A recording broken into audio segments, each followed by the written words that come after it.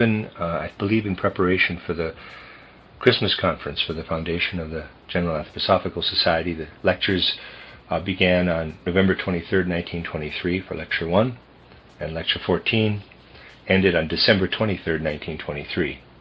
The first lecture is entitled Concerning the Soul Life of Man and the Perception of the Spiritual Foundations of the World, the Experience of Thinking, the Experience of Feeling, the Experience of Gesture.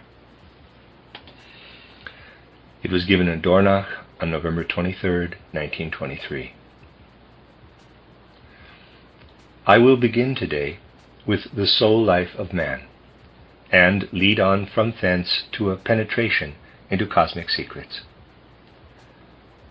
Let us start with something of the very simplest. Let us consider the soul life of a human being as it is seen when he carries his inner self-reflection beyond the point I specially had in mind when I wrote the articles entitled The Goetheanum on the Life of the Soul, parenthesis, now published as a brochure entitled Vom Seelenleben, or From the Life of the Soul, close parenthesis. We shall consider the soul life more intimately than was done in the Goetheanum articles. Those 4 articles on the soul life form a kind of introduction, a preparation for that which we are now to consider. When we practice self-reflection in a wide and comprehensive way, we see how this soul life can be raised to a higher level. We begin by letting the external world work upon us. We do this from childhood. And then we form thoughts upon that which the outer world has brought to us. We are really human beings in that we allow the impressions of the outer world to live on further in our thoughts, realizing them inwardly in our thoughts, creating a world of mental pictures, which in a certain way reflects the impressions made on us from outside.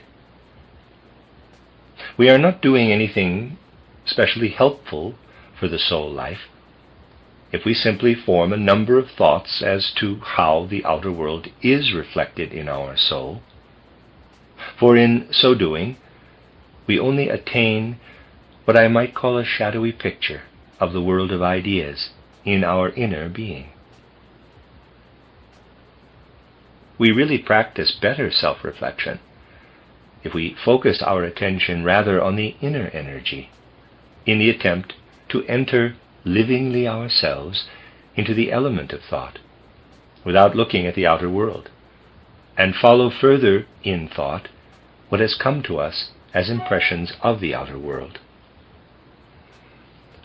One man may thereby be led, according to his disposition, into mere abstract thinking. He may create world systems, or he may make schemes about all imaginable things in the world, and so on. Another man, while reflecting upon the things that have made an impression on him, and by spinning out his thoughts further, may perhaps evolve some even more fanciful conception or other. We will not enter further into the way in which, according to temperament or character or other influences on a man, this inner thinking, devoid of outer impressions, may develop. But we will recognize the fact that it is a matter of especial significance for us when we withdraw in regard to our senses from the outer world and live in our thoughts and ideas, spinning them out even further, often perhaps in the direction of mere possibilities only. Many people regard it as unnecessary to develop this living in thought in the direction of mere possibilities. Even in these difficult times, one may see people occupied the whole day with their business, parenthesis, which of course is necessary for the outer life, close parenthesis, afterward meeting together in small groups, playing cards or dominoes or such like, in order, as is frequently said, to pass the time. It does not often happen, however, that people come together in such groups in order to exchange thought, for instance, about all the things in which they were engaged during the day, and to consider what might have happened if this or that had been different. They would not be so much interested in this as in playing cards, but it would be a spinning out of their thoughts. And if we preserve a sufficiently sound sense of reality, such a continuation of our thoughts need not become fantastic. This life in thoughts leads finally to what you encounter if you retitle the philosophy of spiritual activity in the right way. If you read the philosophy of spiritual activity in the right way, you must become acquainted with this feeling of living in thoughts. The philosophy of spiritual activity is wholly drawn from reality, while at the same time it has proceeded entirely from actual thinking. You will find, therefore, a fundamental tone or feeling in this philosophy of spiritual activity. I conceived it in the 80s and wrote it at the beginning of 1890, and I can truly say that in all those who at that time were in a position to make acquaintance with the root nerve of this philosophy of spiritual activity, everywhere I met with lack of understanding. This lack of understanding arises from a definite reason. Human beings, even the so-called thinkers of today, in reality only get so far in their thinking as to experience in it an image of the outer sense world. And then they say, perhaps there might come into a man's thinking something of a superphysical world, but it would have to enter in the same way as a chair or a table which is outside of us, and which is acknowledged by our thinking to be outside of us.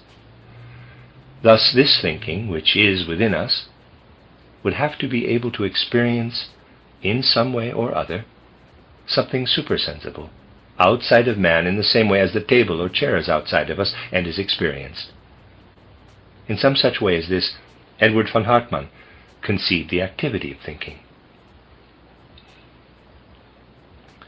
This book, The Philosophy of Spiritual Activity, then came to his notice.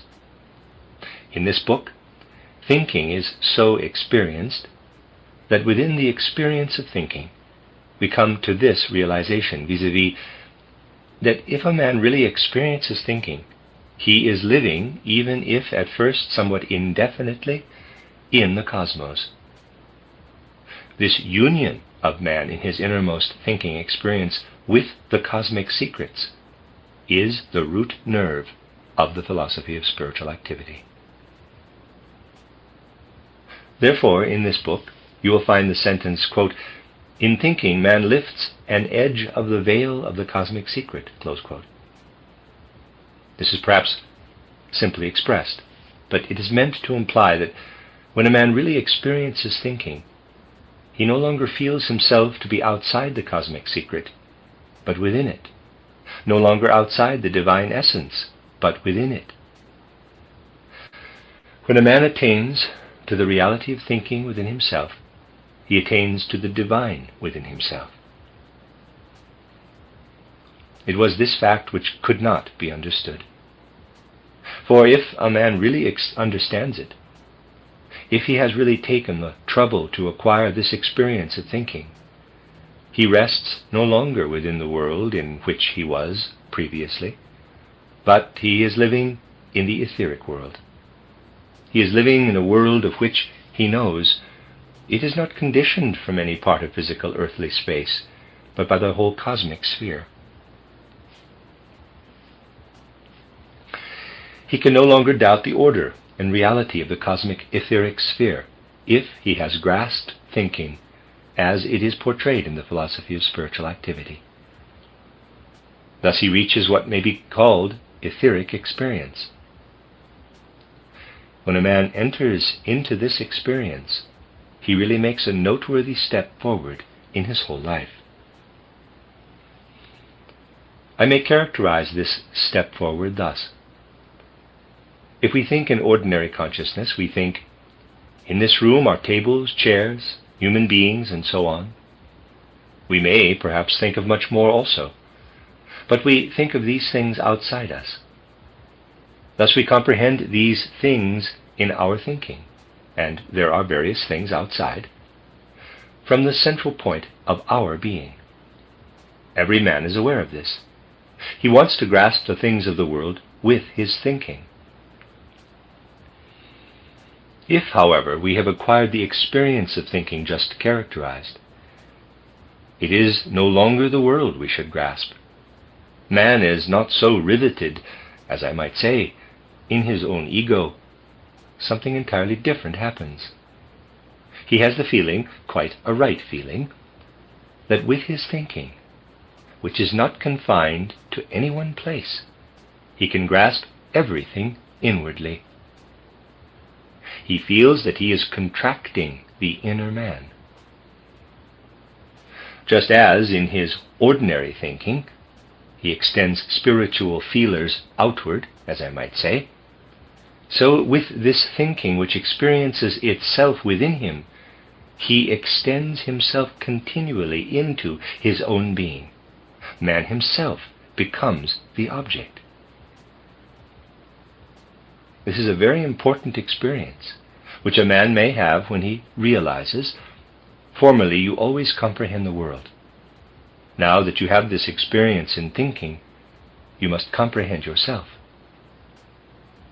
The result of this process of strong self-comprehension is that he breaks through the skin. And just as he inwardly grasps his own self, he also grasps from within the entire cosmic ether, not in its details, naturally, but he gains the conviction that this ether is spread out over the cosmic sphere, within which he exists together with the stars, sun and moon, etc. A second thing which man can develop in the inner life of his soul is the power not to be stimulated immediately in his thoughts from outside, not to spin these thoughts out and weave them further, but to give himself up to his memories. If he does this, and really makes his memories an inner experience, then again a quite definite experience results. The experiencing of thinking, already described, leads a man to himself. He grasps himself, and he has a certain satisfaction in this grasping of his own inner being. When, however, he passes on to the experience in memory, then, if undergone inwardly in the right way, it finally seems to be no longer the most important thing to approach oneself. This is the case in the experience of thinking. That is why one finds in thinking that freedom which depends entirely on the personal element in man. Therefore, a philosophy of spiritual activity must start from the experience of thinking, because man thereby arrives at his own being. He finds himself as a free personality. This is not the case with the experience of memory. In the experience of memory, if a man follows it up seriously and immerses himself entirely in his memory, he will finally acquire the feeling of becoming free from himself, of getting away from himself. Therefore, those memories which enable one to forget the present are the most satisfactory. Parenthesis, I will not say that they are always the best, but they are in many cases the most satisfactory, close parenthesis. We can get an idea of the value of memory if we can have memories which carry us out into the world, in spite of the fact that we may be completely dissatisfied with the present and would like to get away from it. If we can develop memories of such a nature that our feeling of life is intensified while giving ourselves up to our memories, this furnishes what I might call a kind of preparation for what memories may become when they are much more real. You can make memory a real experience if you recall with the utmost possible realism something which you actually experienced, say 10, 20, or 30 years ago. I will merely indicate how this can be done. Suppose you go over your old treasured papers and look up, let us say, old letters which you had written or which were written to you on some occasion or other. Place these letters before you, and by means of them you will live intensely in the past. Or perhaps a better way may be not to take the letters you have written or which other people have written to you, because too much subjectivity comes into this. It would be still better, if you are able to do so, to take your old school books and look at them as you did long ago, when you really sat in front of them as a child at school, and in this way bring back into your life something which formerly existed. That is really an extraordinary experience. If you carry out something of this kind, you change the whole mood of soul which you possess at present. It is very extraordinary. But you must be a little resourceful in this connection, and all kinds of things can help you in this. Perhaps a lady may find in some comer or other garment or something she wore 20 years ago, she puts this on, and thereby transports herself back into the position in which she was at that time. Or anything of a like nature which may bring the past with utmost possible reality into the present. In this way you are able to separate yourself thoroughly from your present experience. When we have experiences in our present consciousness, we really stand too intimately in the experiences, too close for the experiences to result in anything, so to speak. We must be able to stand further away. Man is further away from himself when he sleeps than when he is awake. For he is then outside his physical and etheric bodies with his astral body and ego. When you actually invoke past experiences into the present, as I have described, you draw near to the astral body, which is outside the physical body in sleep. You may not at first believe that such a vivification of past experiences by means of an old garment, perhaps, can have the powerful effect I have indicated. But it is really only a question of making an experiment yourself in these matters. If you do make the experiment, and you really enchant into the present what has been experienced in past years, so that you can live in it and entirely forget the present, you will then see that you draw very near to your astral body of sleep. Now, if you expect that it is only necessary to look to right or left and see a cloudy form as your astral body, you will be disappointed, for it does not happen in that way. You must pay attention to what really does occur. What may really occur is, for example, that after a time, through such experiences, you may gradually see the dawn in a new way. You may have a new feeling on seeing a sunrise. Gradually, along this path, you will come to experience the warmth of the dawn as something of a prophetic nature, as if it were announcing something, as if the dawn had a natural prophetic force in itself. You will begin to feel the dawn as spiritually forceful, and you will be able to connect an inner meaning with this prophetic force, so that you get a feeling which you might at first regard as an illusion, that the dawn is related with your own being. Through such experiences, as I have described, you may gradually bring yourself into a condition in which you feel, when you see the dawn, quote, "The dawn does not leave me alone. It is not merely yonder while I am here. I am inwardly united with this dawn. It is a quality of my own inner feeling. I myself at this moment am the dawn." Close quote. When you feel thus united with the dawn, so that you yourself experience, as it were, the color, radiation, and shining, the appearing of the sun out from the colors and the light, so that in your own heart a sun arises, as it were, out of the morning glow as a living feeling, then you will also feel as if you yourself are traveling with the sun over the vault of heaven. You will feel that the sun does not leave you alone. The sun is not there while you are here, but you feel that your existence extends in a certain sense to the sun existence, and that you travel with the light throughout the day.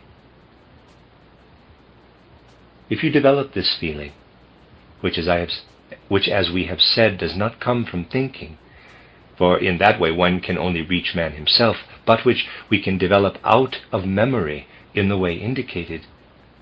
When you develop this experience out of your memory, or rather out of the forces of memory, then the things which you perceived formerly with your physical senses begin to wear a different aspect.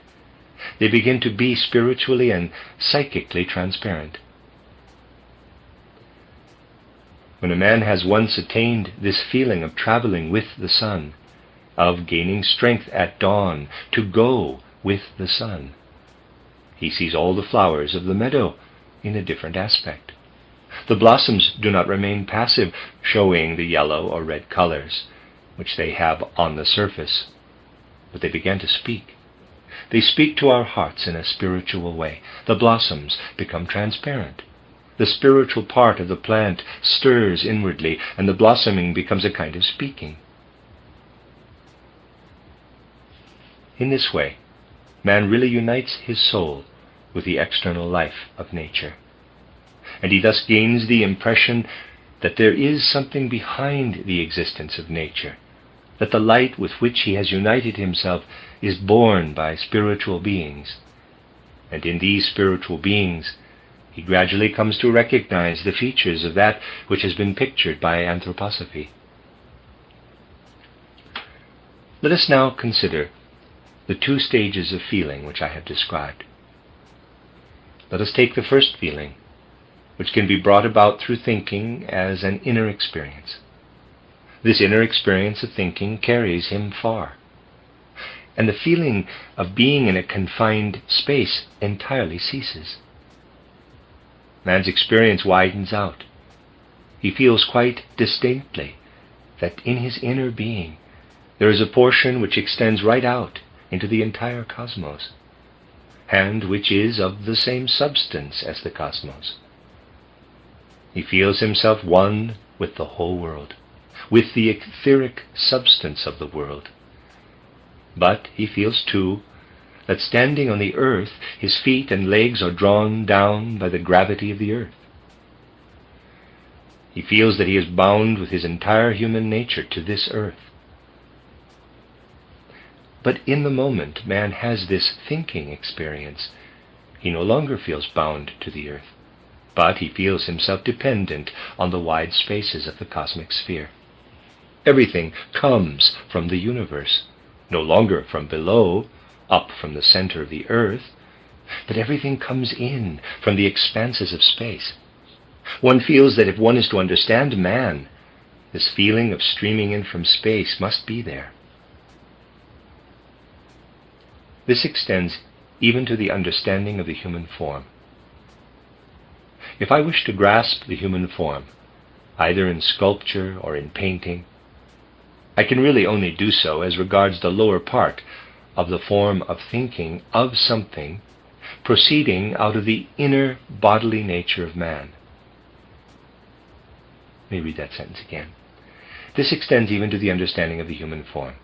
If I wish to grasp the human form, either in sculpture or in painting, I can really only do so as regards the lower part of the form by thinking of something proceeding out of the inner bodily nature of man.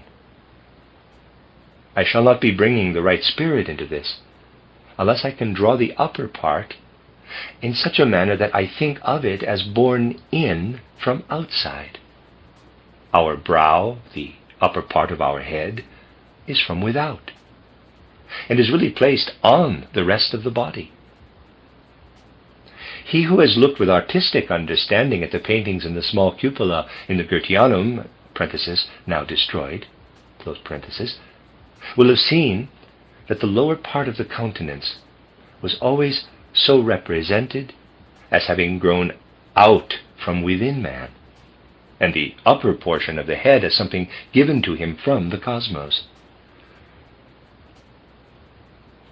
In the ages when men had a feeling for such things, this was especially felt.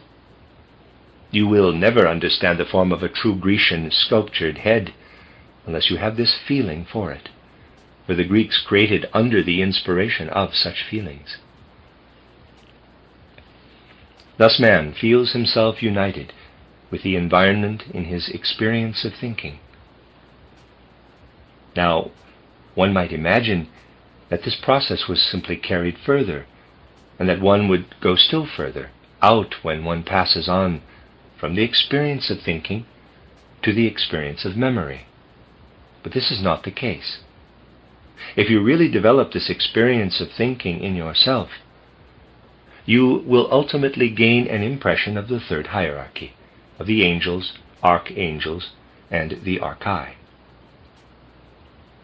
Just as you may picture man's bodily experience here on earth, in the forces of gravity, and in the transmutation of nourishment in digestion, so you may also form an idea of the conditions under which these beings of the third hierarchy live, if, through this experience of thinking, instead of wandering about on the earth, you feel yourself carried by forces which stream toward you from the furthest expanses of the cosmos. Now, when man passes from the experiences of thinking to that of memory, it is not as if this were the end of the cosmic sphere, the limit to which man can attain. We can reach such a cosmic boundary if we really enter into the reality of this thinking experience. But we do not then go further out.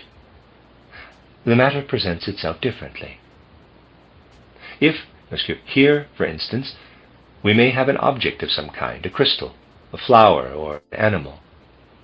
And if we pass from the experience of thinking to all that the experience of memory can bring us, then we look right into this object.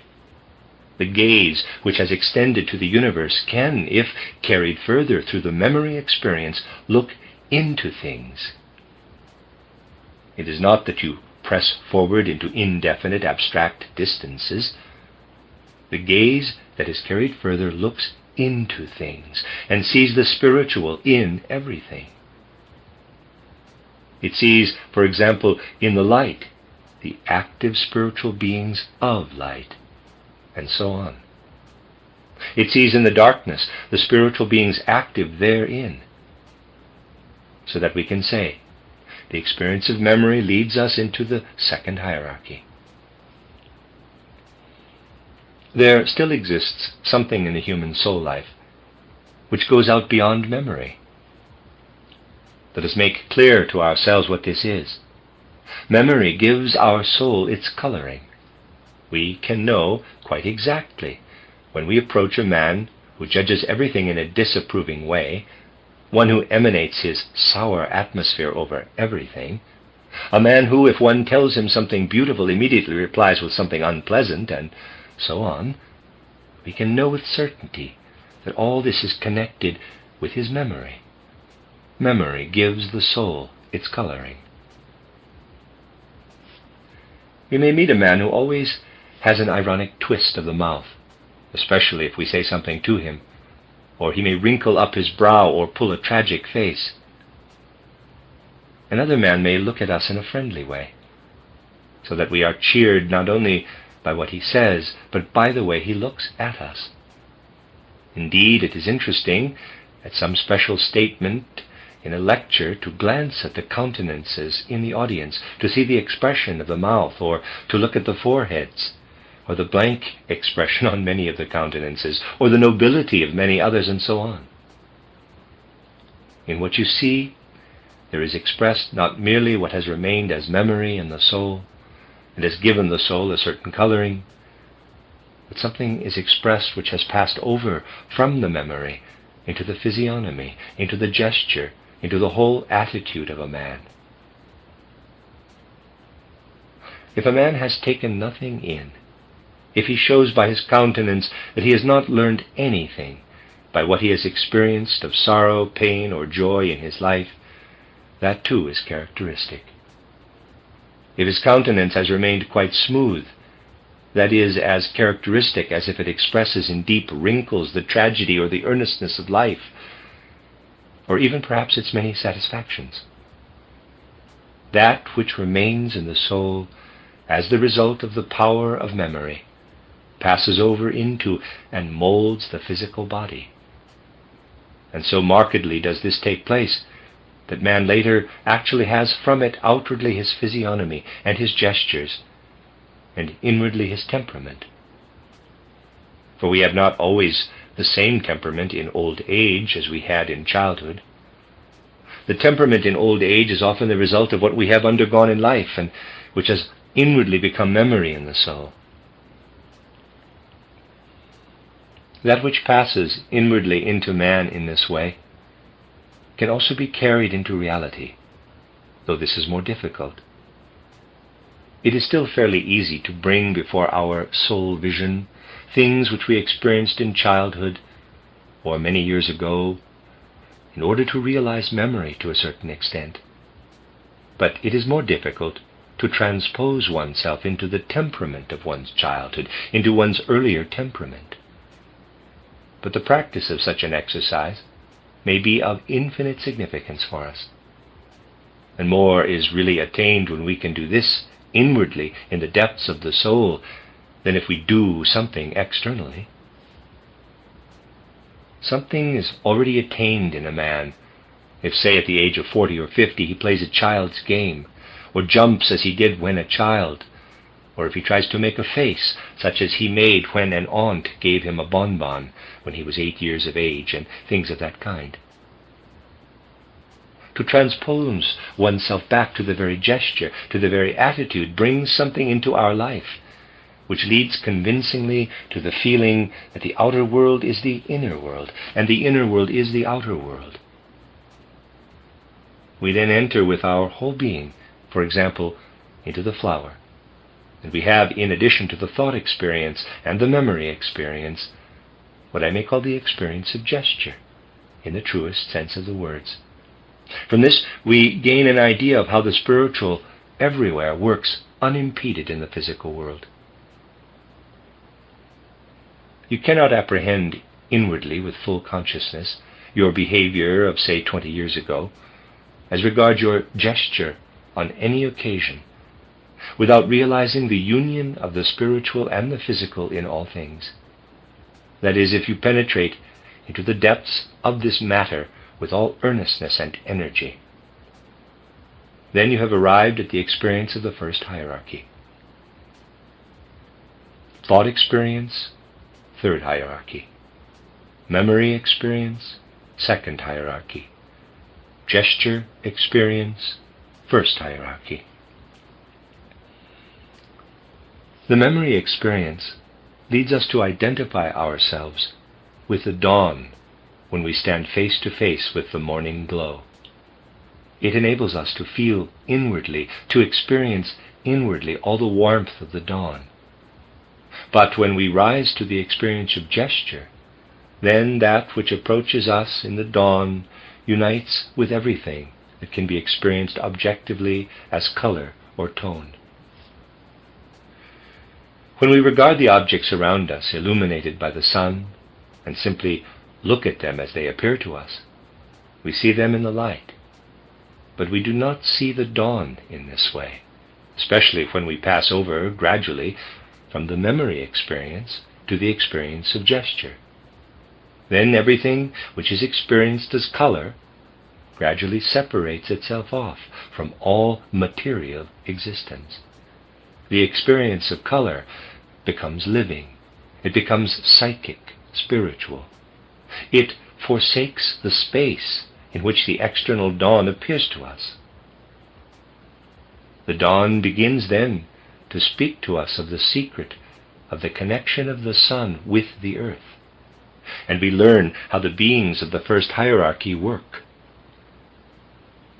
When we again turn our gaze to the dawn and it appears to us almost as it did formerly in the mere experience of memory, we learn to recognize the thrones. Then the dawn dissolves away.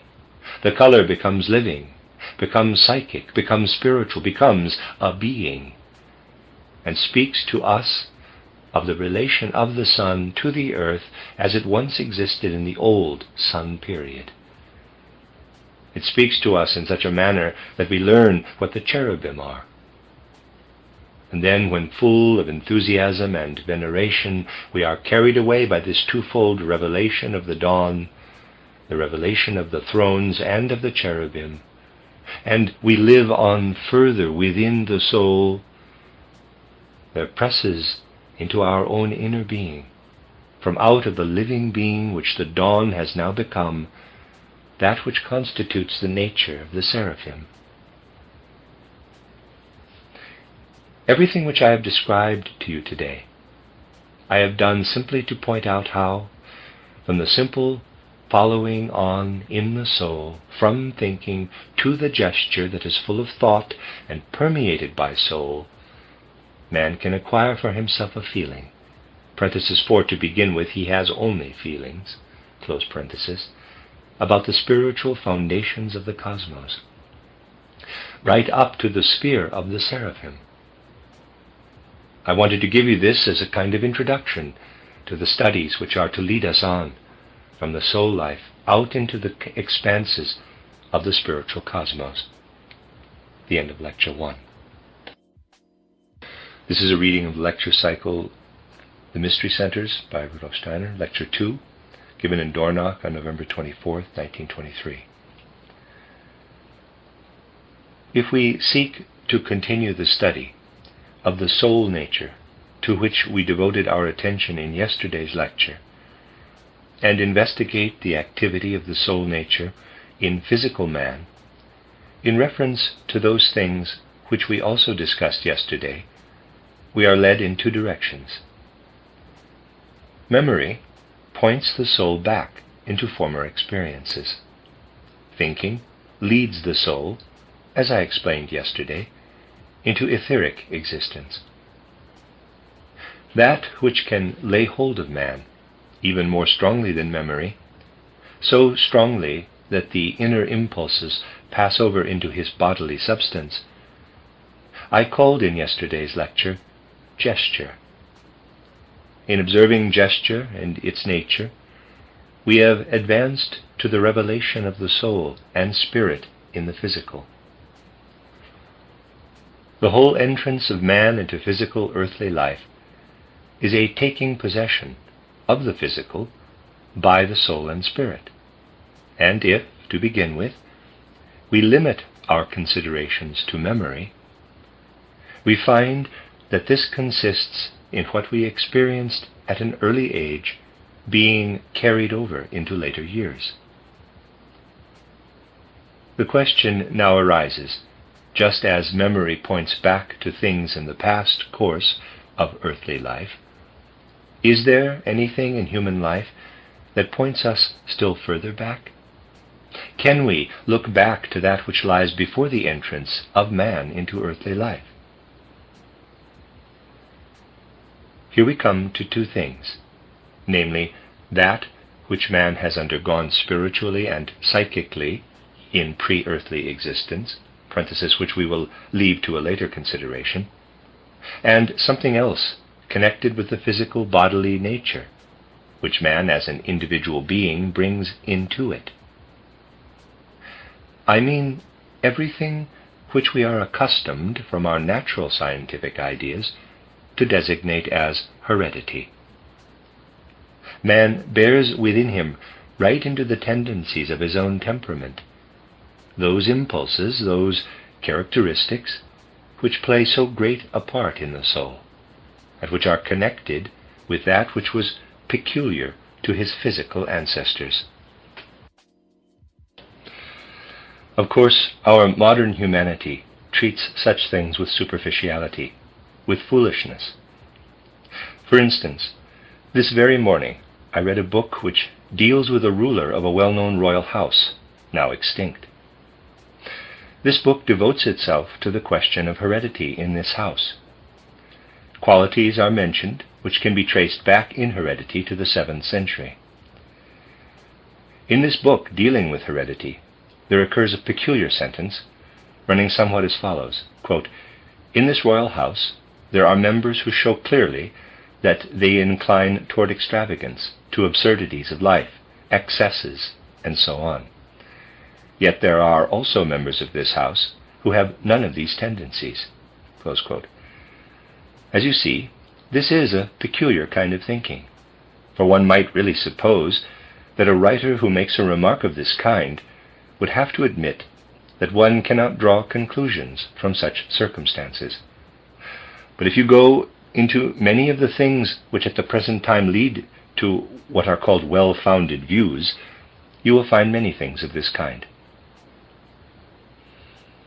Even though the prevailing views on heredity may appear somewhat superficial, one must admit that man does carry inherited characteristics within him.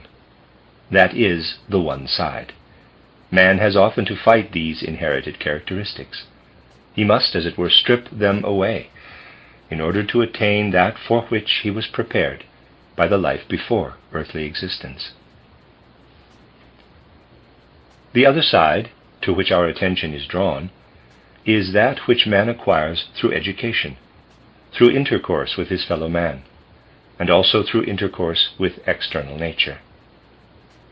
From the habits acquired through observing the lower kingdoms of nature, this is called the adaptation of man to the conditions around him. As you know, our modern natural science considers these two impulses of heredity and adaptation the most important influences on living beings. When we penetrate into these facts, we feel, if we regard them without prejudice, that unless a man finds his way into the spiritual world, he can come to no conclusion about such things. We will, therefore, today, consider in the light of spiritual knowledge things which we meet with in life at every turn. For this we must go back to something which has occupied us repeatedly in former studies. We have often had to refer to the exit of the moon from the earthly planet, and have shown that the moon was formerly united with the earth planet, and at a definite point of time left the earth in order to influence it from afar. I have also pointed out that a spiritual cause underlies this exit of the moon. I have told you how once upon a time on the earth there lived superhuman beings who were the first great teachers of humanity, and from whom proceeded what on the basis of our human earthly thought may be designated the primeval wisdom, which is everywhere to be found as an original woof or weft, which is of deep significance and arouses reverence even in the shape of the fragmentary remains which exist today. This wisdom was once the content of the teachings of these great superhuman teachers at the starting point of earthly human evolution. These beings found their way into the moon existence and are there today united with the moon. They belong to the population of the moon, as it were. Now the point is that when man passes through the gate of death, he travels by a series of stages through the realm of the planetary world which belongs to our earth. We have already considered how after having passed through earthly existence, he enters first into the sphere of activity of the moon, then into the sphere of activity of Venus, Mercury, Sun, and so on. Today it may interest us to learn how he comes into the sphere of the moon activity. I have already indicated how the life of man can be followed with imaginative vision beyond the gate of death, and that which man is as spirit appears after he has laid aside the physical body, which is given over to the elements of the earth, and after he has seen his etheric body taken up by the etheric sphere, which is united with the earth, there still remains the spirit and soul part of man, the ego and the astral body. If with imaginative vision we follow what thus goes through the gate of death, it always presents itself in a form. That is the form which gives actual shape to the physical substance which man carries in himself. This form, compared with the robust physical body, is but a kind of shadowy picture, but on the soul's feeling and perception it makes a powerful and intense impression. In this form, the head of man appears but faintly to the gaze of the soul. The rest of it is robust, and gradually, on the passage between death and rebirth, this form transforms itself into the head of the next incarnation. We must here say something about this form, which can be seen by imaginative vision after a man has gone through the gate of death. It bears a true physiognomical expression. It is, in a sense, a true image of the way in which the man here in his physical earthly life was good or evil. Here in physical earthly life, a man can conceal the fact as to whether good or evil prevails in his soul. But after his death he can no longer conceal this. When, therefore, we look at the spirit form which remains after death, we see that it bears the physiognomical expression of what the man was on earth. One who carries through the gate of death that which is morally evil, united with his soul, bears a physiognomical expression through which he becomes outwardly similar, if I may say so, to Ahrimanic forms. It is absolutely a fact that during the first period after death, a man's whole feeling and perception is conditioned by that which he can reproduce in himself. If he has the physiognomy of Ahriman, because he has carried moral evil in his soul through the gate of death, he can reproduce, which means perceive, what bears a likeness to Ahriman. He is, in a sense, psychically blind to those human souls who have passed through the gate of death having a good moral disposition. Indeed, that belongs to the severest judgment which man can suffer after he has passed through the gate of death, that insofar as he himself is evil, he is only able to see those beings like unto himself, because he can only reproduce in himself that which forms the physiognomy of evil men. Having passed through the gate of death, he now enters the sphere of the moon. There he comes into the presence of supersensible, superphysical beings, but always such as are similar in physiognomy to himself. Thus he who carries evil through the gate of death comes into the vicinity of Ahrimanic forms. This passage through an Ahrimanic world has, in the case of certain human beings, a quite definite significance in the whole connection of cosmic events. And we shall understand what really happens there if we bear in mind the actual purpose of the journey of the wise human guides of old to the moon colony of the cosmos. Besides the beings of the higher hierarchies, whom we usually call angels, archangels, and so on, there are also, bound up with the whole cosmic evolution, those beings who belong to the Luciferic and Ahrimanic kingdoms. These beings work in the whole cosmic connection, just as do those who are developing normally. The Luciferic beings work in such a way that they seek to draw further away from physical materiality that which has the tendency in itself to press forward to that materiality. In the sphere of humanity, the Luciferic beings work so that they use every opportunity to lift man away from his physical body. The Luciferic beings endeavor to make of man a purely spiritual, psychic, etheric being. The Ahrimanic forms, however, endeavor to separate off everything from man which can develop him toward a psychic and spiritual nature, which should now develop in humanity.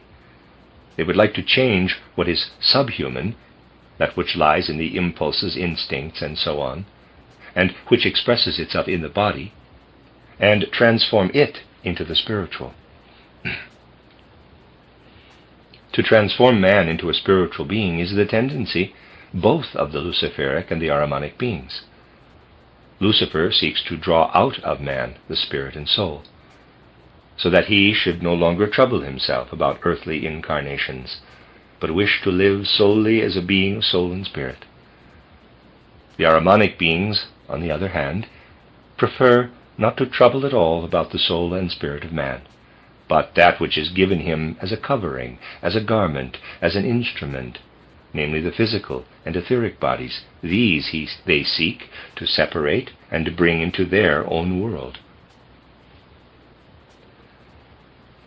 Man is, on the one hand, facing the beings of the normally developing hierarchies, but because he is woven into the whole of existence, he faces also the Luciferic and Ahrimanic forms. The point is that every time the Luciferic forms make efforts to approach man, their object is to estrange him from the earth. On the other hand, when the Ahrimanic forms make efforts to dominate him, they seek to make him more and more earthly, although they also wish to spiritualize the earth into dense spiritual substance and permeate it with dense spiritual forces. When we discuss spiritual matters, we have to use expressions which may perhaps appear grotesque in such a connection, but we must make use of human language. Therefore, permit me to use ordinary human words for something which takes place purely in the spirit. You will understand me. You will have to raise what I must express in this way into the spiritual. The same beings who, as the great teachers, brought that ancient wisdom to man at the beginning of earthly existence, withdrew to the moon in order, so far as lay in their power, to bring the Luciferic and Ahrimanic elements into the right relation to human life. Why was this necessary? Why did such exalted beings as these great primeval teachers decide to leave the earthly sphere in which they had worked for a time and proceed to the moon sphere outside the earth, in order, as far as was possible, to bring the Luciferic and Ahrimanic elements into the right relationship with man? When man, as a being of soul and spirit, descends to the earthly sphere, from his pre-earthly existence, he traverses that path which I have described recently in the course of lectures entitled Cosmology, Religion, and Philosophy. He has a definite spiritual psychic existence. He unites this with what is given him on the pure line of inheritance through father and mother, with a physical embryonic existence. These two, the physical embryonic and the spiritual existence, interpenetrate each other. They unite with each other. And in this way, man comes into earthly existence. But in that which lives in the line of inheritance, in that which comes down from the ancestors in the way of inherited characteristics, is contained that which gives the Ahrimanic beings their point of attack on the nature of man. The Ahrimanic forces dwell in the forces of heredity. And when man carries in himself many of these inherited impulses, he has a bodily nature into which the ego cannot enter very satisfactorily. It is indeed the secret of many human beings that they have within them too many of these inherited impulses. This is called today, quote, being burdened with heredity, close quote. The consequence of this is that the ego cannot enter fully into the body. It cannot completely fill out all the individual organs of the body.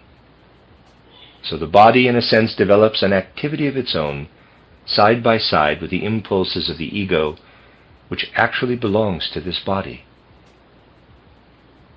Thus these Ahrimanic powers in making efforts to put as much as possible into heredity, succeed thereby in making the ego fit very loosely into the human being. That is the one thing. Man is, however, also subject to the influence of external conditions.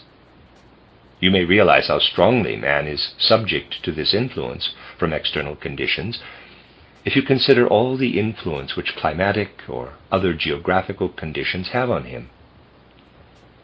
This influence of the purely natural environment is indeed of extraordinary significance to man.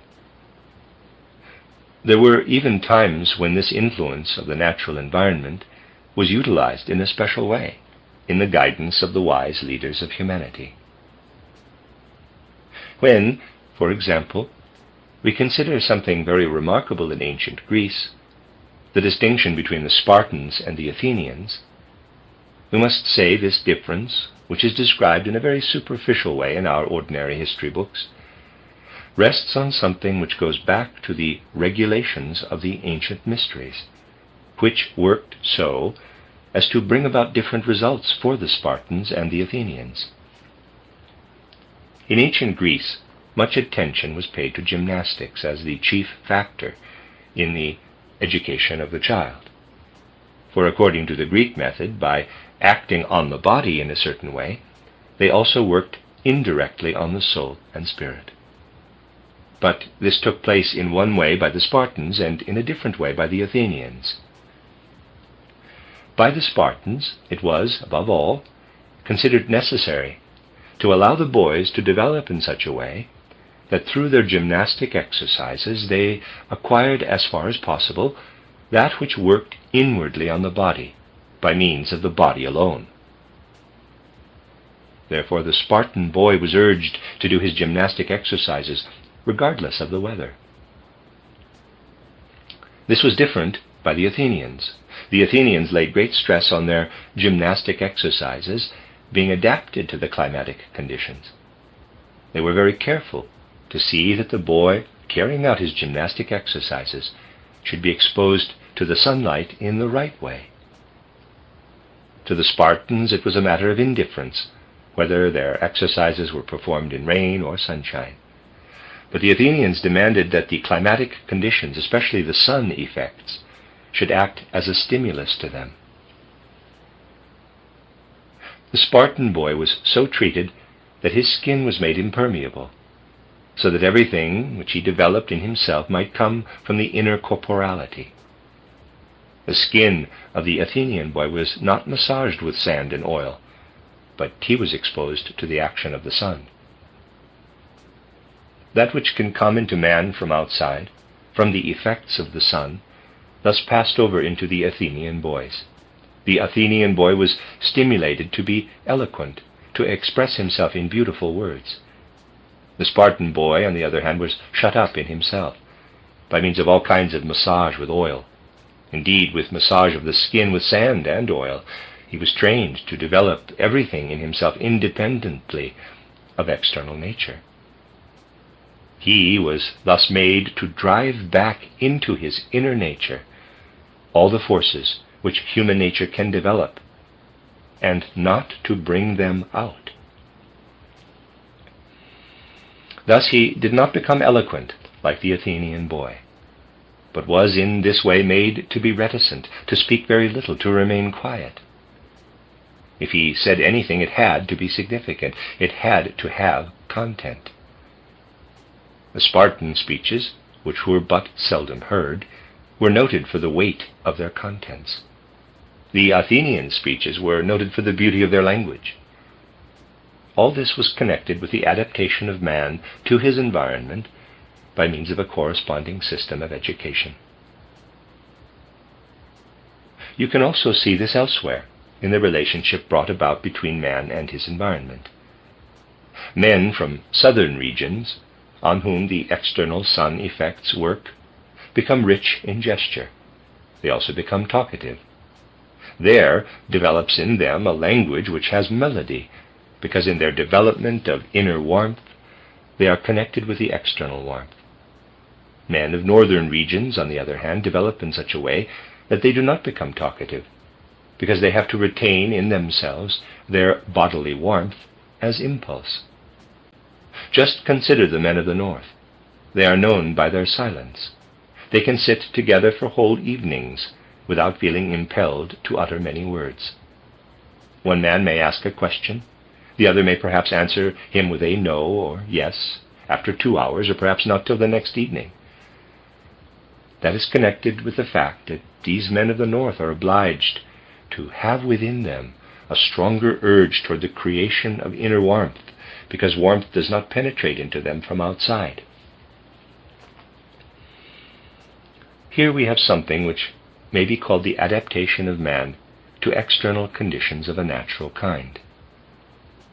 Then observe how all this is active in education and in the general life of soul and spirit.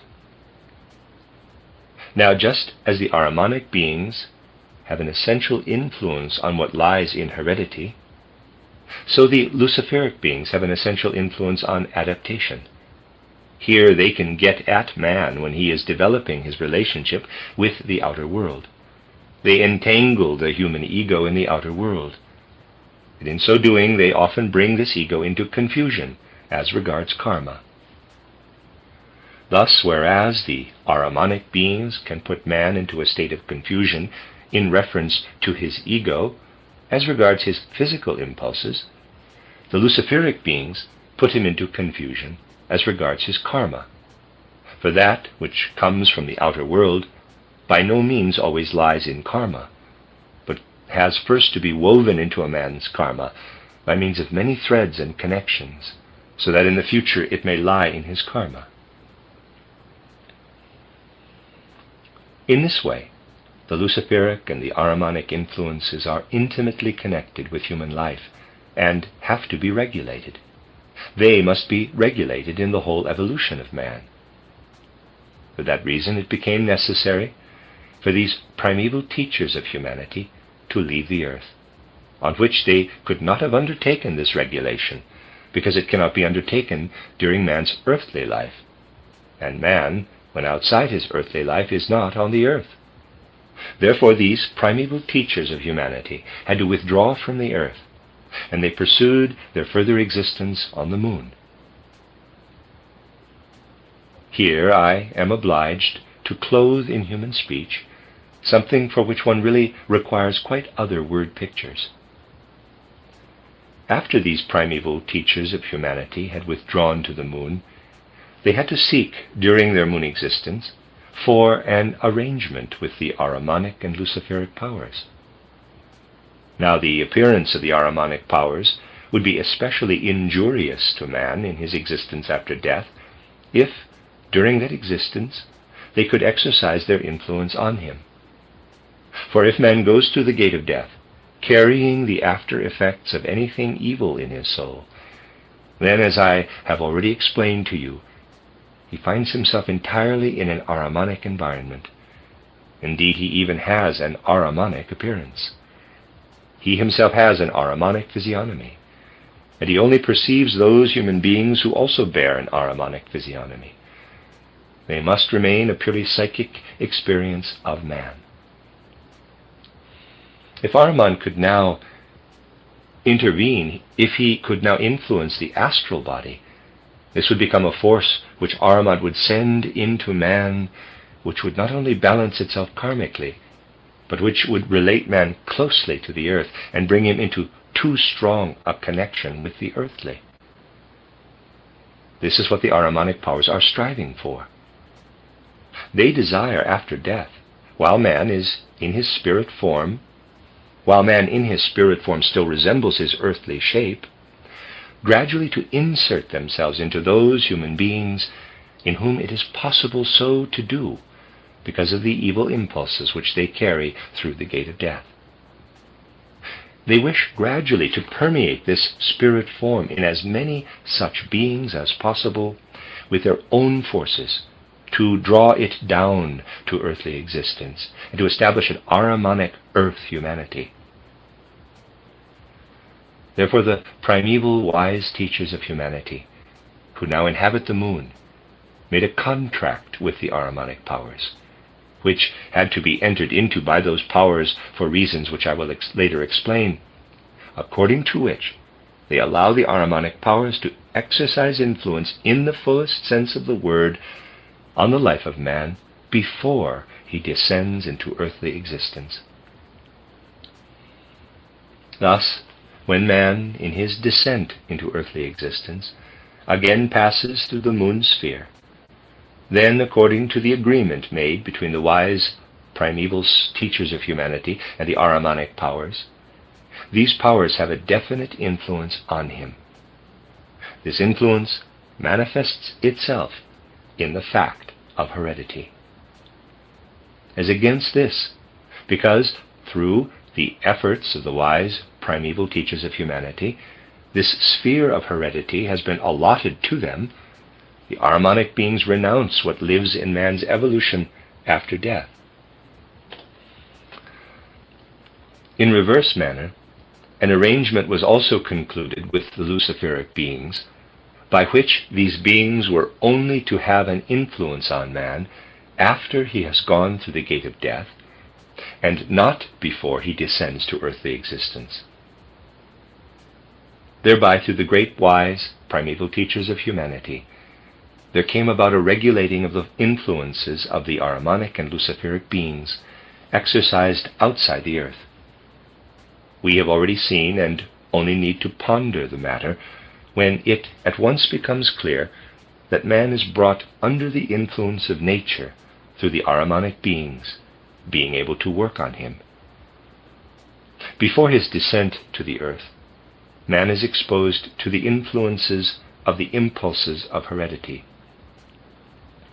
Through the influences of the Luciferic beings, he is exposed to those impulses which lie in his physical environment, in climate and such like.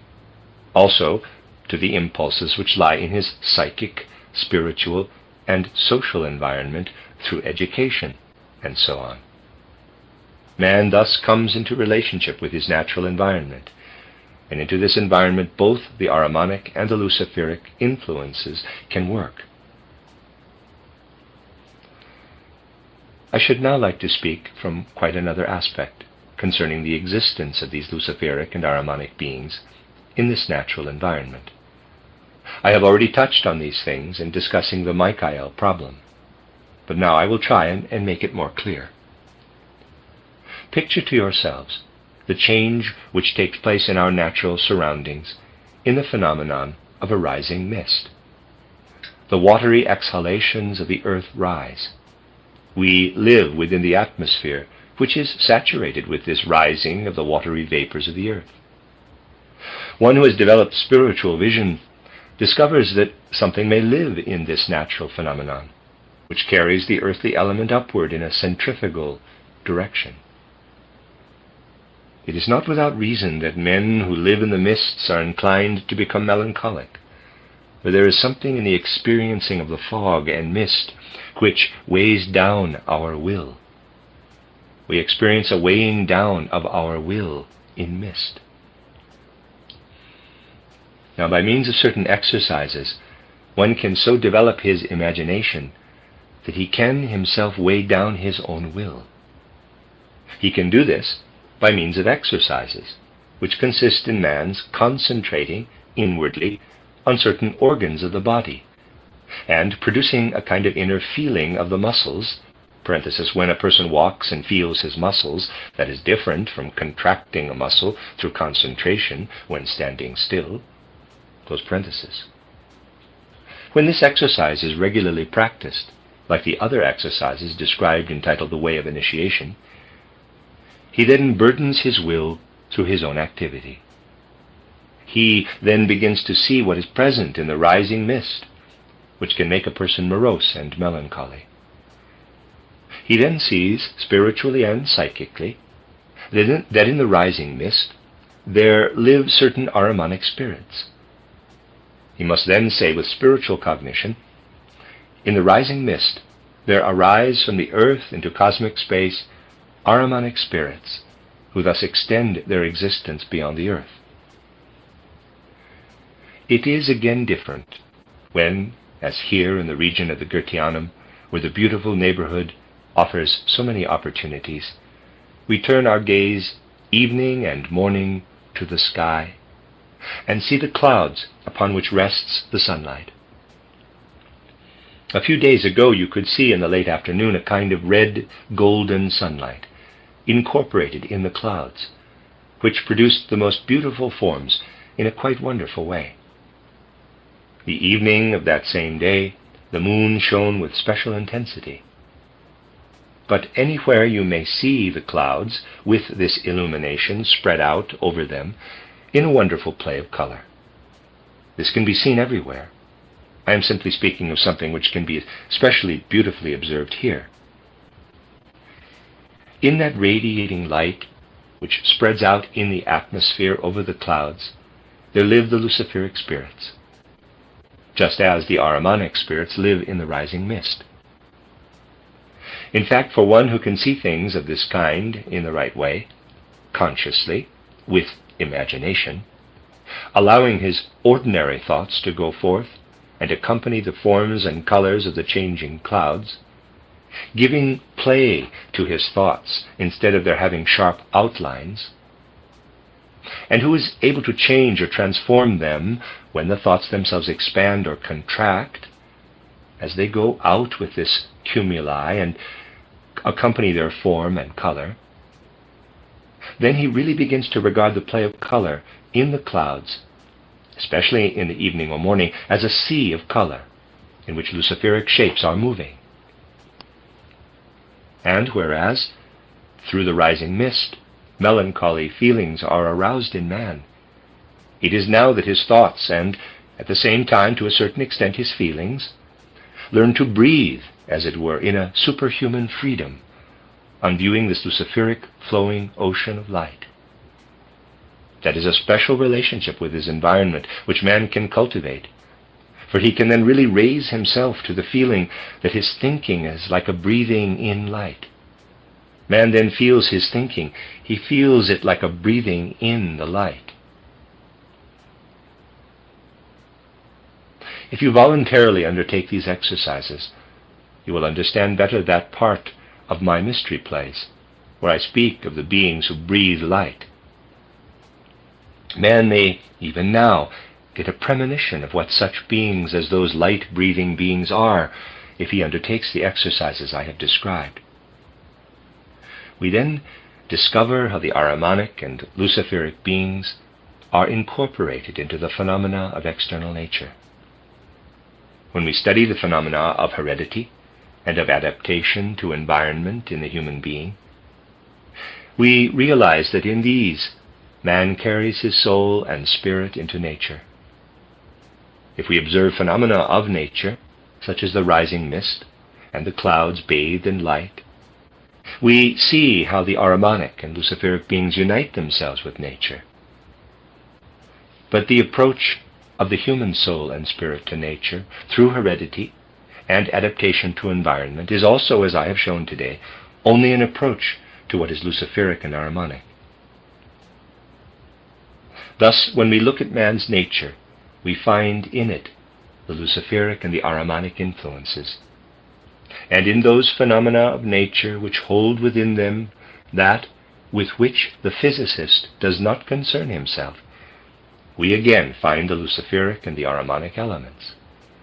That is the point from whence we can be led to observe an activity of nature upon man, which extends beyond earthly existence. Let us fix that firmly in our minds today. We find Ahriman and Lucifer in human heredity and in human adaptation to environment. We find Ahriman and Lucifer in the rising mist and in the light which pours down upon the clouds and is retained by them. And we find in man a striving to create rhythm and equilibrium between heredity and adaptation to environment. But we also find in nature, outside the striving to create rhythm between the two powers whose existence in nature I have shown, the luciferic and the Ahrimanic. If you follow the whole process, outside in nature, you have a wonderful drama.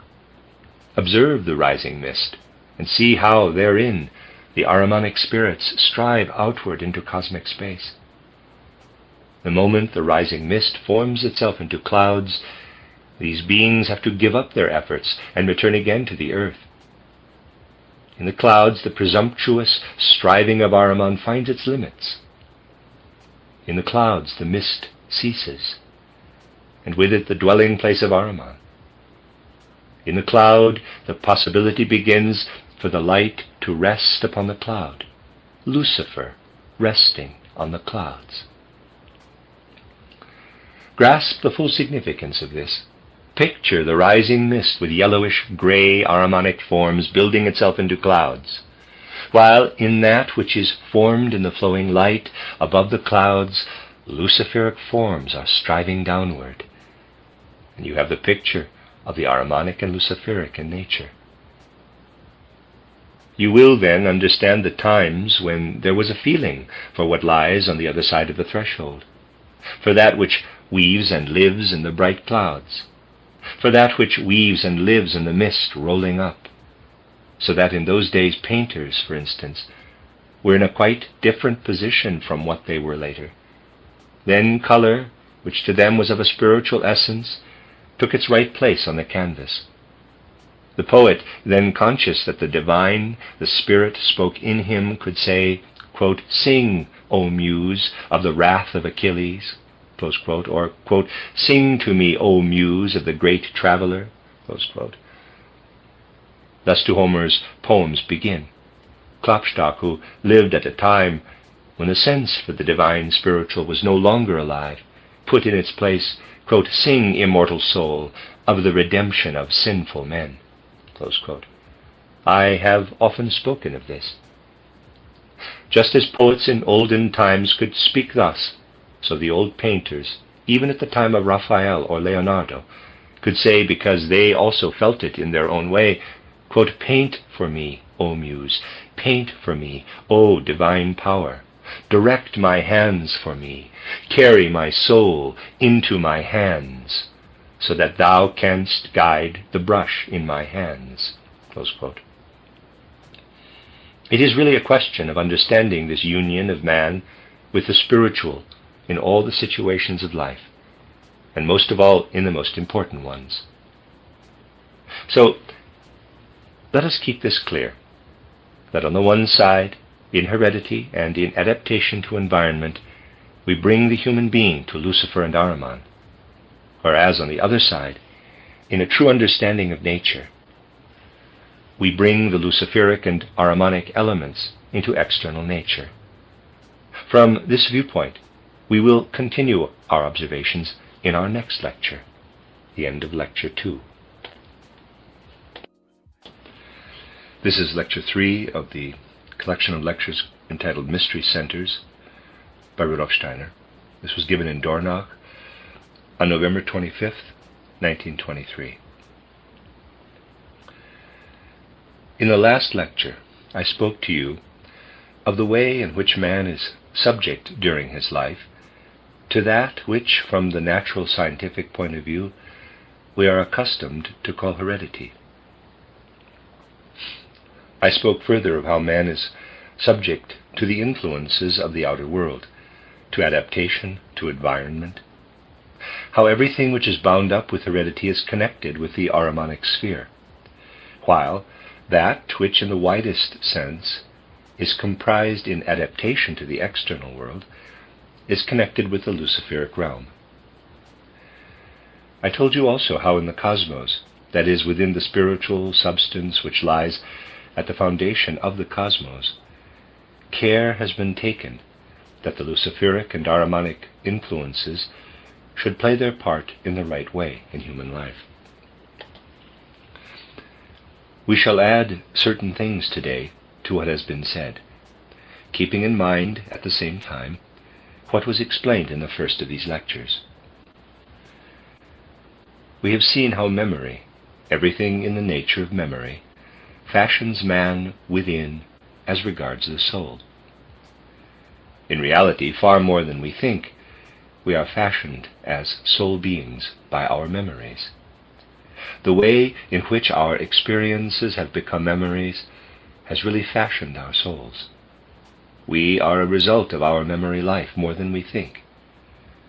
And he who can exercise even a little self-observation, so far as to enter into the life of memory, will see what a great part the impressions of childhood play throughout the entire earthly life.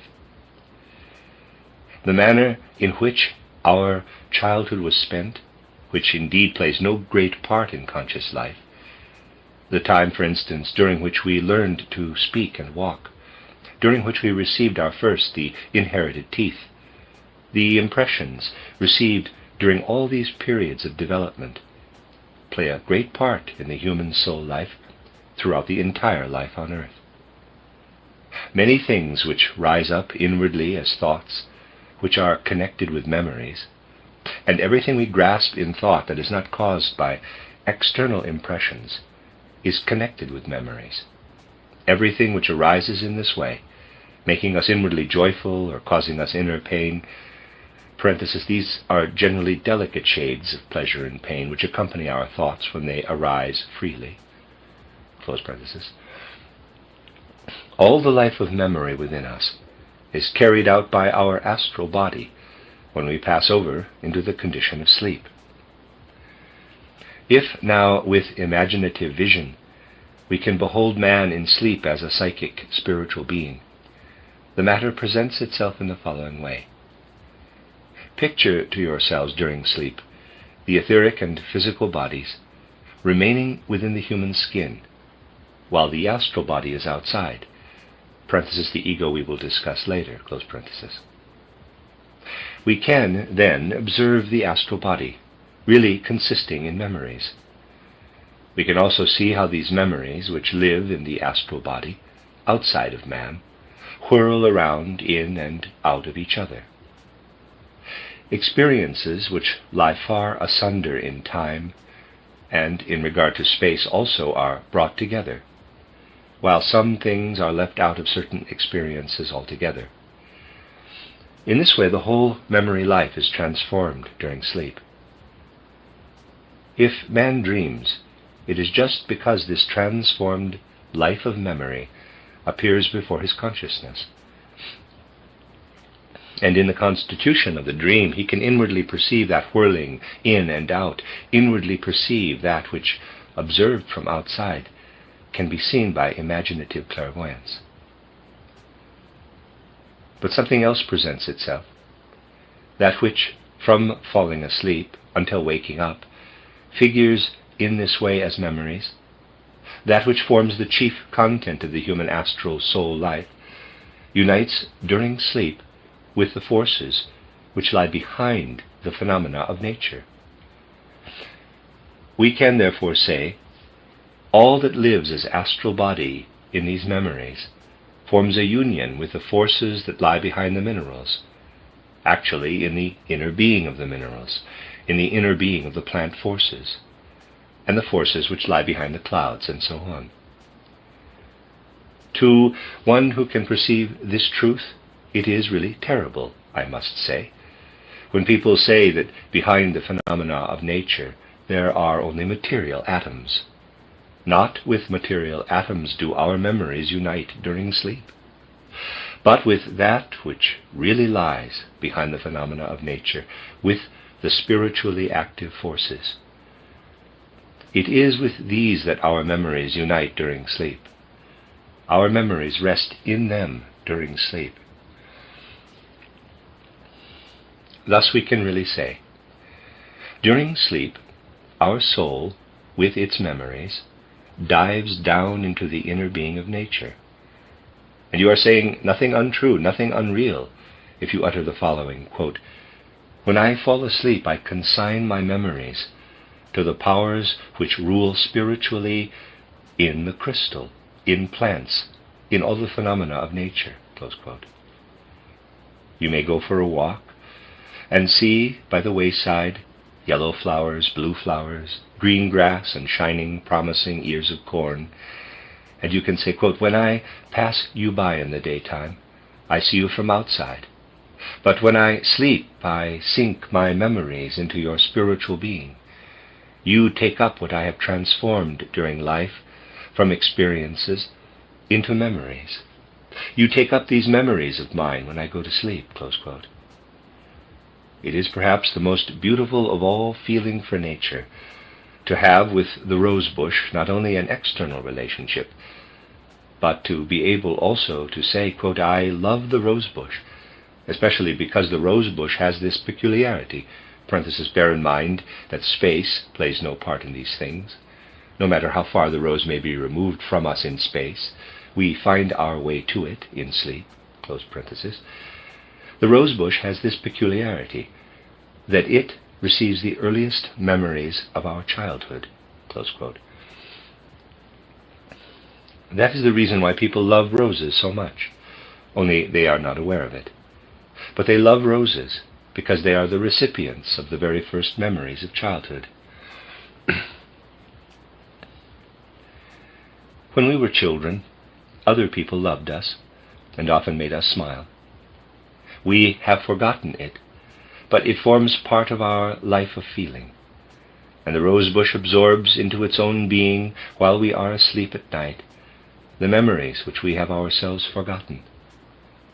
Man is far more united than he realizes with the outer world of nature, that is, with the spirit which rules in the external world.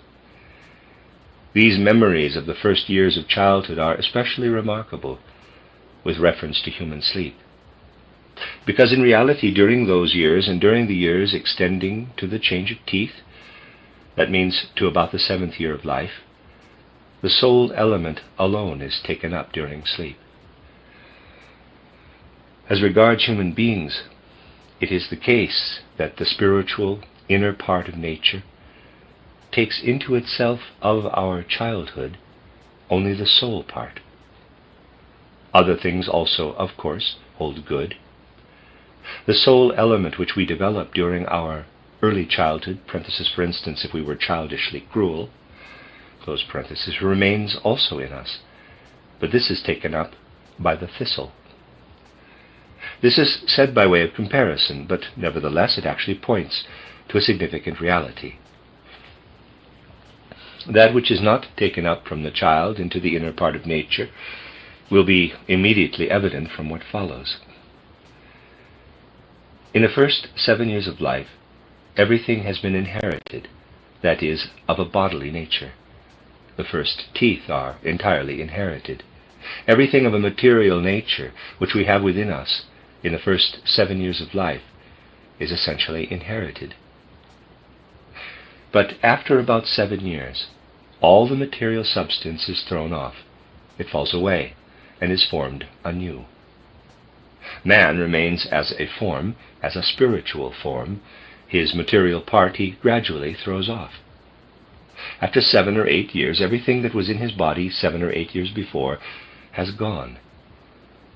It is a fact that when we have reached the age of 9 years, our whole human being has been renewed. We then build it in accordance with our external impressions.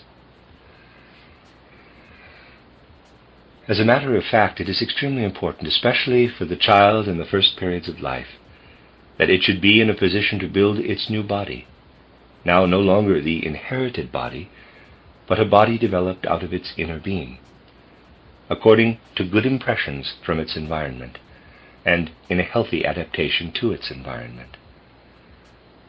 Whereas the body which a child has when it comes into the world depends on whether the inherited impulses it has received are good or bad, the later body which it bears from the 7th to 14th year depends very much on the impressions it receives from its environment. Every 7 years we build our body anew, but it is our ego that builds it anew. Although the ego is not yet born as regards the outer world in a child of 7 years, parenthesis, as you know, it is only born later, close parenthesis, yet it is working already, for naturally it is bound up with the body, and it is the ego which is building therein. It develops those things of which we have already spoken. It builds up that which appears as the physiognomy, the gestures, the external material revelation of the soul and spirit in man. It is a fact that a human being who has an active interest in the world who is interested in many things, and because of his active interest in them, ponders over them and inwardly digests them, reveals in a material way, in the external expression of his countenance and in his gestures, what he has been interested in and absorbed. On the face of the human being who has an intensely active interest in the outer world, who inwardly works upon the fruits of this interest in external things, one will see in each wrinkle later in life how he formed these himself. And one will be able to read much in his countenance, for the ego is expressed in the gestures and in the physiognomy. A man who goes through the world bored or without interest in the outer world remains throughout his whole life with an unchanged countenance. Finer experiences are not imprinted in the physiognomy and gestures. In many a face we may read a whole biography. In many others we cannot read much more than the fact that he was once a child, which is nothing very special. The fact that man in this way, through the changing of his substance every 7 or 8 years, shapes his own outer appearance, signifies a great deal. This work of man on his own external appearance, in physiognomy and gesture, is also something which he carries in sleep into the inner being of nature. If one then looks at a man with imaginative clairvoyance and observes the ego outside him as it is during sleep, one sees that it really consists in physiognomy and gesture. With those human beings who express much of their inner being in their countenance, we find a radiating and shining ego. Now, this resulting gesture and physiognomy unites itself also with forces in the inner being of nature. If we have been friendly and kind, nature is inclined, as soon as this kindliness has become a facial expression shown in the countenance, to take this up during our sleep into its own being. Nature takes up our memories into her forces, and our gesture formation into her very essence, into the nature beings. Man is so intimately connected with external nature that what he experiences in his inner being as memories is of enormous significance to external nature, as is also the way in which he expresses his inner soul being in his physiognomy and gestures, for that lives on further in the inner being of nature. I have often mentioned a saying of Goethe, which was really a criticism of a remark by Haller. Haller said, quote, "Into the inner being of nature, no created spirit can enter. Fortunate is the man to whom she reveals even her external husk." Close quote. To this, Goethe replied, quote, "You pedant, we are everywhere in the inner being of nature. Nothing is within her, nothing is outside her. That which is within is without, and that which is without is within. Only ask yourself which you are, whether the kernel or the husk." Close quote. Goethe says that he heard this remark in the 60s and secretly cursed it, for he felt, parenthesis, naturally he did not then know spiritual science, close parentheses, that when one whom he could only regard as a pedant said, quote, "Into the inner being of nature no created spirit can enter," close quote, he knows nothing of the fact that man, simply because he is a being of memories and a being of physiognomy and gesture, is continually entering into the inner being of nature. We are not beings who only stand at the door of nature and knock in vain. Just through that which is our innermost being do we stand in most intimate communion with the inner being of nature. Because the young child, up to his 7th year, has a body which is entirely inherited, nothing of his ego, of his physiognomy and gesture, pass over into the inner being of nature. Only at the change of teeth do we begin to develop our real being. Therefore, only after the change of teeth do we gradually become ripe to think about nature. Before that time, more important thoughts arise in the child, thoughts which have not much to do with nature, and are so full of charm just for that reason. The best way to approach a child is to make poetry in its presence, to represent the stars as the eyes of heaven, for example, when things we speak of to the child are as far as possible from external physical reality. Only from the change of teeth onward does the child grow in such a way that his thoughts can coincide with the thoughts of nature. Fundamentally, the whole life, from the age of 7 to 14, is such that the child grows in an inward direction, and he then carries his memories outside his soul into nature, as also his gestures and physiognomy. And this then continues throughout his whole life. As regards any relationship with the inner being of nature, we as single human individuals are only born at the change of teeth. For this reason, those beings whom I have designated as elementary spirits, the gnomes and undines, listen so eagerly when man relates something of his child life up to the 7th year, because as far as these spirits of nature are concerned, man is only born at the change of teeth. The change of teeth to them is an extremely interesting phenomenon. Previous to this age, man is, to the gnomes and undines, a being, quote, on the other side, close quote. And it is for them something of an enigma that man appears at this age having already reached a certain perfection. It would be extraordinarily inspiring for pedagogical or educational fantasy if a man, having imbibed spiritual knowledge, could really transpose himself into these dialogues with the nature spirits and enter into the soul of the spirits of nature in order to obtain their views concerning what he is able to tell them about children. For in this very way the most beautiful fairy tales arise. When in ancient times fairy tales were so wonderfully apt and rich in content, this is because the poets who composed them could converse with gnomes and undines, could tell them something, and not merely hear something from them.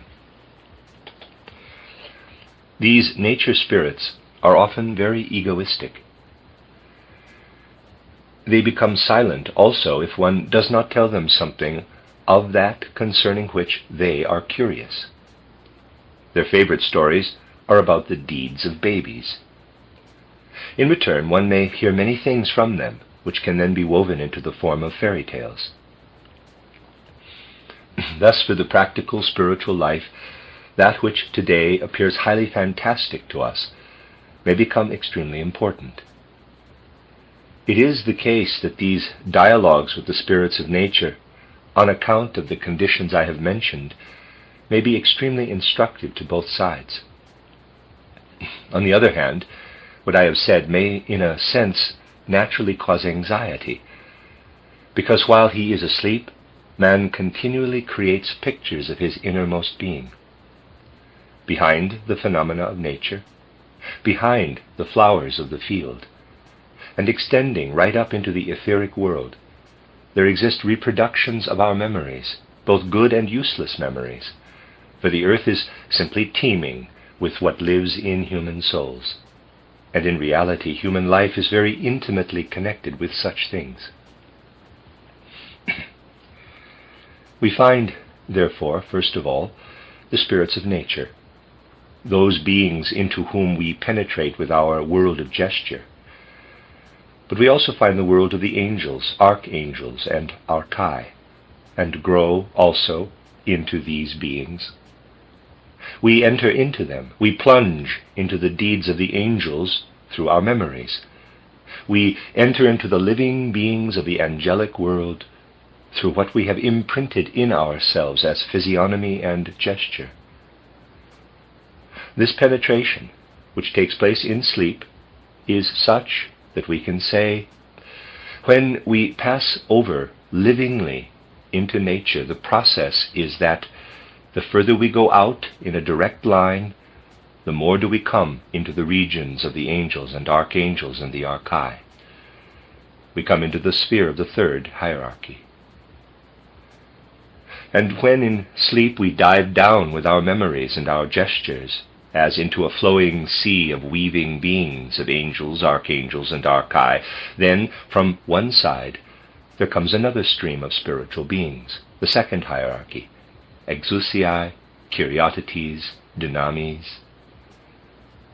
If we wish to express in the outer world that which we have just described, we must say, this stream flows in such a way that the course of the sun by day from east to west marks the way the second hierarchy crosses the third hierarchy.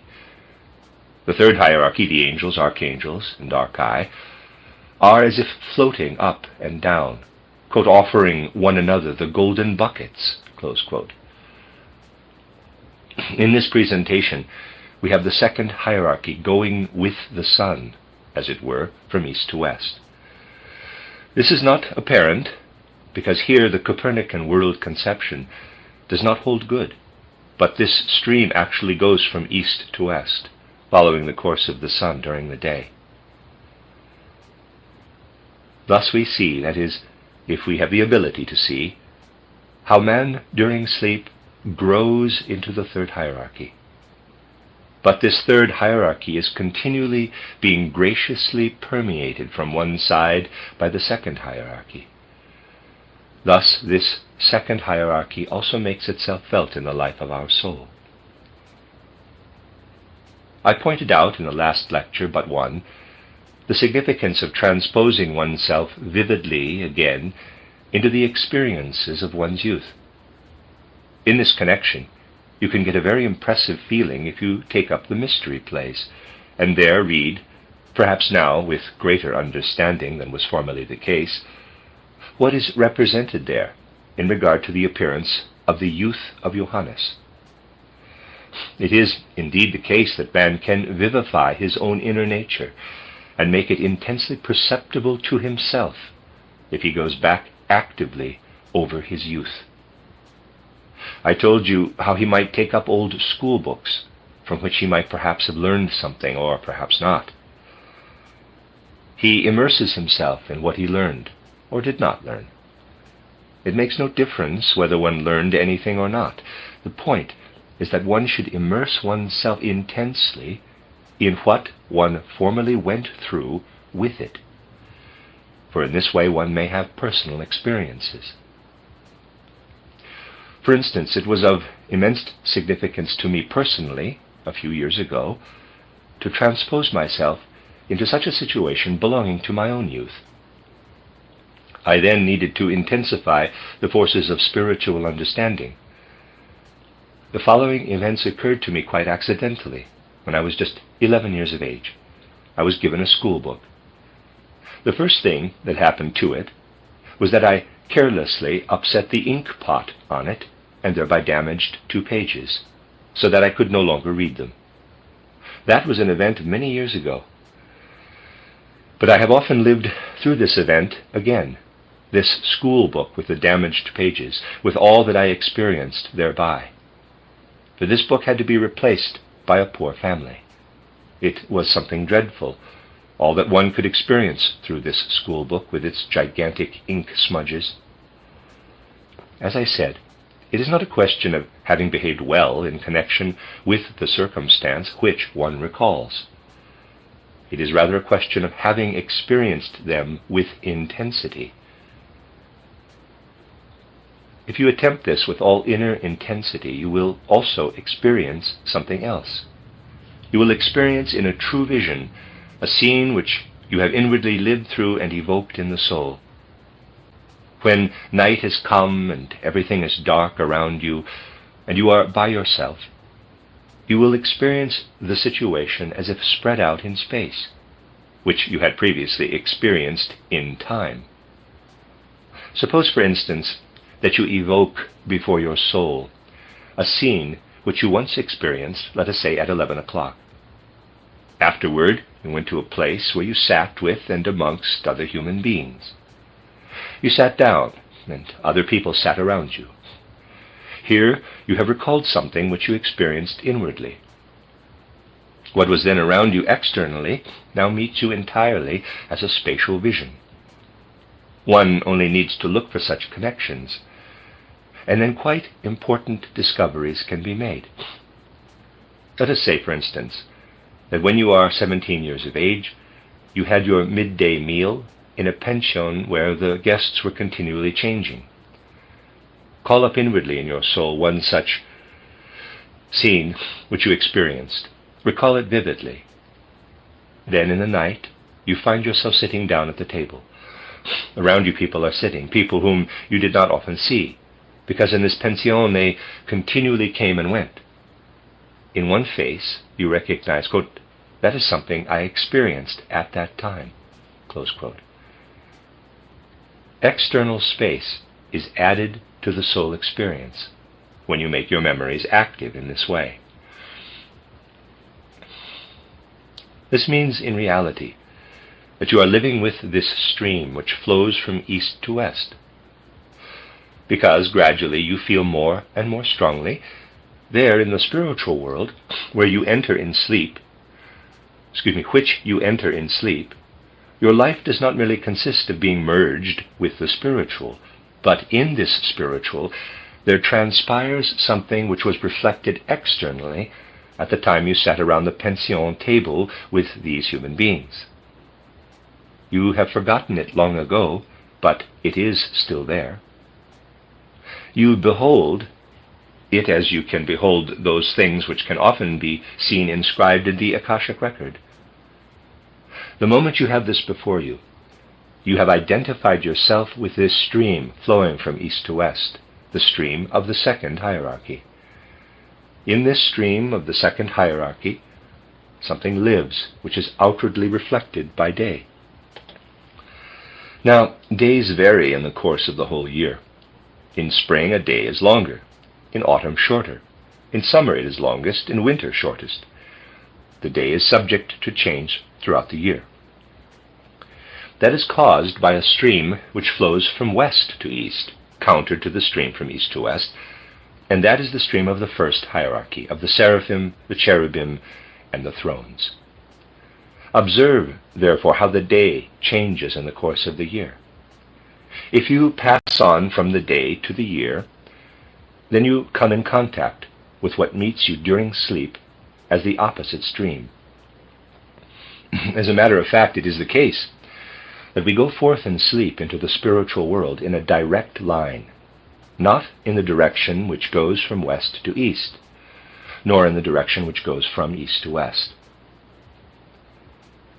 If we realize this, then, as I have told you, when we vividly recall some memory, we must place spatial winter before our souls.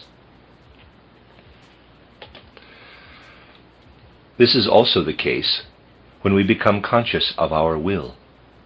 When we become conscious of our will, that is what enters into our gestures and our physiognomy. That which I am now saying should have a certain significance, especially for eurythmists, although, naturally, there is not any intention in eurythmy of bringing to expression what I am now about to say. It is a fact that when a man really fashions his external appearance more and more from out of his inner being, when his ego is expressed more and more in his physiognomy and gestures, he not only receives an impression from the day to pass over from vivid inner experiences of memory to the vision of spatial external things. He experiences over again what he learned, let us say at the age of 17, and sees the people with whom he sat in that pension. He sees them in picture form, as in the Akashic record. That is day experience. But one can also experience the year. This is done by paying attention to the way in which the will works in us, and observing that it is relatively easy to bring the will to expression when we are really warm, whereas it is difficult to let the will stream through the body if we are very cold. Anyone who can experience in this way the relation between the will and the fact of being warm or cold will gradually be able to speak of a winter will and a summer will. We find that the best expression of this will comes from the seasons. Let us observe, for example, the will that carries our thoughts out into the cosmos. They escape, as it were, out of the fingertips, and we feel that it is easy to develop the will. If we stand before a tree, something at the top of the tree may give us particular pleasure, and if the will becomes warm in us, our thoughts are carried to the top of the tree. Indeed, they often go even to the stars, if in summer nights we feel endowed with this warm will. On the other hand, if the will has cooled within us, it is as though all our thoughts were carried in our heads, as if they could not penetrate into the arms or legs. Everything goes into the head. The head carries this coldness of the will. And if the coldness does not become so severe as to produce a frosty feeling, the head becomes warm through its own inner reaction, and then develops thoughts. Thus we can say, summer will leads us out into the expanses of the universe. Summer will, warm will, carries our thoughts in all directions. Winter will carries them into our head. We can thus learn to differentiate our will. And then we shall feel that the will which carries us out everywhere into the cosmos is related to the course of summer, while the will which carries the thoughts into our head we feel to be related to the winter. Through the will we come to experience the year in the same way as we formerly did the day. There is a possibility of feeling, as a reality, the words which I am now going to write on the board. If a man experiences winter in his human will, he can perceive it in such a way that he says, "O cosmic pictures, ye float down to me from cosmic distances. Ye strive to reach me. Ye penetrate into the thinking forces of my head." These words are not a mere abstraction. For if a man feels his own will united with nature, he can, at the approach of winter, feel as if from out of space his own experiences are borne toward him, experiences which he himself had first given to nature. He can perceive on the waves of these words his own experiences which have already passed over into nature. That is the feeling of the winter will. But man can also feel the summer will, which expands our thoughts out into the universe. Ye creative soul forces of my head, ye fill out mine own being. Ye press out of my being into universal space, and unite me with world creative powers. That means the thoughts which are first experienced in the head pass over into the whole body. They first fill the body, and then press out of the body again. These words express the nature of the summer will, the will in us which is related to the summer. We may also say, quote, "I have called up from my inner being the active memory of something experienced long ago, confronts me with it in supplementing it with the external perception of space."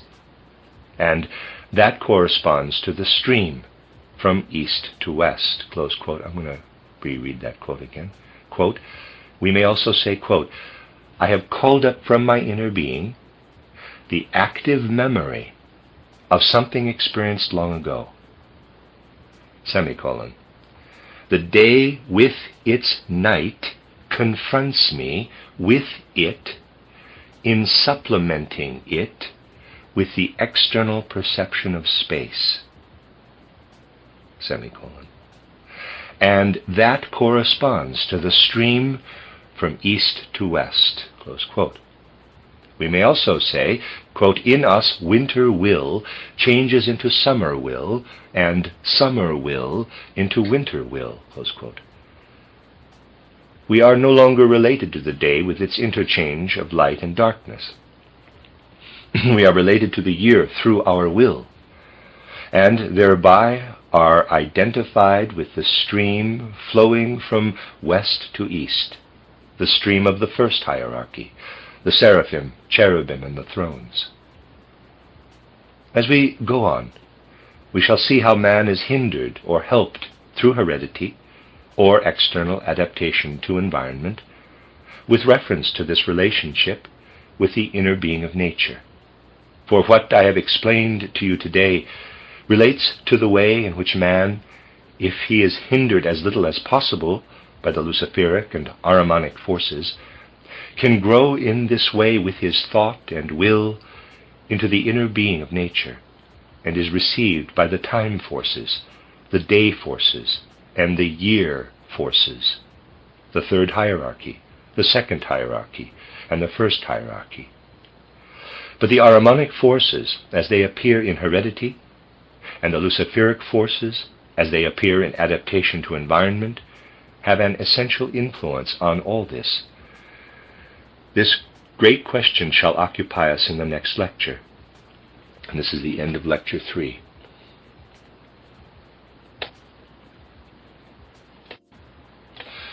This is a reading of a collection of lectures by Rudolf Steiner entitled Mystery Centers, Lecture 4.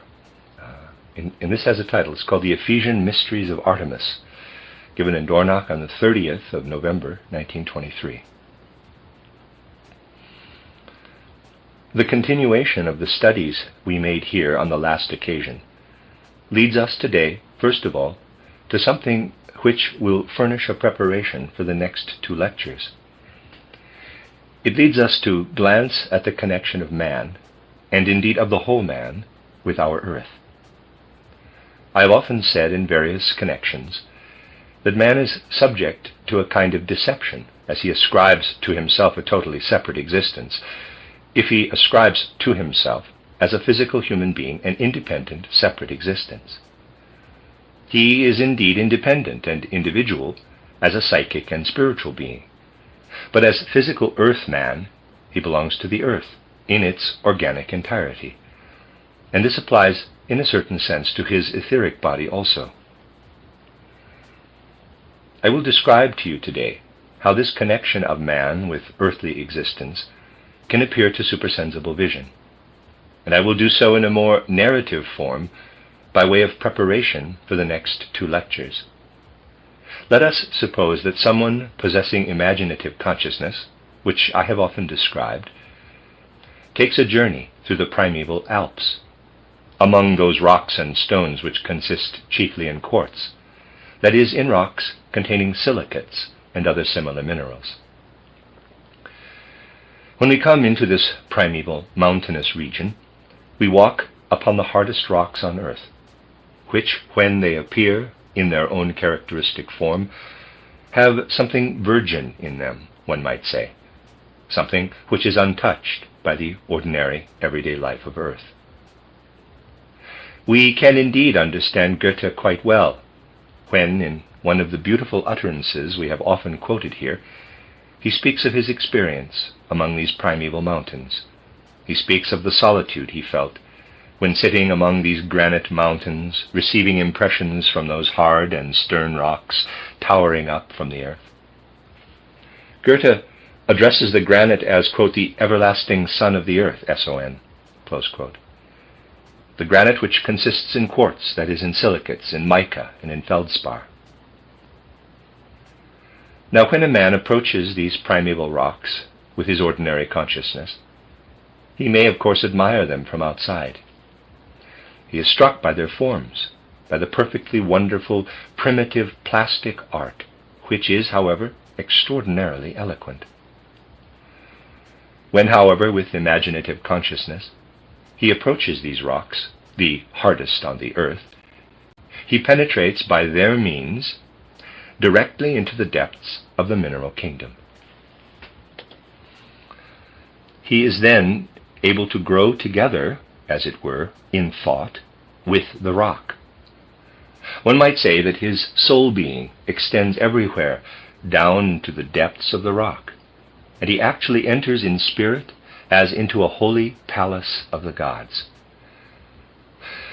The inner nature of these rocks reveals itself as permeable to imaginative cognition, while the outer surfaces appear as the walls of this palace of the gods. But at the same time, he has the knowledge that within this rock there lives an inner reflection of all that is in the cosmos. Once more the world of the stars stands before the man's soul, reflected in this hard rock. Finally, he receives the impression that in every one of these quartz rocks something is present like an eye of the earth itself for the whole cosmos, I-E-Y-E. One is reminded of the eyes of insects, these many-faceted eyes which divide all that approaches them from outside into very many separate parts. One would like to imagine, and indeed one cannot help doing so, that there are countless quartz and similar formations on the surface of the earth that are just so many eyes of the earth, in order that the cosmic environment may be reflected and the earth can inwardly perceive it. Gradually one acquires the knowledge that each crystal form existing within the earth is a cosmic sense organ of the earth. This is the marvelous, the majestic fact about the covering of snow, and even more about the falling snowflakes, that in each single one of these snowflakes there is a reflection of a great part of the cosmos. That which this crystallized water everywhere reflects fall to the earth of parts, that with this crystallized water everywhere reflections fall to the earth of parts of the starry heavens. I need not mention that the stars are also there during the day, only that the sunlight is of course too strong for us to perceive them. The stars do not appear by day, but if you have at any time the opportunity of going down into a deep cellar over which there is a tower open at the top, then because you are looking out of the darkness and the sunlight does not confuse you, you can see the stars even by day. There is a certain tower in Jena, for instance, from which one can see the stars during the day. I only mention this, by the way, to make clear to you that this reflection of the stars in the snowflakes, and generally in all crystals, is of course present also during the day. And it is not a physical but a spiritual reflection. The impression one receives of this must be communicated inwardly. But this is not all. Out of the spiritual sense impression, which is thus received, there arises in the soul the feeling that just as we live imaginatively into the crystal covering of the earth, so do we grow together with everything which the earth experiences of the cosmos in this crystal covering. In this way, we extend our own being out into the cosmos. We feel ourselves one with the cosmos. And above all else, it now becomes a truth, a deep truth to the imaginative observer, that what we call our earth body with all its various parts was once in the course of time born out of the cosmos. For the relationship of the earth with the cosmos then appears most intensely before the eyes of the soul. Thus, through this experience of living ourselves into the millions of crystal eyes of the earth, we are prepared to feel the whole inner relationship of the earth with the cosmos, to experience it in the feeling soul. Thereby, however, we feel ourselves as man once again united with the earth. I shall explain this point especially later on. For this process of the earth being born out of the cosmos took place when man himself was still a primitive being, not a physical, but a spiritual being. But the process which the earth then went through after it had been born out of the cosmos, man himself went through in his own being together with the earth. It is really the case that the earth, once upon a time, had the same inner relationship with the neighboring cosmos surrounding it as the human embryo has to the body of its mother before it is born. Later, however, the child begins to be independent. Similarly, the earth itself developed independence, whereas in the first Saturn period it was more united with the cosmos. This process of becoming independent was shared by man in such a way that he has learned to say, "The finger which I carry about on me is a finger only as long as it is a part of my organism. The moment I cut it off from my organism, it is no longer a finger. It decays." In the same way, if we think of man as a physical being separated by a few miles from the body of the earth, he would decay, just as a finger does if it is cut off from the man's body.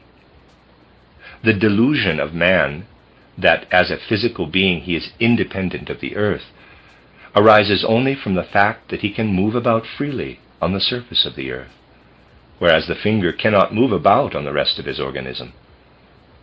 If the finger could walk about on the rest of the body, it would have the same delusion concerning man as he, as a physical being, has concerning the earth. It is just through the higher cognition that the intimate belonging together of the physical man with the earth is made clear. That is the first acquaintance which man makes by means of imaginative cognition, when it is applied to the hardest part of the earth's surface. We can make further progress in this knowledge if we go somewhat deeper into the earth and learn to know all that is in the interior of the earth, in veins or lodes of metal, or anything of a metallic nature generally. Here we penetrate under the surface of the earth, but here, when we meet what is metallic, we come to something quite special, to an existence separate from the rest of the earth. Metals have something of an independent nature in them. They can be experienced as something independent, and this experience has very much to do with man. Even one who has already attained a certain higher knowledge by imaginative vision is not yet quite at home when he experiences the quartz and other rocks of the primeval mountains, in such a way that by becoming one with the million eyes of the earth, he himself lives, feels, and projects himself in experience into the whole cosmos.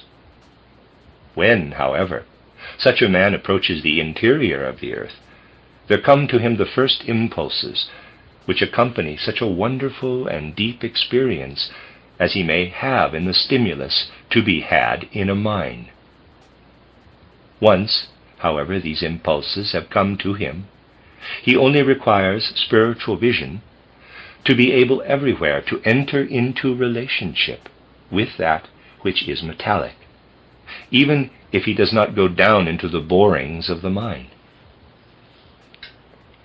But the first feeling of which I am speaking may be acquired with special intensity in metal mines. Even metal miners, though this is not so much the case as it was a few decades ago, who have inwardly grown up with their calling, show something of what we may call a deep sense of the spiritual element in metals. For the metals not only perceive the environment of the cosmos, but they speak. They speak spiritually. They relate things. They speak to us. And they speak in such a way that this language which they utter is very like that which one receives as an impression in another domain also. When we succeed in setting up a psychic connection with human beings who are going through the development between death and rebirth, I have often mentioned this point before, we require for this a special language. The utterances of spiritualists are indeed childish in this domain, for the reason that the dead do not speak the language of earthly man. Spiritualists believe that the dead speak in such a way that one can write down what they say, just as one may receive a letter from a contemporary living here on the earth. For the most part, it is high-flown matter that comes from spiritualist sittings. But even among our living contemporaries on the earth, high-flown things are also written. But that is not the question here. The first necessity is to find the right approach to the language which the dead speak, which has no resemblance to any language on earth. It certainly has a vocal consonantal character, but not like that of earthly speech. This language, which can only be perceived by the spiritual ears, is spoken also by the metals in the interior of the earth. And this language, through which man can approach those souls who are living between death and rebirth, relates to us the memories of the earth, the things that the earth has experienced in its passage through Saturn, Sun, and Moon. We must let the metals relate to us what were the experiences of the earth. The experiences of the whole planetary system, I have already spoken of this, are told us by that which Saturn has to communicate to the planetary cosmic system in which we live. What the earth has undergone in the process, of this the metals of the earth speak. The language spoken by the metals of the earth can assume two different forms. When this language has the ordinary form, so to speak, there appears before us what the earth has gone through in its evolution, beginning in the Saturn period. What you find in my title, Outline of Occult Science, also in the newer translation is titled Outline of Esoteric Science, same book, regarding this evolution, originated, for the most part, in the way I have often described, through different spiritual perception of the events. That is a mode of acquiring knowledge of these earth processes which is somewhat different from the mode to which I am now referring. For the metals speak more, if I may express myself thus. It is of course somewhat oddly expressed. The metals speak more of the personal experiences of the earth. They speak of what the earth has experienced as a cosmic personality. Thus, if I were to take into account the narratives of the metals to which one can listen by penetrating spiritually into the inner part of the earth, I should have to add many details to what I have written about the Saturn, Sun, and Moon periods, etc. The first thing, for example, would be that those forms of Saturn, which you will find described in my Outline of Occult Science, as forms which consist in differentiations of heat, would appear as powerful gigantic beings consisting in heat, beings of heat, who even as early as the ancient Saturn period had reached a certain density. If such a thing could be, of course it is impossible, but let us suppose it could happen, that an earthly man were to meet these beings, he could become aware of them. He would be able to lay hold of them. At a certain time, about the middle of this Saturn period, these beings were not merely spiritual beings, but they also displayed a physical existence. If a man had touched them, he would have been blistered. It would, however, be a mistake to suppose that these beings had a temperature of millions of degrees of heat. That is not the case, but they had inwardly such a temperature that if one could have grasped them, the contact would have caused blisters. As regards the Sun period, we should have to relate how, in these formations described in my Occult Science, as present in the Sun period, other beings appear, displaying wonderful transformations, wonderful metamorphoses. From gazing at, from observing these self-transforming beings, one receives the impression, for instance, that the metamorphoses described by classical authors such as Ovid has something to do with these communications imparted to us, naturally, indirectly, by the metals. Ovid was certainly not himself capable of directly understanding the language of the metals, and what he describes in his title Metamorphoses does not perfectly correspond with the impression which one receives, but in a certain sense the correspondence is conveyed. Paracelsus, again, was a personality who lived much later than those to whom I have just referred. The most important things Paracelsus wanted to learn he did not learn at the university. I cannot say that Paracelsus did not attend the university, for he did, and I will not bring forward any objections against going to the university. But Paracelsus did not go there to learn the most important things he wanted to know. He went everywhere where men could tell him more important things. He went to such men as metal miners, for instance, and in this way he acquired a great part of his knowledge. Now, anyone acquainted with the right way of gaining knowledge for oneself knows how extremely illuminating, for instance, the simple remarks of a farmer may be. A man who has to do sowing and reaping and all that is connected with work of that kind. You will say, yes, but he does not understand the import of what he is saying. It does not matter to you whether the speaker understands or not, so long as you yourself understand when you listen to him. That is the important thing. Certainly, in very few cases will the man himself understand what he says. He speaks from instinct. And even more fundamental things can be experienced in the case of those beings who understand nothing of what they say to us, from the beetles and butterflies, from the birds, and so on. What could be learned in the mines in Asia Minor, through the language of the metals, was studied very deeply by Pythagoras, for example, on his wanderings, and from thence much penetrated into what became the Greek and Roman civilization. Then it appears in weakened form in such writings as Ovid's Metamorphoses. That, then, is one form of the language of the metals in the interior of the earth. The other form, grotesque as it sounds, it is nevertheless true, the other form is that in which this speech of the metals begins to develop cosmic poesy, when it passes over into poetic form.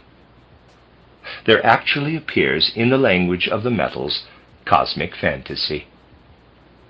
Then there resounds out of this cosmic poetry that which constitutes the most intimate relations between the metals and man. Such intimate relations between man and metals indeed exist. The coarse relationships of which physiology is aware relate only to a few metals. It is known, for instance, that iron plays a great part in human blood, but iron is the only metal of this kind that does this. A certain number of other metals, such as potassium, calcium, sodium, magnesium, also play a certain role, but a larger number of important metals, important for the structure and functioning of the earth, apparently play no part in the human organism, according to coarse external observation. But this is only apparently the case. When we go down into the earth, and there learn to know the color of the metals, we also learn that metals are by no means confined to the interior of the earth, but are everywhere in the surroundings of the earth, though certainly in an exceedingly diluted form. I must here use the expression in a super homeopathic dilution. They are distributed everywhere in the environment of the earth. Roughly speaking, we can have no lead in us, but speaking more accurately, we cannot exist without lead. What would become of man if lead did not work upon him from the cosmos, from the atmosphere? If in an infinitely finely divided state, lead itself did not penetrate through his eye, EYE, with the nerve sense ray, if lead did not penetrate into the body through the breathing, and in an endlessly finely divided state, enter into us through food, what would man be if lead did not work in him? Man would indeed have sense perceptions without lead. He would perceive colors, he would perceive sounds. But in his perceptions of colors and sounds, it would be as if, with every perception, he became slightly unconscious. He would never be able to withdraw from his perceptions and reflect in thought, or form concepts of what he had perceived. If we did not take lead, as I have said, in super homeopathic dilution into our nervous system, and most of all into our brain, we should be given up entirely to our sense perceptions as to something outside of us. We should not be able to think about our sense perceptions, nor should we be able to perceive the memory of them. This capacity is given us by the finely divided lead in our brain. If lead be introduced into the human body in large quantities, it results in the terrible lead poisoning. But he who knows the connection can see from this lead poisoning that while lead, when introduced into man's body in large quantities, works excessive harm, in this fine super homeopathic dilution, it is something which causes as much to die off in man each moment as is necessary in order that he may become a conscious being, and not suffer unconsciousness through continual sprouting, budding, growing. For in sprouting and budding, in the overpressure of the pure forces of growth, man becomes powerless. It is thus that man is connected with all the metals, even with those concerning which our coarse physiology does not speak. The knowledge of these connections is the basis for our positive, genuine, true therapy. But instruction concerning these connections between the metals and man can only be given in that language which is the poetic speech of the metals in the earth. Thus it may be said that concerning the past experiences of the earth itself, the ordinary language of the metals instructs man. But the metals instruct man concerning their curative properties when they become poetic, when their language becomes poetry. This is indeed a noteworthy connection. From the cosmic aspect, medicine is cosmic poetry, indicating how many secrets of the world are contained in the fact that something which in one niveau of the world is harmful and brings about disease, on another niveau is most beneficent, most perfect, most beautiful. The word I'm pronouncing or trying to pronounce there is N-I-V-E-A-U. I'm pronouncing it niveau.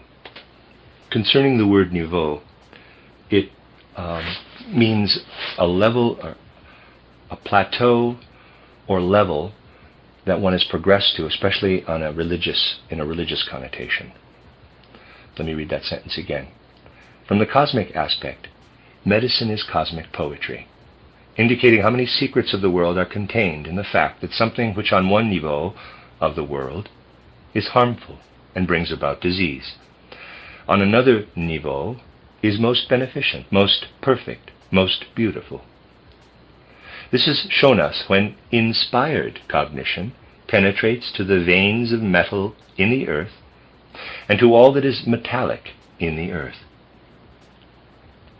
We may enter into another relationship with the metals, that relationship which becomes apparent when they are subjected to the forces of nature, for instance to fire or similar natural forces. Observe the remarkable form assumed in the earth by antimony, a metal. It is composed of single spikes, which shows that when it is being formed, it follows certain directions of force which are operative in the cosmos. This gray antimony has also the property that if it is heated and spread on glass, it forms a mirror. Antimony has also other characteristics. For instance, that of exploding if it is treated electrically in a certain way, and then brought to the cathode, the negative pole, close parenthesis. All these characteristics of antimony show the relation of such a metallic substance to the forces of the earth and its environment. This, however, can be noticed in the case of all metals. We can observe all metals when they are subjected to fire, and we see how, if ever a higher temperature is developed, they pass over into that super homeopathic condition, and at this high temperature take quite a different form. In this respect, the ideas of our modern physicists are the most limited one can imagine. For example, they imagine that when they melt lead, it becomes softer and softer, and of course that is quite correct as far as it goes. It does become softer as the temperature grows higher. The lead becomes hotter and hotter. It becomes more fluid until it gives off lead fumes. But all the time, something is being thrown off that does not go beyond a certain temperature. This they do not know. It is just this finest, this super homeopathic part of the lead, which passes over continually into what I may call universal invisible life. And this is something which acts upon man. The matter may be presented thus. In the earth down below, you have the various metals. But these metals exist also in a finely divided state everywhere above. I might say that these metals vaporize. Down below in the earth we have the metals with their sharp contours, with their rigid forms. And still further down they would certainly be in a very fluid condition. But in the environment of the earth, they exist in this finely divided state. There they reveal themselves in continual radiations, so that a constant radiation goes out into the cosmos. The metals ray forth into space, but there is a certain elasticity in this cosmic space, and the forces which go forth in this way do not radiate without limit into space, as the physicists imagine to be the case with light rays. They proceed to a certain boundary and then return. One can observe this radiating back of the metals, returning in all directions from the periphery of the cosmos, as if they came from everywhere. One notices that these back-raying forces are active in that sphere of human life, which is really the most wonderful and beautiful. That is, when in the first years of its life a child learns to walk, speak, and think. The way in which a child raises itself from the crawling position to get its bearings in the world is really the most wonderful thing we can observe in earthly life. This realization of itself as a human being. Inwardly in these forces which I have so often described, work the backward raying forces of the metals.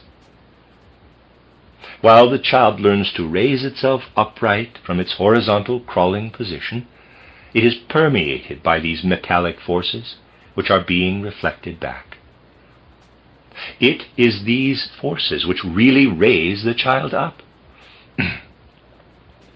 If one can inwardly perceive and understand this connection, then at the same time one has another experience.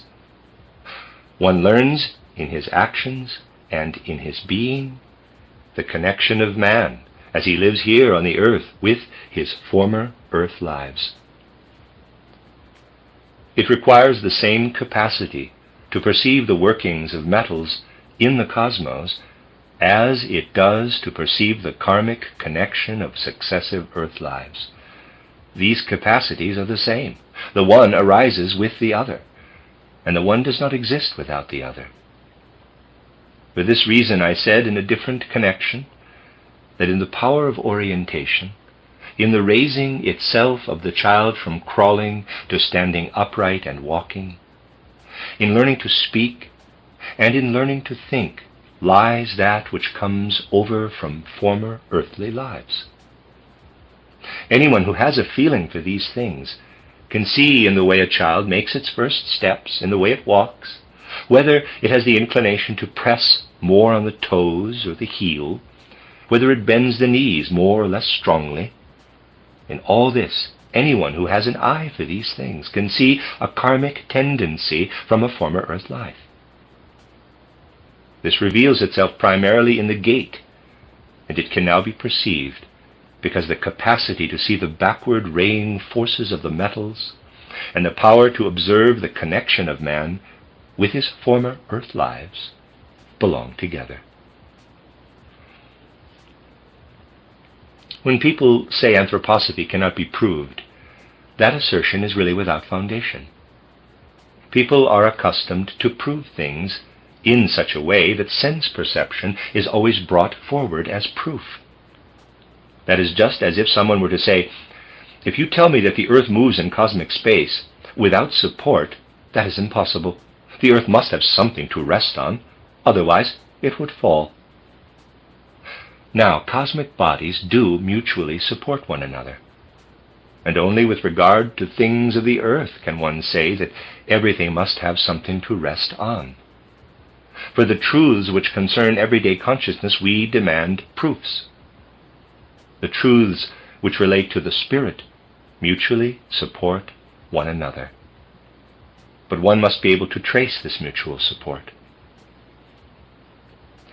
Some weeks ago, I told you how by observing the way a child or a man walks, whether he first raises his toes or his heel, whether he treads lightly or firmly, whether he bends the knees or holds them stiffly, etc., that in all these things one can see the realization of his karma as the result of his former earth life.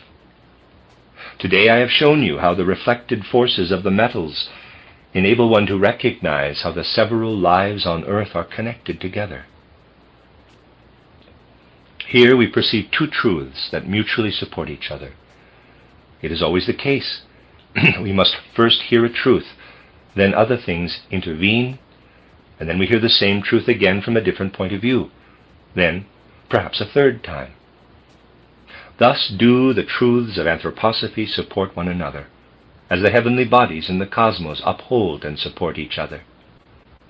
This must be so when we ascend from the truths which are valid for ordinary consciousness to those truths which are self-subsisting in the cosmos.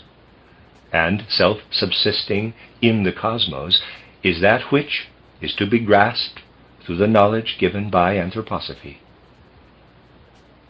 So we must really bring together all the truths which have been given out at different times, truths which really support one another, attract one another, and sometimes also repel one another, in this way showing the inner life of anthroposophical knowledge. For anthroposophical knowledge lives on its own inspiration. Other systems which obtain today depend upon the supports on which they rest. But anthroposophical knowledge is self-supporting. The end of Lecture 4. This is a reading of the Mystery Centers. This is Lecture 5, given in Dornach on December 1st, 1923.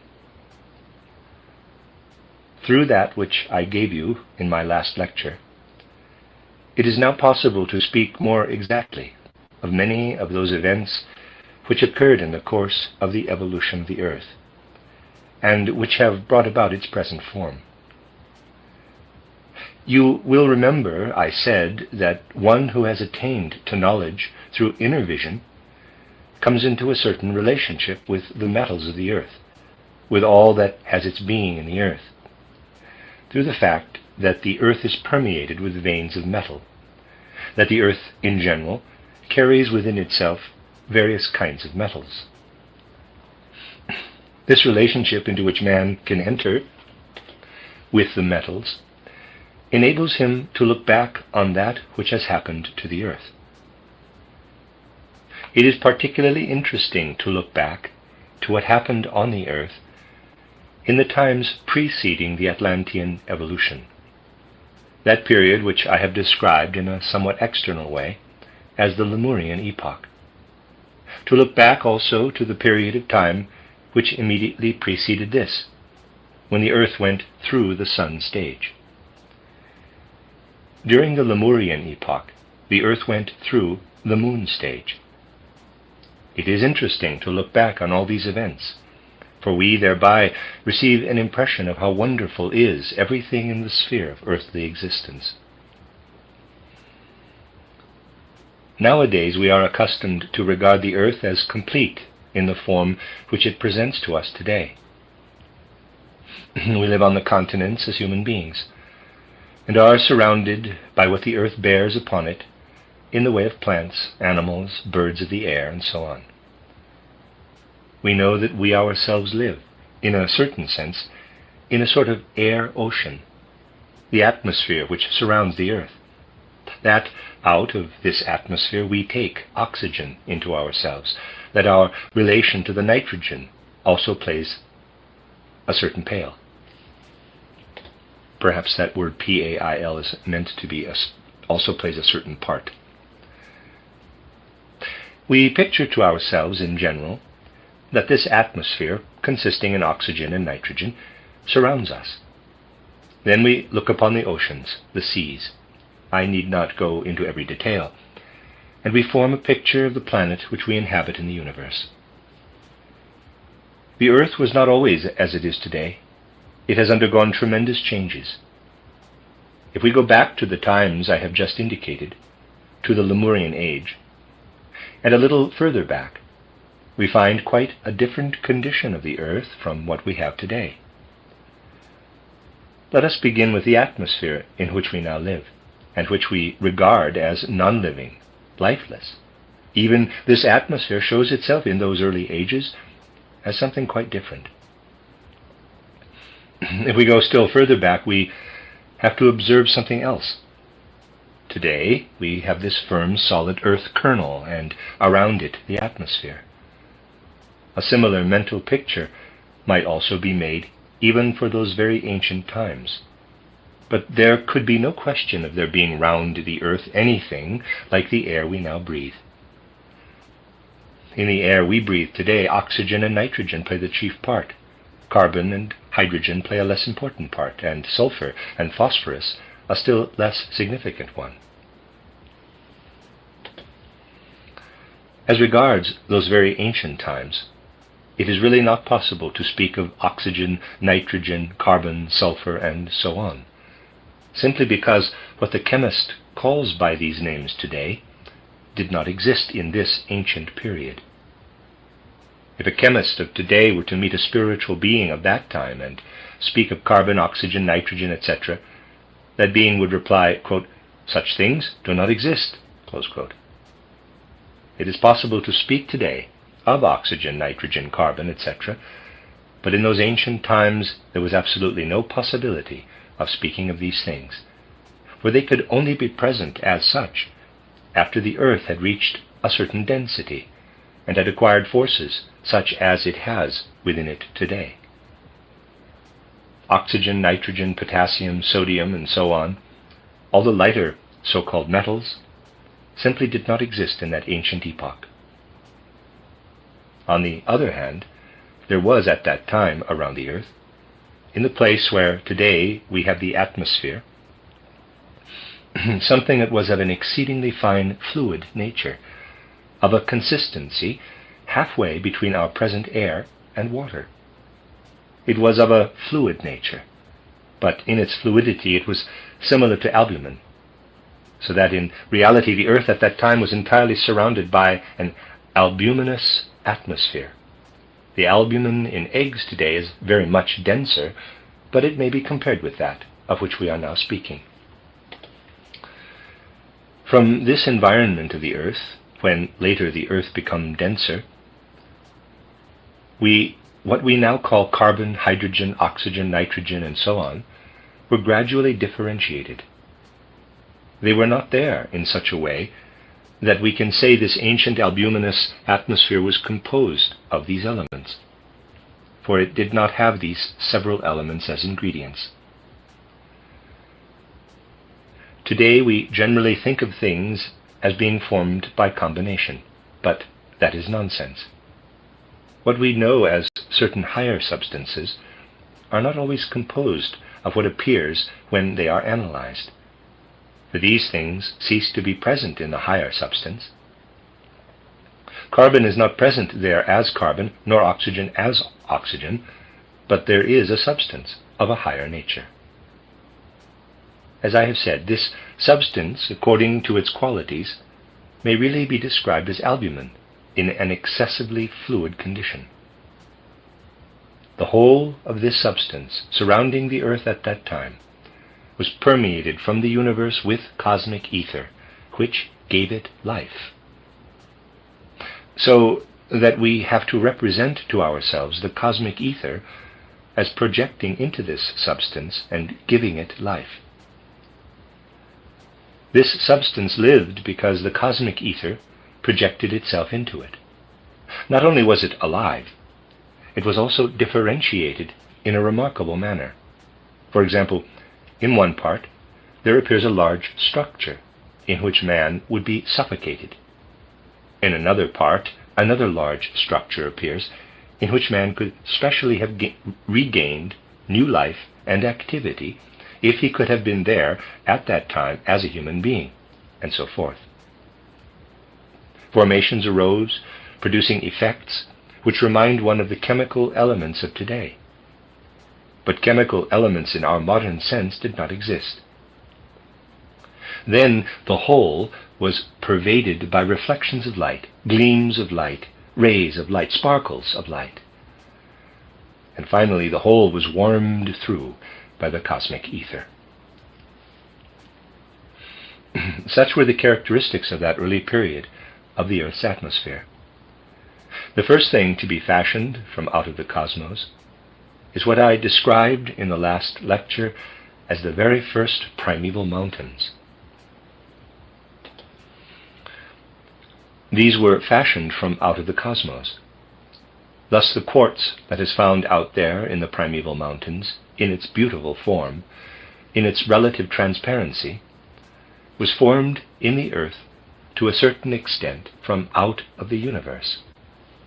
That is why, today, if we transfer ourselves through imaginative vision into these rocks of the primeval mountains, into what are now the hardest formations of the earth, they are to us as the eyes of the earth through which it gazes out into the universe. But also it was the universe which implanted these eyes in the earth. They are there now. The universe has placed them in the earth. The quartz, the silica, and such like, which then permeated the whole atmosphere and were gradually deposited as primeval mountains, were not as so hard as today. This only came afterward, this hardened state, through circumstances which developed later. All that was thus fashioned out of the cosmos in that far-off time was scarcely harder than wax. If you go now into those mountainous regions, and there see a quartz crystal, it is so hard that, as I have said before, if you were to knock your head against it, your skull would crack, but not the quartz. At that far-off time, however, because of the life which pervaded everything, the quartz was actually as soft as wax. We may therefore say that these rocks of the primeval mountains came out of the cosmos as a kind of trickling wax. All that thus slipped into the earth from out of the cosmos was transparent, and its relative hardness, its wax-like hardness, can only be described by mentally employing the sense of touch. If we could have grasped it, it would have felt like wax. It was in this way that these ancient mountains were deposited from out of the cosmos as a kind of wax substance, trickling in and then gradually hardening. Silica had a wax-like consistency at the time in which it was deposited out of the cosmos into the earth.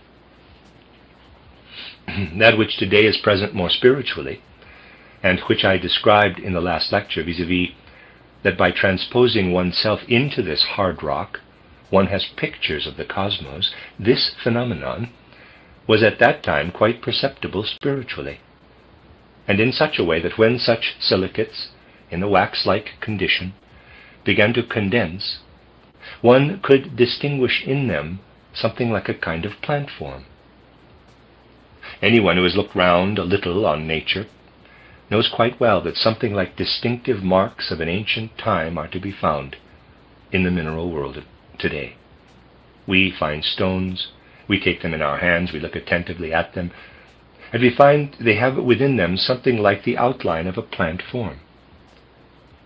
At that time it was quite a usual phenomenon which came into this albuminous atmosphere, pushed in, as it were, as outlines which could not only be seen, but which were substantially photographed in this wax-like body. Then the peculiar configuration came about that the fluid albumin, which existed in the atmosphere, filled in these outline forms, and thereby they became somewhat harder, somewhat denser. Then they were no longer merely outline forms. The siliceous part fell away from them and was dispersed in the rest of the atmosphere. In the earliest part of the Lemurian epoch, we have those gigantic floating plant formations, reminding us somewhat of the forms of the algae of today, which are not rooted in the soil, for as yet there was no soil there. They floated in this fluid albumin with which they were permeated, and out of which they formed their own substance. Not only did they float in this fluid albumin, they also shone forth, I might say. They lit up and then faded away. They were capable of transformation to the extent that they could arise and disappear. Place this picture clearly before your minds. It is a picture which is indeed very different from anything around us today. If we, as modern men, could transpose ourselves into that ancient epoch, if, let us say, we could set up a little sentry box somewhere and watch what happened around, if from it we could look out into that ancient world, we should see all round us, over there, a plant form shoots up, a tremendous plant form, like our present algae, seaweed, or even like a palm. But it shoots up. It does not grow out of the earth in spring and die down in autumn. It shoots up, appearing in the springtime.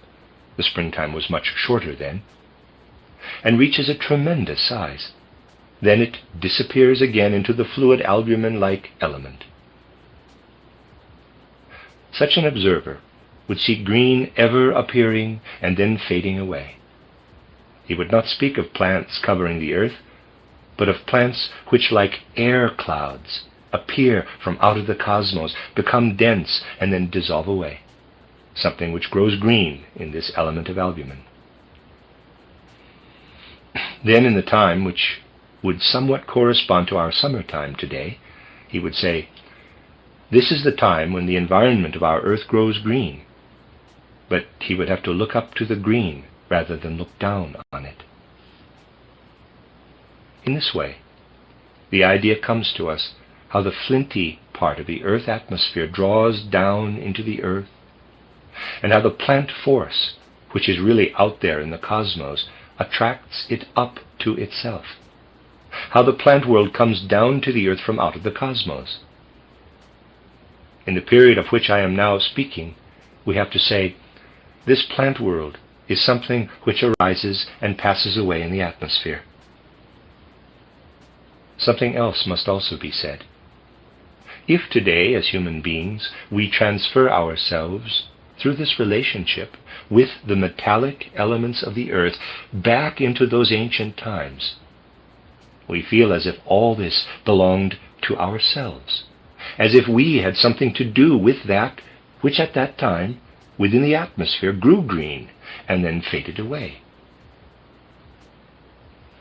When today we recall our own childhood, our memory extends over a relatively short span of time. Yet just as we can recall a pain which we experienced in childhood, and that is something which belongs to us, In the same way, in this cosmic recollection, aroused by the metallic element of the earth, we experience this process of the becoming green and fading away as something which belongs to us. Man was already, at that time, connected with the earth. That earth which lived in this watery albuminous atmosphere. He was united with it as a human being, but in such a way that as man he was still wholly spiritual. We express a reality when we say, man must acquire the concept that these plants, which we see there in the atmosphere at that time, are something separated, something thrown off from that which is human. Man puts this out of his own being, which itself is still united with the whole earth. And he has this conception, or should have it, of something else that he places outside of him, something quite different. The following also happened. Everything I have hitherto described was brought about through the silica substance in the atmosphere, having been already deposited in the wax-like substance of which I have spoken. But apart from that, this albuminous atmosphere extends everywhere. Upon this atmosphere the cosmos works. Upon this atmosphere there work the countless manifold forces which stream down to the earth from the cosmos everywhere. Those forces of which our modern science has no wish to know anything. Hence our modern science is indeed no true knowledge, for the most various phenomena which occur on the earth would indeed not occur if they were not brought about by cosmic impulses and cosmic forces. Because the learned men of today do not speak of these cosmic forces, they do not speak of what above all things is reality. They take nowhere into account that which is really living. Even in the smallest particle which we look at under the microscope, there live not only earthly but cosmic forces.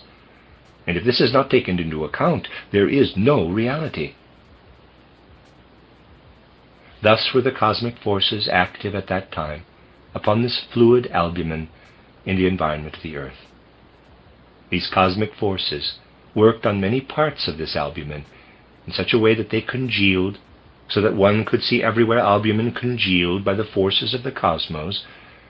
This cosmically congealed albumin swam in the earth environment. These forms of cosmically congealed albumin were not merely imaginary masses of clouds. They were living things having definite forms. These were actually animals, which consisted in this congealed albumin thickened to the density of jelly, or even to that of our present-day gristle. Such jelly-like animals existed in this fluid albuminous atmosphere. They had a shape which we find today on a smaller scale in our reptiles, in lizards and creatures of that kind. They were not so dense as these are, but they had gelatinous bodies and a power of movement.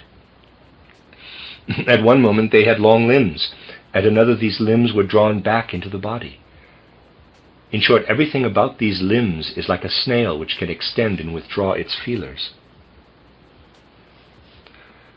While all this was being formed outside, something else was being deposited in the earth from out of the cosmos, another substance in addition to the silica, and that is what you find today as the chalk or limestone of the earth. If you go into the primeval mountains, or merely into the Jura mountains, you find this limestone rock. This limestone rock certainly came to the earth later, but it came in the way as the silica out of the cosmos onto the earth. Thus we find chalk as the second substance in the earth. This chalk continually oozes in, and the essential thing is that it works in such a way that the kernel of the earth gradually becomes denser and denser. In certain localities, the silica incorporates itself into the chalk, but the chalk retains the cosmic forces. Chalk, indeed, is something quite different from the coarse material which the chemists of today represent it to be. It contains formative forces, relatively active, though unrecognized. Now we come to a peculiar thing.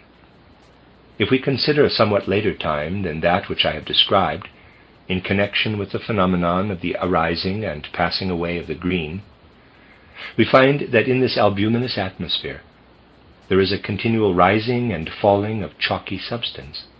Chalk mist is formed, and then chalk rain. There was a period on the earth when the water which today rises in mist and falls as rain was of a chalk nature, which arose and fell, ascending and descending. Now the peculiar thing comes about that this chalk is specially attracted by the gelatinous, the gristly forms. It permeates them, impregnates them with itself. And through the earth forces which are in it, I told you the earth forces are in the chalk, through these forces, the whole gelatinous mass is gradually dissolved. The mass which, as we have seen, formed itself there as coagulated albumin. The chalk abstracts the albumin and carries it down nearer to the earth. And from this gradually arise the animals which have bones containing lime. That is what develops in the later part of the Lemurian epoch. We have therefore first of all to look upon the plants in their most ancient form, as pure gifts from heaven. In the animals, in everything possessing an animal form, we have to see something which the earth, after the heavens had given it chalk, took and made it into an earthly form. These are the marvelous things which we discover in those ancient times. We feel so bound up with these things that we feel this whole process as an expansion of the human being into the cosmos. Such things naturally sound paradoxical, because they touch upon a reality of which the man of the present day usually has no idea. Nevertheless, they are absolutely true. Does it not correspond with reality today when someone says, from what he remembers, quote, "When I was a child of 9 years old, I had a friend whom I fought or hurt," close quote. That recollection is something which arises from within. The speaker may feel pleasure in it or not. It may cause him pain, but it arises within him.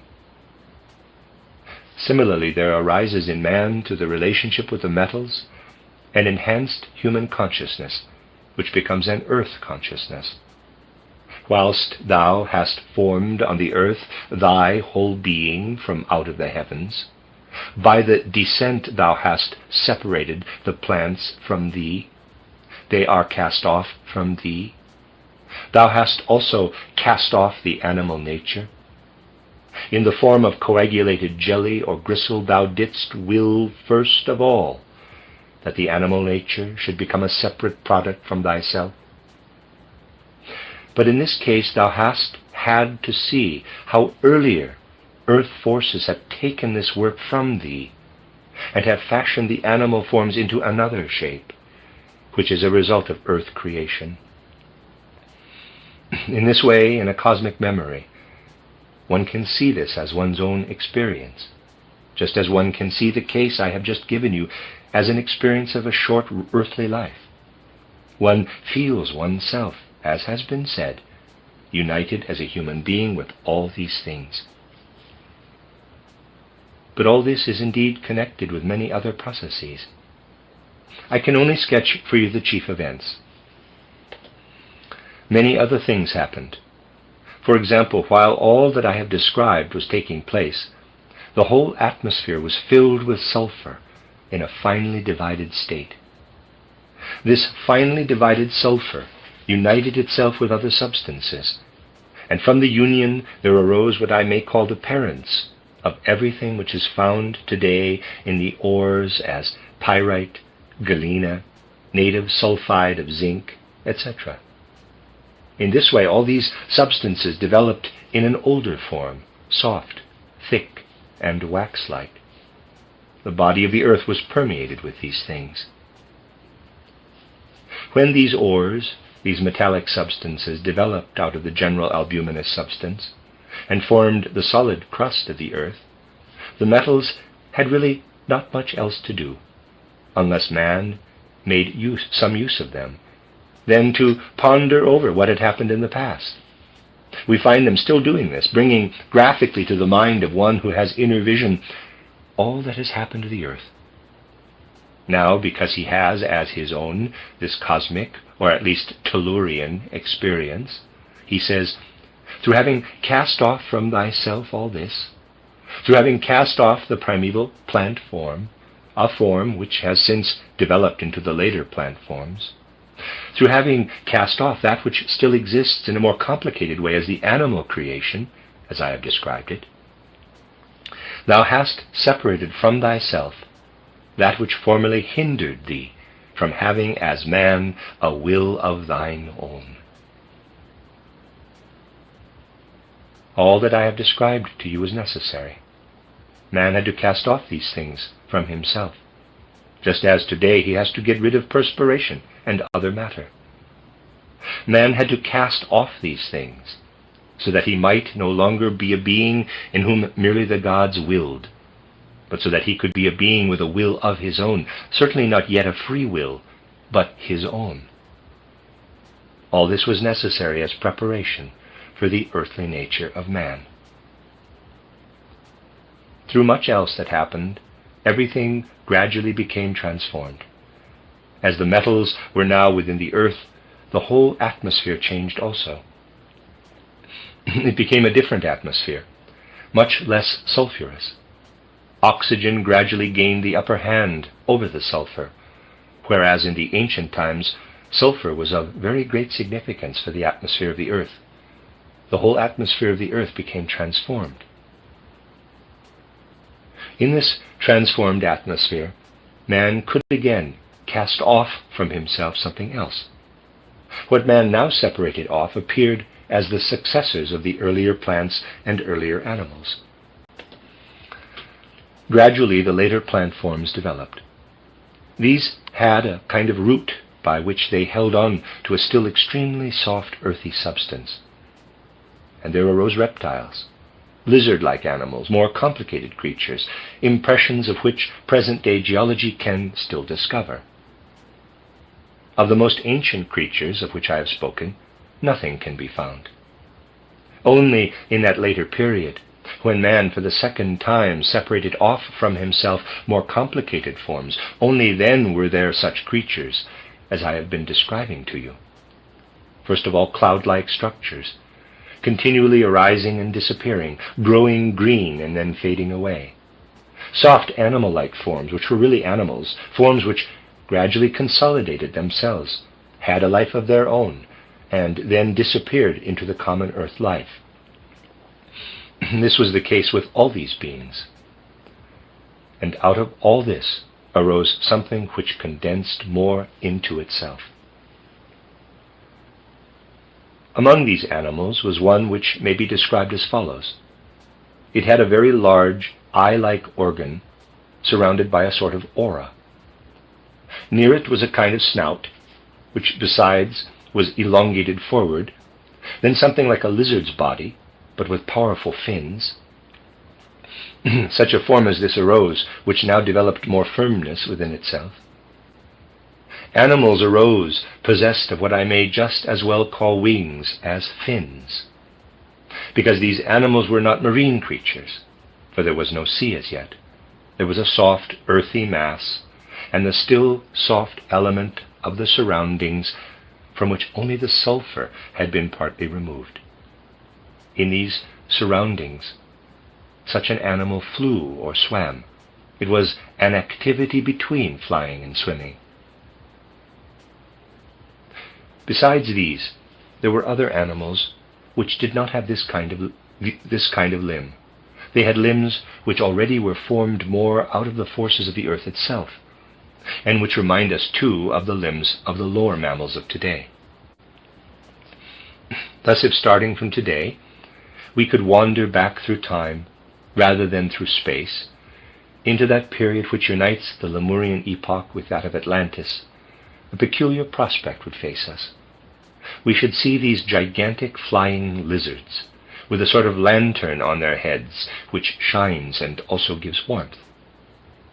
Down below is the soft, morass-like earth, which has something extremely familiar about it, because it offers to the visitors of today a kind of odor, something between a musty smell and the smell arising from green plants, something between the two.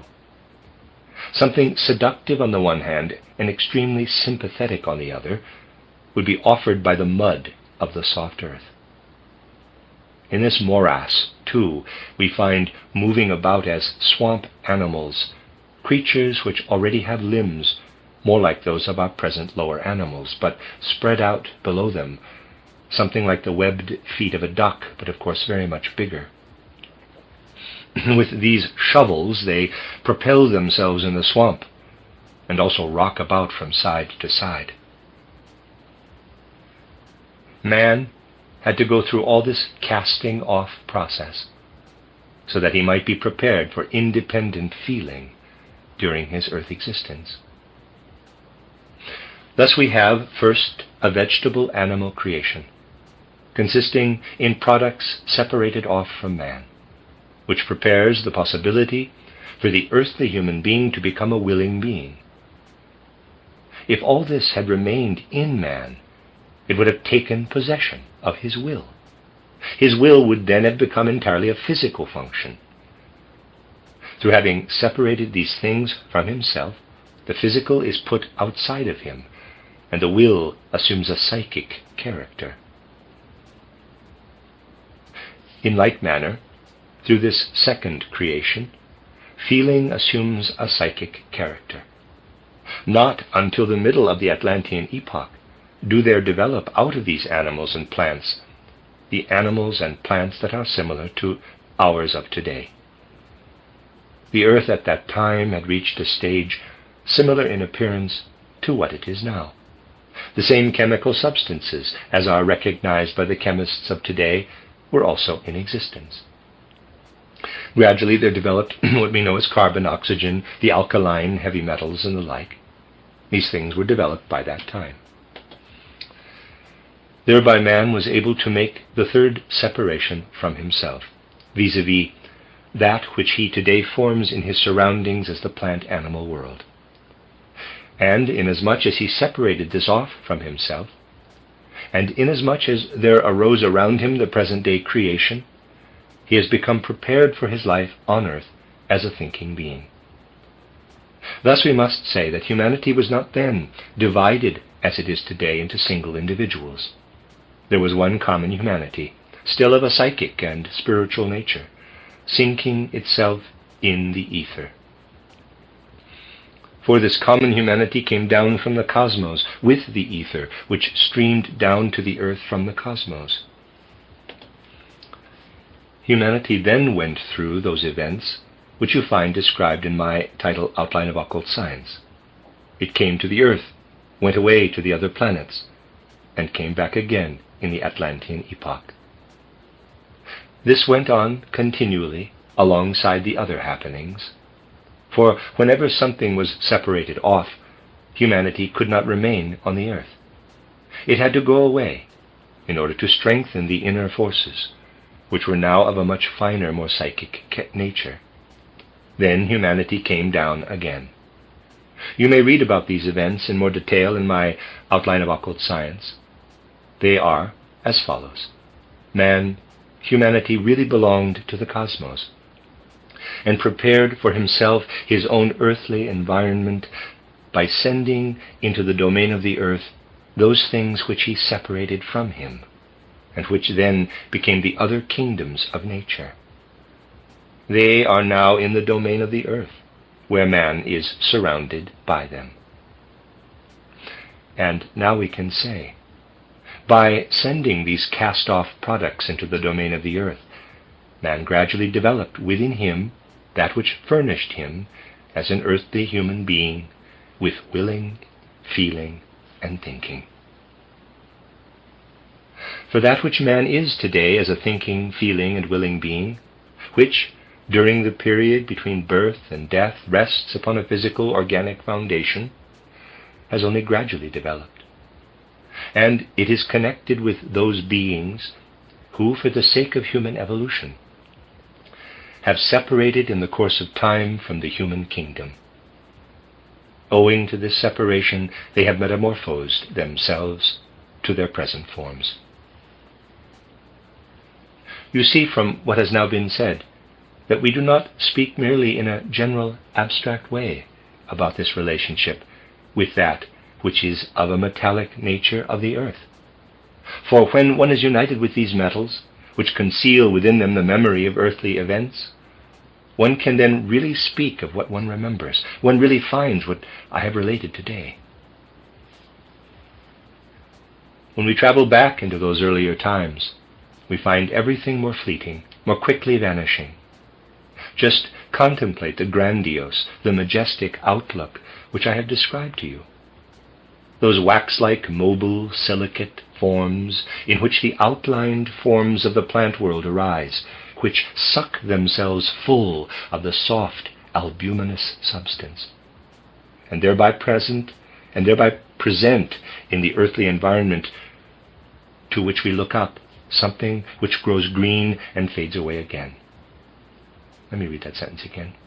Those wax-like mobile silicate forms in which the outlined forms of the plant world arise, which suck themselves full of the soft albuminous substance and thereby present in the earthly environment to which we look up, something which grows green and fades away again. Think over these things, and you yourselves will say, in contrast with plants growing on the earth today with firm roots and solid leaves, or compared with present-day trees with their hard trunk, all that is a fleeting picture. Just think how fleeting those earlier forms were compared with the oak tree of today. Parenthesis, the oak itself is not proud of its firmness, but those living round it generally are. They confound their own frequent weakness with the firmness of the oak. Close quote. Close parenthesis. If you compare the hardness of the oak of today with the substance of those ancient plant forms, how feeble is their rising, how feeble their fading away, like shadows rising in the atmosphere, condensing, then vanishing away. Or if you compare this with a coarser case, say a hippopotamus or an elephant of today, or any living mammal in its stout skin, compare these with the creatures of that early time, when, as coagulated albumin, they came out from the common albuminous mass and were seized on by the chalk, and through that process in somewhat denser fashion developed indications of bones in the animal nature of the earth. How in this way they become somewhat denser and develop the first indications of a bony system. If you consider all this solidity of today compared with what the earth once was, you will no longer be able to doubt that the further we go back, the more fleeting and volatile are the conditions. We then go further back to where there are only color formations surging up, weaving and living, which arise and pass away. If you then take the description of the old sun, of old Saturn, the predecessors of the earth, as you will find them given in my Outline of Occult Science, you will say that all this is comprehensible when we know that we have to go back from the present time to an earlier condition. There, this evanescent plant formation absorbs the albumin and becomes something like a cloud formation. At a still earlier period, we find forms manifesting only in color, such as I have described when speaking of the sun existence or the Saturn existence.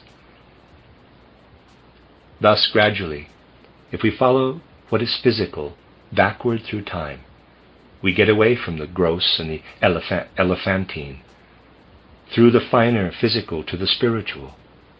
And in this way, by paying attention to actual fact, we get back to the spiritual origin of everything which belongs to the earth. The earth has its origin in the spiritual. That is the result of true vision. And I think it is a beautiful idea to be able to say, if you penetrate into the interior of the earth and let the hard metals tell you what they remember they will relate the following, quote, "We were once spread out in cosmic space, in such a way that we were not physical substance at all, but in the spirit we were essence of color, weaving in the cosmos, arising and vanishing." Close quote. The memory of the metals of the earth takes us back to that condition where the metals were cosmic colors, permeating one another, where the cosmos was in essence a kind of rainbow, a kind of spectrum, which then gradually differentiated itself and then became physical. This is the point at which what I may call the merely theoretical impression communicated by the metallic element of the earth passed over into the moral impression. For each metal tells us at the same time, quote, "I originate from the expanses of space and from earth forms. I arise out of the heavenly kingdom. I am here drawn down and enchanted into the earth. But I await my redemption, for I shall once again fill the universe with my being." Close quote. When in this way we learn to understand the speech of the metals, then gold tells us of the sun, lead tells us of Saturn, copper tells us of Venus. And then these metals say to us, quote, "Once upon a time we extended far out, copper to Venus, lead to Saturn. Today we are enchanted here. But when the earth shall have so fulfilled her task, that man shall have attained what only on the earth he can attain, we shall extend out yonder again. We have been enchanted in this way, so that man on the earth might become a free being. When freedom has been purchased for man, then our disenchantment too can begin." Close quote. This disenchantment has already begun. We have only to understand it. We must understand how the earth, together with man, will develop further into the future. The end of Lecture 5. This is a reading of Rudolf Steiner's collection of lectures entitled Mystery Centers. This is Lecture 6, given in Dornach on December 2nd, 1923. When today man speaks of the, quote, "word," close quote, he means, as a rule, only the weak human word, which, in the presence of the majesty of the universe, is of little significance. But we know that the John Gospel begins with the deeply significant words, quote, "In the primal beginning was the Word, the Logos, and the Word was with God, and the Word was a God," close quote.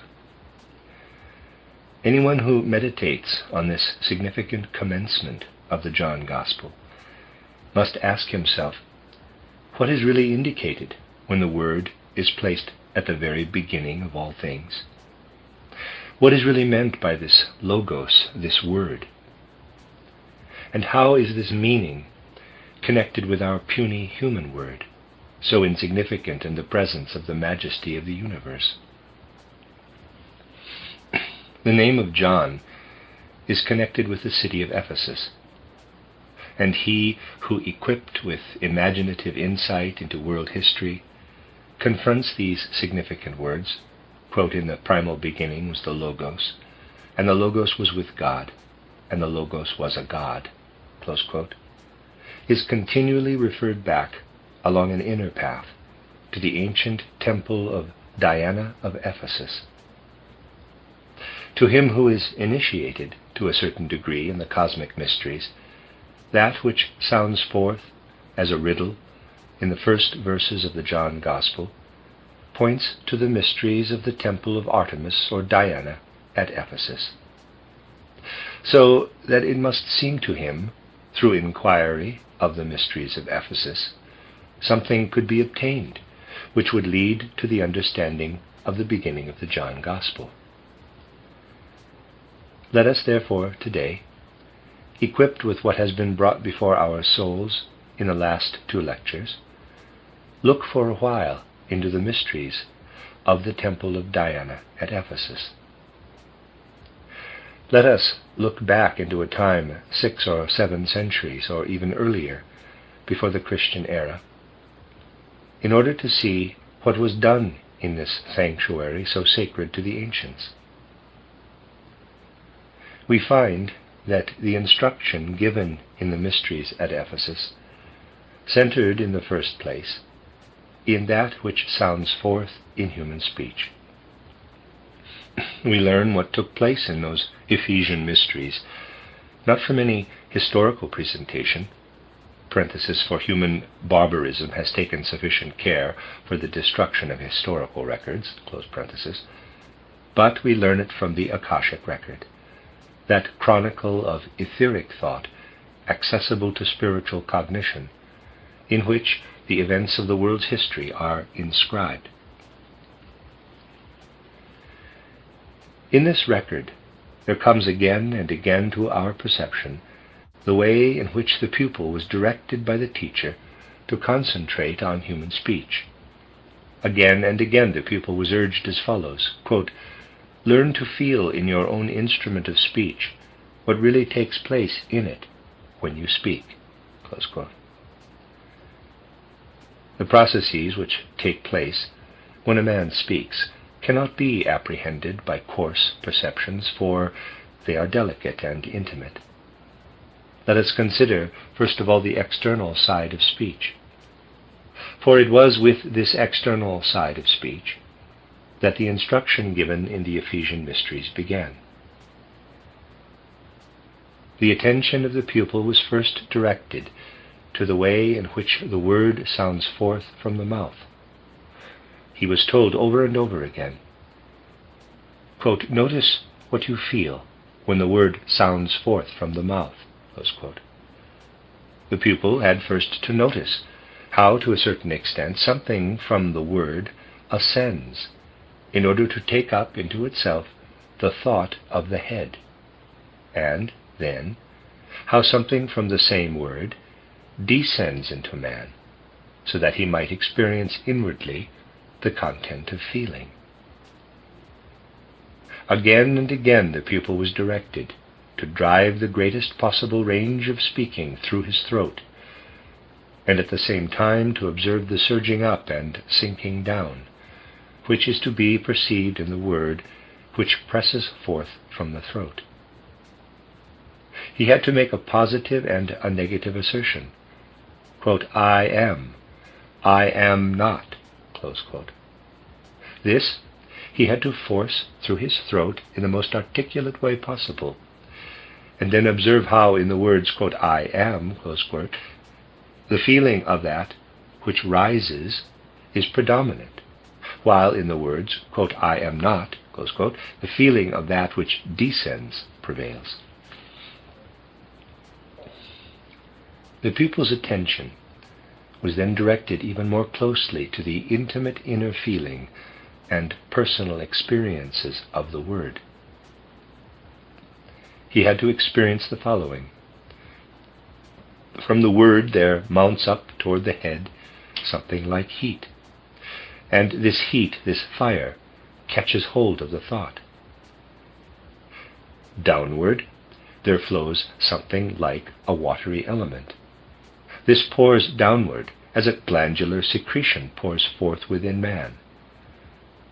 It was made clear to the pupil in the mysteries of Ephesus that man makes use of the air in order to let the word sound forth. But in speaking, the air transforms itself into the next element, into fire, into heat, and draws down the thought from the heights of the head and envelops it.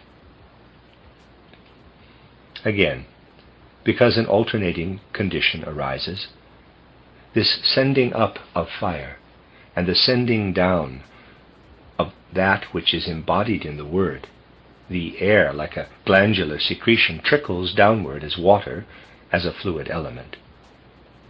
By means of this latter process, the word becomes inwardly perceptible. Man can feel it inwardly. The word trickles downward as a fluid element. The pupil was then led into the actual mystery of speech, and this mystery is connected with the mystery of man. This mystery of man is today barricaded off from scientific men, for science places as the crowning point of all thought the most incredible caricature of a truth, namely the so-called law of the conservation of energy and of matter. In man, matter is being continually transformed. It does not remain. The air which is driven forth from the throat is transformed as it goes, alternately into the next higher element, into the element of heat or fire, and again into the element of water. Fire, water, fire, water. The pupil at Ephesus was made to notice that when he spoke, a series of waves poured forth from his mouth. Fire, water, fire, water. But this is nothing more nor less than the striving of the word upward toward thought, and the trickling downward of the word toward feeling. Thus in man's speech, thought and feeling weave, in that by this living wave movement of speech, the air is rarefied into fire on the one hand, and again it is condensed into water, and so on. When in the mysteries of Ephesus this great truth was brought before the soul of the pupil, by means of his own speech, it was intended that he should feel the following, quote, "Speak, O man, and thou revealest through thyself the evolution of the world." Close quote. At Ephesus, when the pupil went in at the door of the mysteries, he was always exhorted with these words, quote, "Speak, O man, and thou revealest through thyself the evolution of the world." Close quote. When he went out again, this statement was made to him in another form, quote, "The evolution of the world is revealed through thee, O man, when thou speakest." Close quote. And the pupil gradually felt as if he, with his own body, were as a veil over the cosmic mysteries which sounded from his breast and lived in his speech, as if he, with his own body, were enclosing these mysteries of the cosmos. This was brought before the pupil as preparation for the really deeper mystery, because through this preparation he was able to realize that the individual human being was inwardly connected with the mysteries of the cosmos. The saying, "Know thyself," gained a sacred significance, because it was uttered not merely theoretically, but because it was inwardly solemnly felt and experienced. When the pupil had in this manner, to a certain extent, ennobled and elevated his own human nature, in that he felt it as a veil covering the mystery of the cosmos, he could be led still further into that which extends the cosmic mystery, as it were, over the expanses of the cosmos. Here, let us recall what was said in the last lecture. I have pictured to you a condition in the evolution of the earth in which the following occurred. We know that in the former condition of the earth there existed, as an essential substance for the earth evolution at that stage, all that unpretentious chalk which we also have in the Jura Mountains, in the chalk deposits, in the limestone rocks of the earth. We have that which we wish now to consider.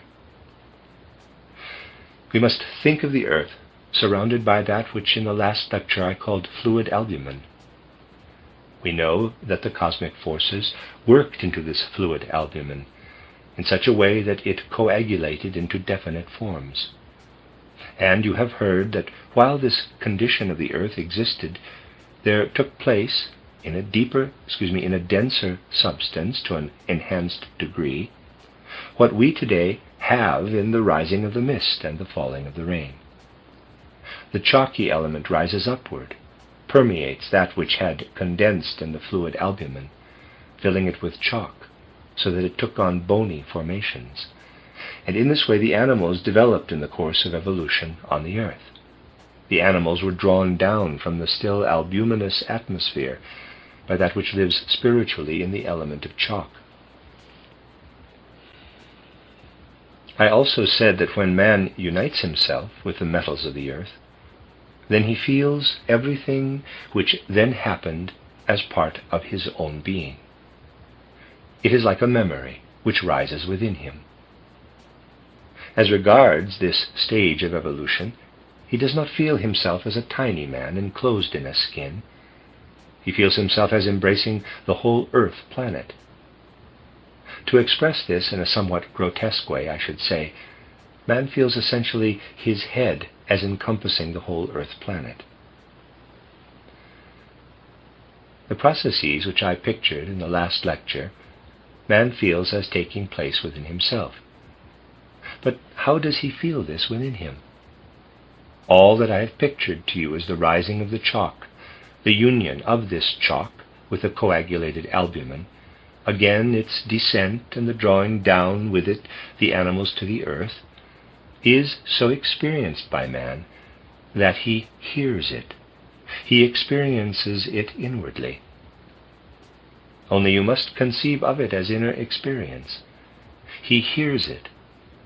This creation which arises when the chalk fills out the coagulated albumin, makes it gristly and bony, that which is thus formed is something heard and felt as if through the ear. The mystery of the world is heard. In actual fact, man experiences in memory, through the memory produced by the metals, the past of the earth, as though one heard resounding what I have described. And in this resounding there lives and weaves world happenings. What is it then that man hears? These world happenings, in what form do they reveal themselves? They reveal themselves as the Word of the cosmos, as the Logos. The Logos sounds forth, the macrocosmic Word, in this rising and falling of the chalk.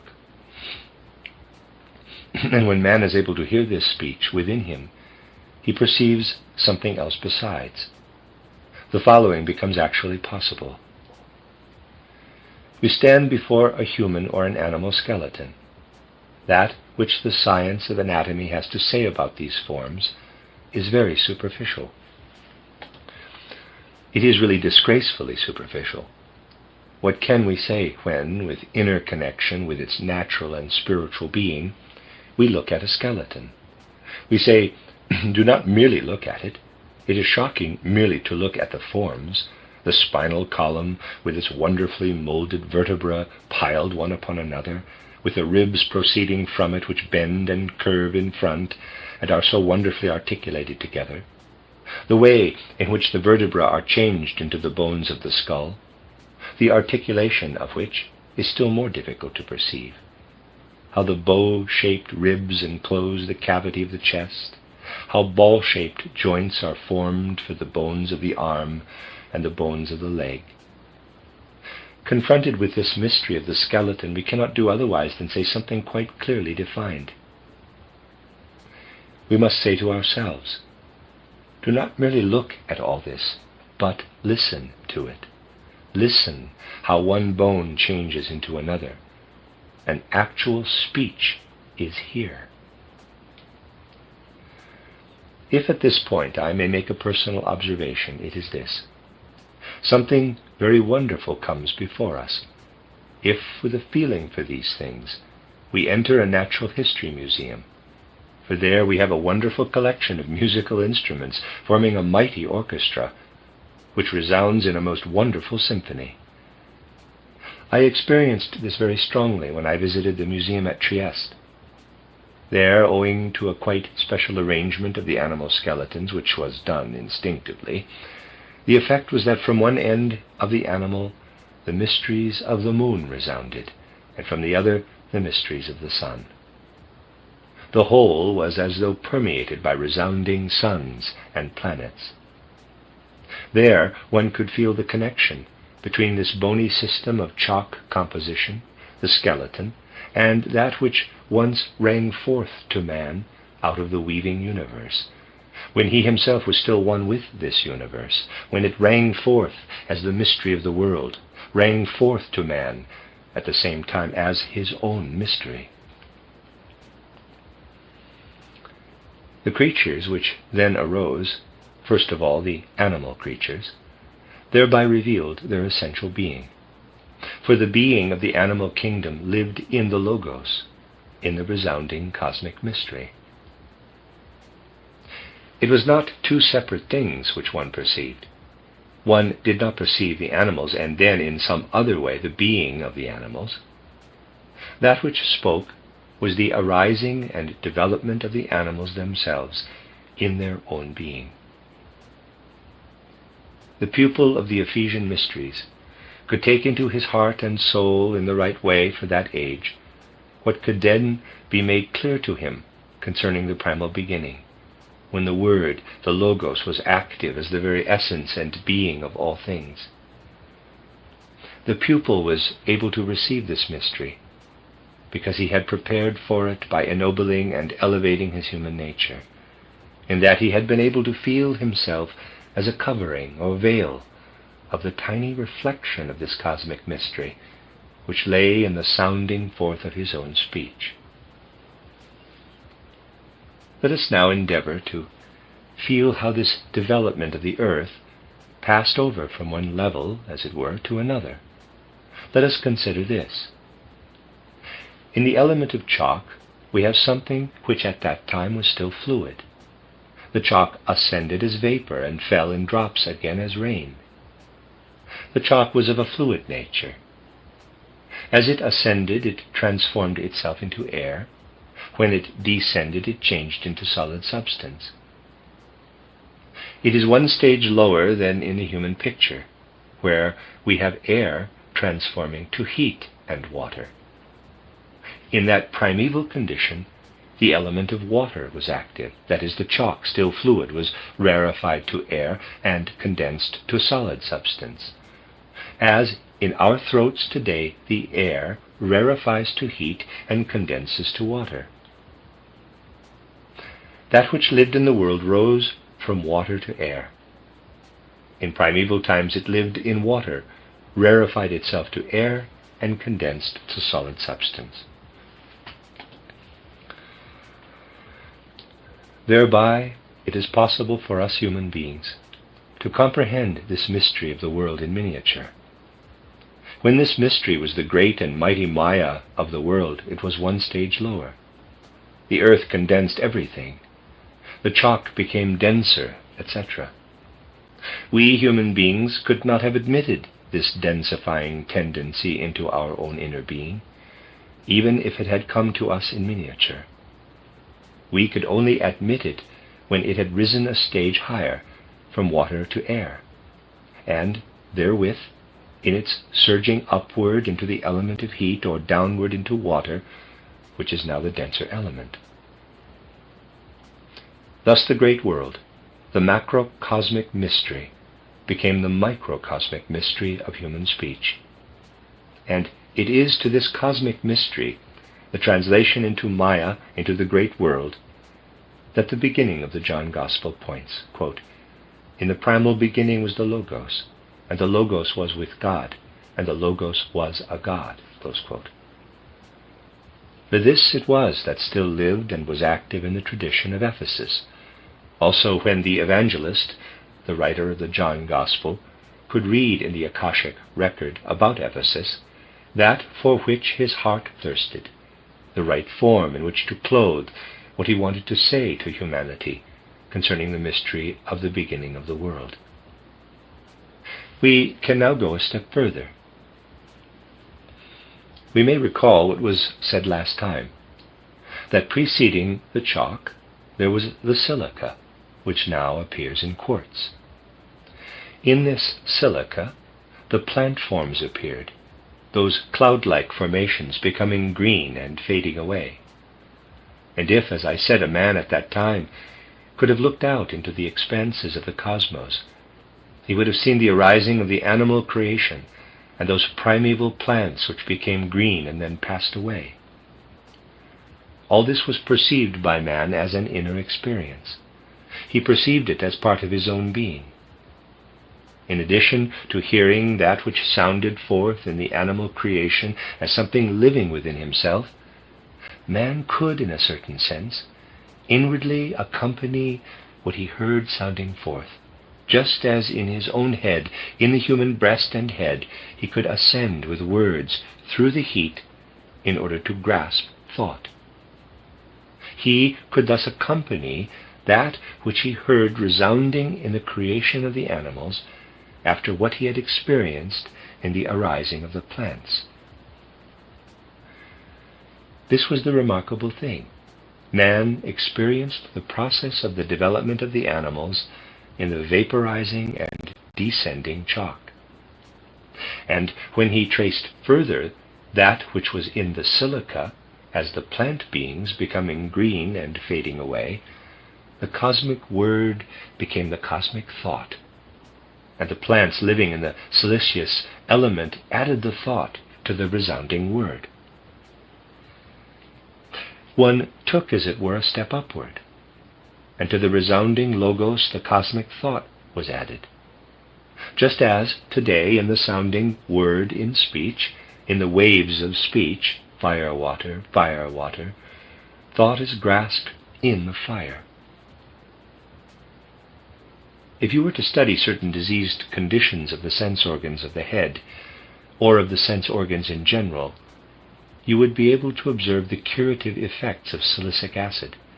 Silicic acid then appears to you among the secrets of the cosmos as the thought element in the original primeval plant creation. And I might even say that this is the sense perception of the earth in regard to the structure of the cosmos. In a wonderful way, there is actually expressed microcosmically in the man of today that which once was macrocosmic, that which was the arising and evolution, the working and weaving of the world. Only think for a moment how man lived then, still one with the cosmos, in unity with the cosmos. Today, when man thinks, he has to think in isolation with his head. Within are his thoughts, and his words come forth. The universe is outside. Words can only indicate the universe. Thoughts can only reflect the universe. When man was still one with the macrocosm, this was not the case, for he then experienced the universe as if in himself. The Word was at the same time his environment. Thought was that which permeated and streamed through his environment.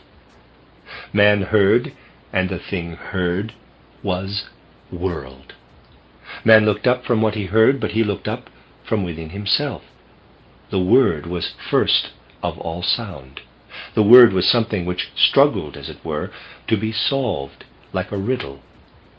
In the rising of the animal creation, something was revealed which struggled for a solution. Like a question, the animal kingdom arose within the chalk. Man looked into the silicic acid, and the plant creation answered with that which it had taken up as the sense nature of the earth, and solved the riddles which the animal creation presented. These beings themselves mutually answered each other's questions. One being, in this case the animal, puts a question. The other beings, in this case the plants, supply the answer. The whole world becomes speech.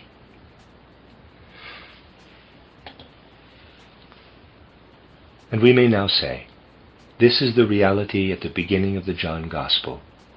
We are referred back to the primal beginning of all that now exists. In this primal beginning, in this principle was the Word, and the Word was with God, and the Word was a God, for it was the creative being in it all. It is really the case that in that which was taught the mystery pupils at Ephesus concerning the primeval Word lies that which led to the opening sentences of the John Gospel. It is indeed very fitting for anthroposophists to turn their attention today to these secrets which rest in the lap of time. For in a certain sense, in a very particular sense, that which stood here on the Dornach hill as the Goetheanum had become the center of anthroposophical activity. The pain we feel today must continue to be pain, and will do so in everyone who is able to feel what the Goetheanum was intended to be.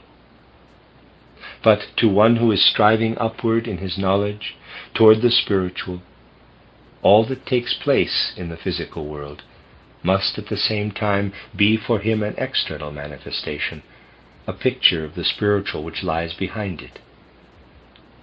And if, on the one hand, we have to accept this pain, on the other hand, we as human beings, striving after spiritual knowledge, must be able to turn what has caused this pain into an opportunity for looking spiritually into a revelation which leads us into greater and greater depths. This Goetheanum was to have been a place in which one hoped to have spoken, and in which we have spoken again and again of those things which are connected with the opening words of the John Gospel. Quote, "In the primal beginning was the Word, the Logos, and the Word was with God, and the Word was, and a God was the Word." Then the Goetheanum was destroyed by fire. This terrible picture of the burning Goetheanum arises before us. The pain may give birth to the summons to look ever more deeply into that which lives in the power of our thought, into this burning Goetheanum of New Year's Eve. That is an experience, painful though it is, which leads us into greater and greater depths. That which we wished to have founded in this Goetheanum, which, with some things I have said, is connected with the John Gospel, these already form an enclosure within these burning, consuming flames. And it is an important impulse which we may grasp. Let these flames be for us the occasion to look through them to other flames, those flames which once long ago consumed the temple of Ephesus. Let us look upon them as a summons to us to try and fathom that which stands at the beginning of the John Gospel. Urged by this painfully sacred impulse, let us look back from the John Gospel to the temple of Ephesus, which once was also burned down, and then in the Goetheanum flames, which speak indeed so painfully, we shall receive a monition from that which streams into the Akasha with the burning flames of the Ephesian temple. I believe it should read, we shall receive an admonition from that which streams into the Akasha with the burning flames of the Ephesian temple. Even today, if we look back on that night of misfortune, to those fierce flames of the Goetheanum conflagration, do we not still find in them the molten metals of the musical instruments which speak a language so pure and holy? Do we not find in these molten metals those musical instruments which conjured into the flames those wonderful colors, variously speaking colors, colors closely connected with the metals? Through connection with the metals, something arises like memory in the earth's substance. This memory we have of that which was consumed with the temple at Ephesus. And just as these two conflagrations may be connected, so the longing to investigate the meaning of, quote, "In the primal beginning was the Word, and the Word was with God, and a God was the Word," close quote, may be connected somewhat with the words which again and again were made clear to the pupil at Ephesus, quote, "Study the mystery of man in the small word, in the micro-logos.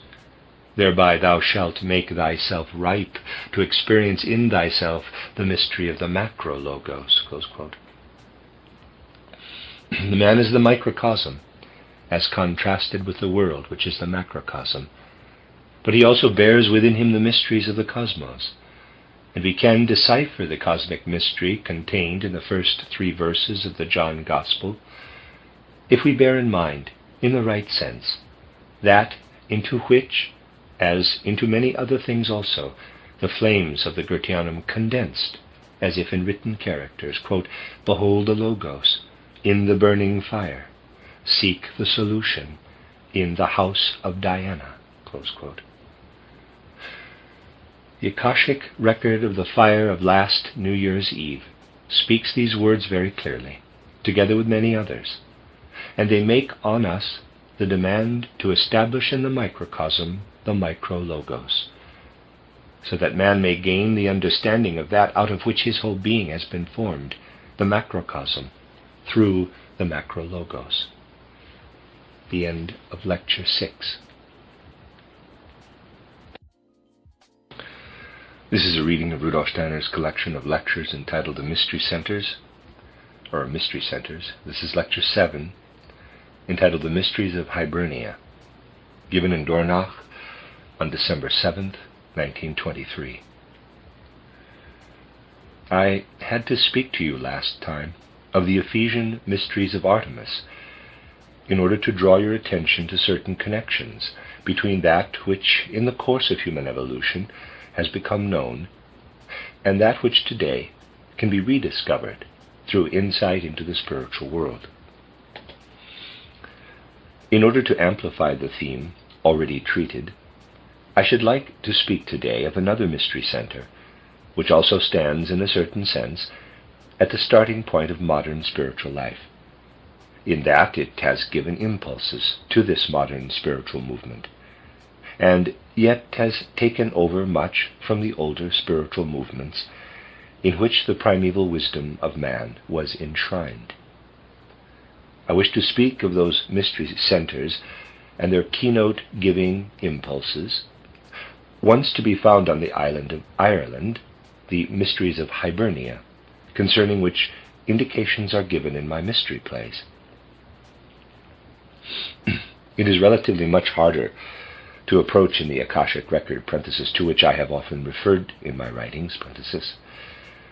It is relatively much harder to approach the ancient mystery centers of Hibernia, that much-tried island to the west of England, to call up in meditative vision the pictures which are imprinted in the eternal record, than it is in the case of the other mystery centers.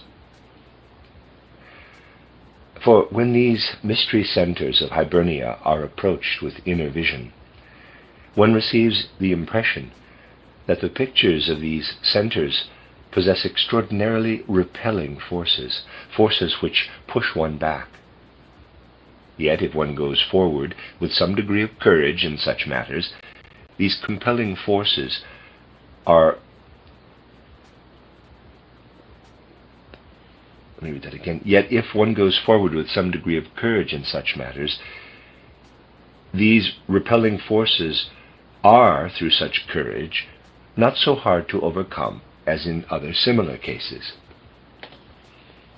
They offer, nevertheless, even to a courageous spiritual gaze, resistance which produces, I might say, a kind of bewilderment.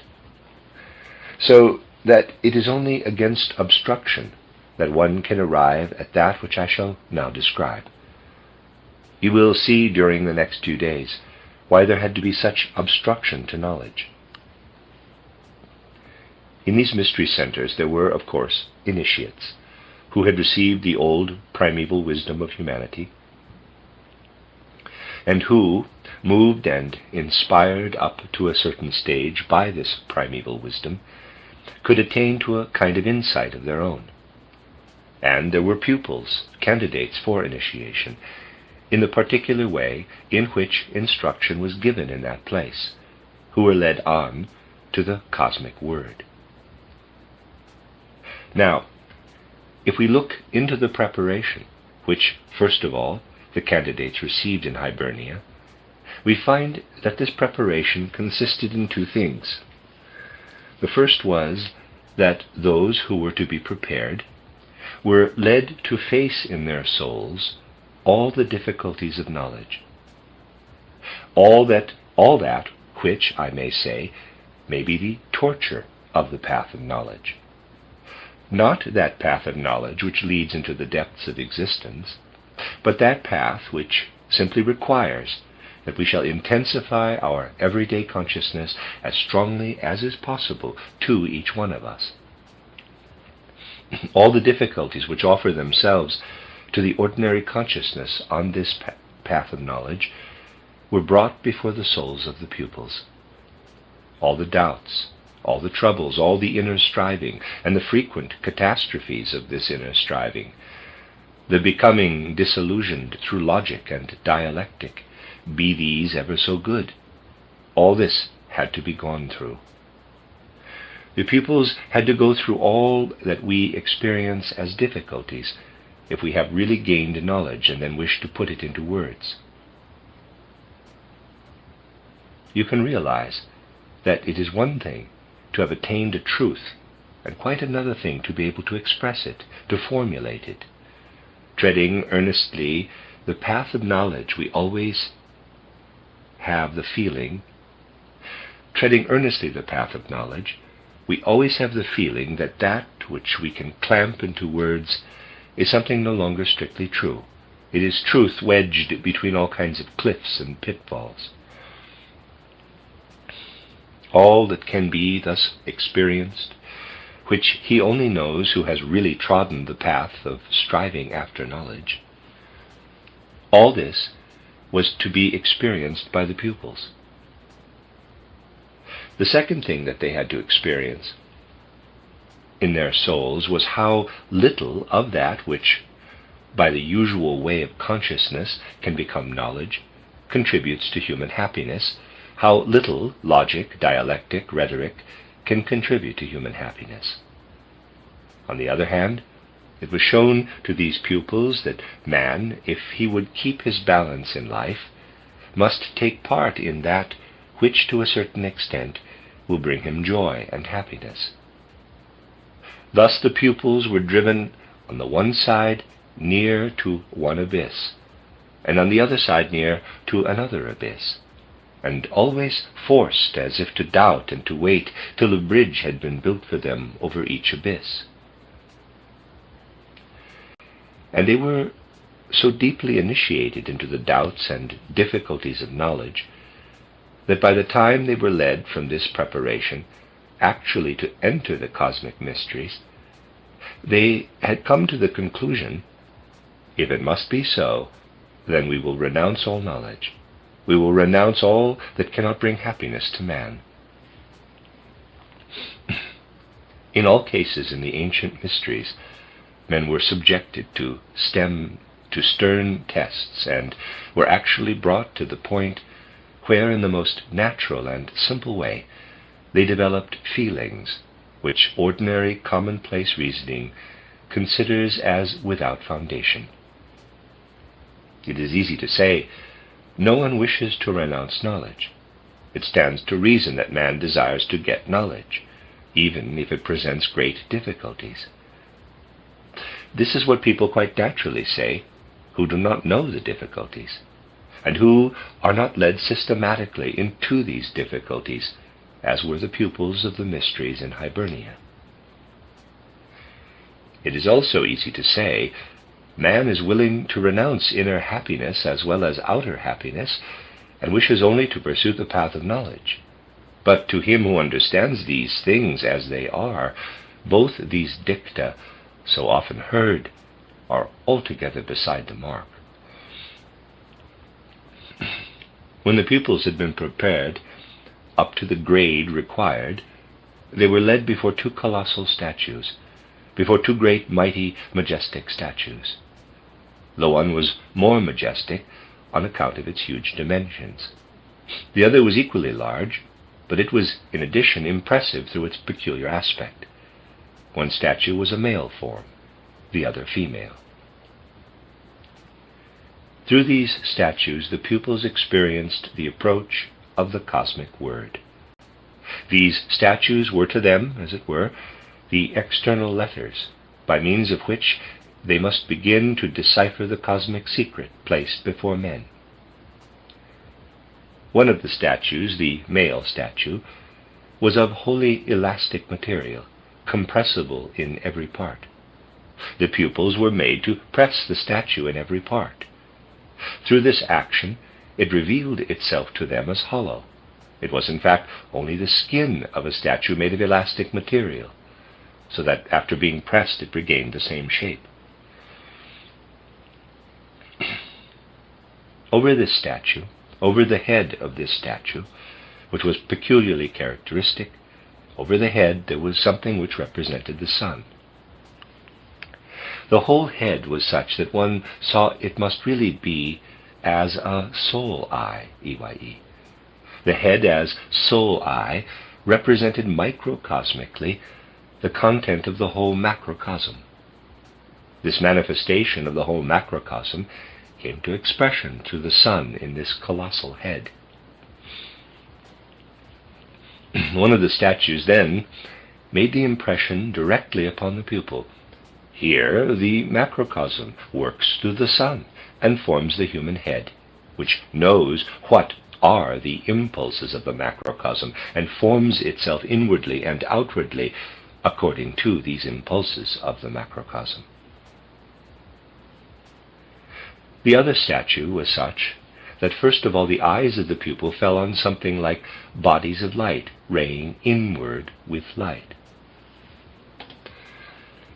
And in the midst the pupil then saw a female form, standing wholly under the influence of these rays. And the feeling came to him that the head was created out of these rays. There was something indefinite about the head. This statue was of another substance, a plastic substance, not elastic, but plastic and extraordinarily soft. The pupil was made to press it also. Every pressure he made remained. Only, always between one time when the pupil was tested before this statue and the next time, the indentations he had made were corrected, so that whenever the pupils were led to the same ceremony before this statue, the statue was always intact again. In the case of the other statue, the elastic one, the whole form recovered itself of its own accord. The impression received in the case of the second statue was that it stood wholly under the influence of the moon forces, which permeated the organism and caused the head to grow out of the organism. An extraordinarily powerful impression was made on the pupils by what they thus experienced. They were often brought before this statue. Each time the indentations were corrected. Often a group of pupils were led, at not too long intervals, before this statue. When they were led before this statue on the first occasions, soundless silence prevailed around them. They were led up to the statue by those already initiated, and were then left, the door of the temple behind being shut. They were left in their solitude. Then came a time when each pupil was taken by himself and made to test the statue, to experience for himself the elasticity of the first, and in the second case the plasticity, in which the indentations he had made remained.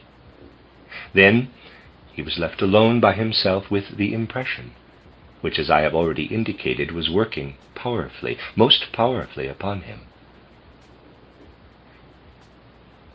And through that he had formerly gone, and through that he had formerly gone, there's a little bit of an error here, and through that he had formerly gone through along the path which I have described to you, in which all difficulties as regards knowledge, all difficulties as regards happiness were experienced. There arose in the pupil a certain longing. Indeed, to experience such things signifies much more than the mere words which I now express. Such experience signifies that one goes through a complete scale of sensations, and these sensations cause the pupil to have the most vivid longing when he was brought before these two statues, that what appeared to him as a great riddle should in some way or other become solved in his soul, that he should get to understand the nature of this riddle. On the one hand, that he should understand the nature of this riddle, and on the other hand, the problem as to what lay in the forms, and in the whole manner in which he was to relate himself to them. All this worked in a deep, strangely deep way upon the pupils, And they stood before the statues in their whole soul and in their whole spirit, as I might say a colossal question mark. Everything in them was a question. Reason asked, the heart asked, the will asked, everything asked. The man of today can still learn from these things, which were brought perceptibly before the mind in former ages. Things which today can no longer be brought perceptibly before the mind in this way, and used for initiation. He can still learn what a scale of sensations one must go through in order really to approach the truth. Truth which then leads into the secrets of the world. For even if the right way today for the student is to go through these things by an inner path of development, outwardly imperceptible to the senses, it still remains a fact that the modern student must go through the same scale of sensations, must struggle in himself through these sensations in inner meditative experience. Thus the same scale of sensations can be experienced by him which was gone through in the old manner of civilization, in those old times by men who were to be initiated. When this was gone through, the pupils were led through a kind of probation, in which both experiences worked together. On the one side, that which they had previously gone through in the preparation stage, on the ordinary path of knowledge, and on the ordinary path of happiness, and on the other side, what had become in them a great question of the whole mind, indeed of the whole man. These then had to work together. And now, because they had inwardly realized the working together of these experiences, they were led as far as possible at that time before the cosmic mysteries of the microcosm and of the macrocosm, before something of that union which we have touched upon in these lectures, which formed the content of the Artemis mysteries of Ephesus, a part of which was brought before the pupils during a kind of probation time. Thereby the great question in the minds of the pupils became intensified, so that the pupil, through the tremendous deepening which his mind experienced and endured, was actually led in this question form to the spiritual world. In actual fact, his experience brought him into that region which the soul experiences when it feels, I stand now before the power which guards the threshold. In earlier times of humanity, there were the most different kinds of mysteries,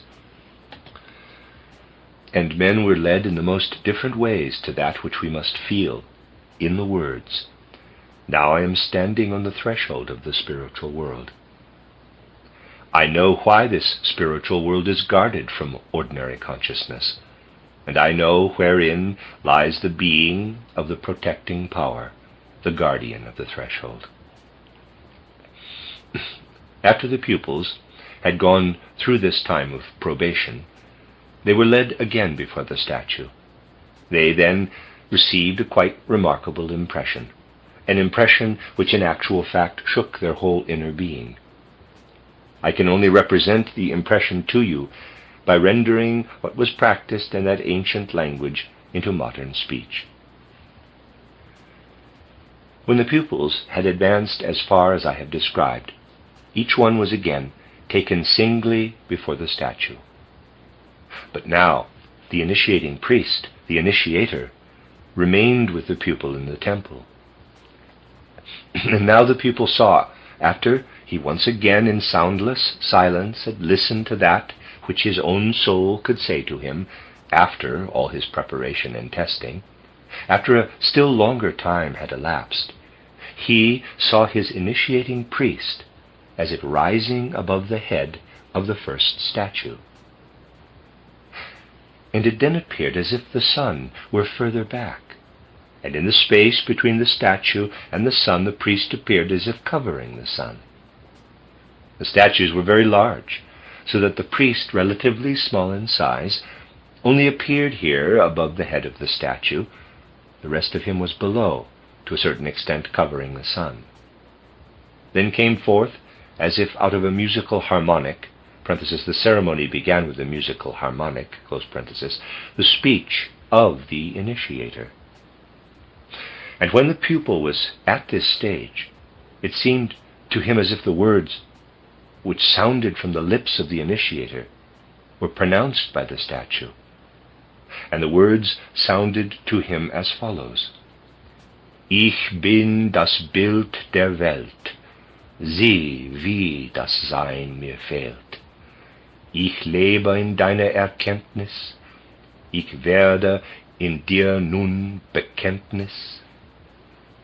I am the image of the world. Behold, I lack being. I live in thy knowledge. I become now in thee consecration. This, too, made, as you may imagine, a powerful impression on the pupil, for he had been prepared for it through that power which came to meet him in the form of this statue, and which said to him, Ich bin das Bild der Welt. Sieh, wie das Sein mir fehlt. Ich lebe in deiner Erkenntnis. Ich werde in dir nun Bekenntnis. I am the image of the world. Behold, I lack being. I live in thy knowledge. I become now in thee consecration. Through his preparation, as regards the difficulty of the ordinary path of knowledge, he was also prepared to accept this image as something which released him from those difficulties, even though he could not overcome in himself doubt as regards knowledge. And he was brought to have the feeling that he could not overcome these knowledge doubts. He was prepared inwardly, through the fact that all this had passed through his soul, to cling, as it were, with his whole soul to this image, to live with the cosmic power which was symbolized through this image, to live with this cosmic power, to give himself, so to speak, up to it. He was prepared for this because he experienced that which now came from the mouth of the priest, and which seemed to him as if this statue were simply the written character which placed before the pupil the meaning which lies in these 4 lines. After the priest had stepped back, and the pupil was left again in soundless silence, after the priest had gone out, leaving the pupil alone, a second initiator came after a little time. This one then appeared over that second statue, and again out of a musical harmonic resounded the voice of this priest initiator, and this voice pronounced the words which I give to you as follows: Ich bin das Bild der Welt. Sieh, wie Wahrheit mir fehlt. Willst du mit mir zu leben wagen, so werd ich dir zum Behagen. I am the image of the world. Behold, I lack truth. If thou wilt dare to live with me, I will be thy consolation. And now, after all these preparations, after indeed he had been led to experience inner happiness, inner fullness, I would rather say inner fullness of joy instead of happiness, because the German word Glück does not give the right meaning. After the pupil, through all that he had experienced, had been brought to feel the necessity that man should come to this inner fullness of joy, now that he, hearing what the second statue said to him, had felt this necessity, he was again on the point, not only almost, but actually on the point of recognizing the cosmic power which spoke through this second statue as that power to which he wished to devote himself. Again the initiator vanished. Again the pupil was left alone. And during this silence and solitude, each one really felt in himself At least it appeared that each one felt something, which may perhaps be expressed in the following words: I stand on the threshold of the spiritual world. Here in this physical world there is something we call knowledge, but it has really no value in the spiritual world. And the difficulties which we have in the physical world with regard to knowledge are only the physical reflection of the worthlessness of the knowledge which in this physical world one can gain of the supersensible, of the spiritual world. So he had the feeling, many say to me here in the physical world, quote, you must renounce the inner fullness of joy. You must tread the path of asceticism in order to enter the spiritual world, close quote. But that is really illusion. That is deception. For that which appears in this second statue says itself expressly, quote, behold, I lack truth, close quote.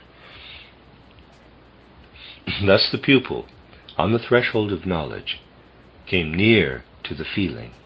One must struggle through to the inner joyful fullness of soul, of mind, shutting out that which, here in the physical world, through weak human striving, bound up with the physical body, is longed for as truth. The pupils had indeed the feeling that on that side of the threshold things must look quite otherwise than here on this side, that much that is valued on this side is worthless on that, and that even such things as knowledge and truth present a wholly different appearance on the other side of the threshold. All these were experiences which called forth in the pupil the consciousness that he had reached beyond many illusions and disappointments in the physical world. But there were also feelings which from time to time were like inwardly active flames of fire, so that he felt himself as if consumed by inner fire, as if inwardly annihilated. And the soul swung backward and forward between one feeling and the other. The pupil was, so to speak, tested in the balances of knowledge and happiness. While he went through this inner experience, it was to him as if the statues themselves desired to speak.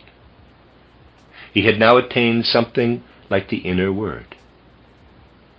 It was as if the statues themselves would speak. One statue said, I am knowledge, but what I am has no being. And now the pupil was wholly filled, one might say, with this feeling of radiating fear. What man has of ideas is only idea. There is no being in it. Let man exert his human head, so the pupil felt. He certainly reaches ideas, but he never reaches being.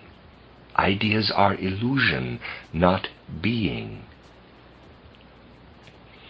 And the other statue, as if speaking, said, I am fantasy, but what I am has no truth.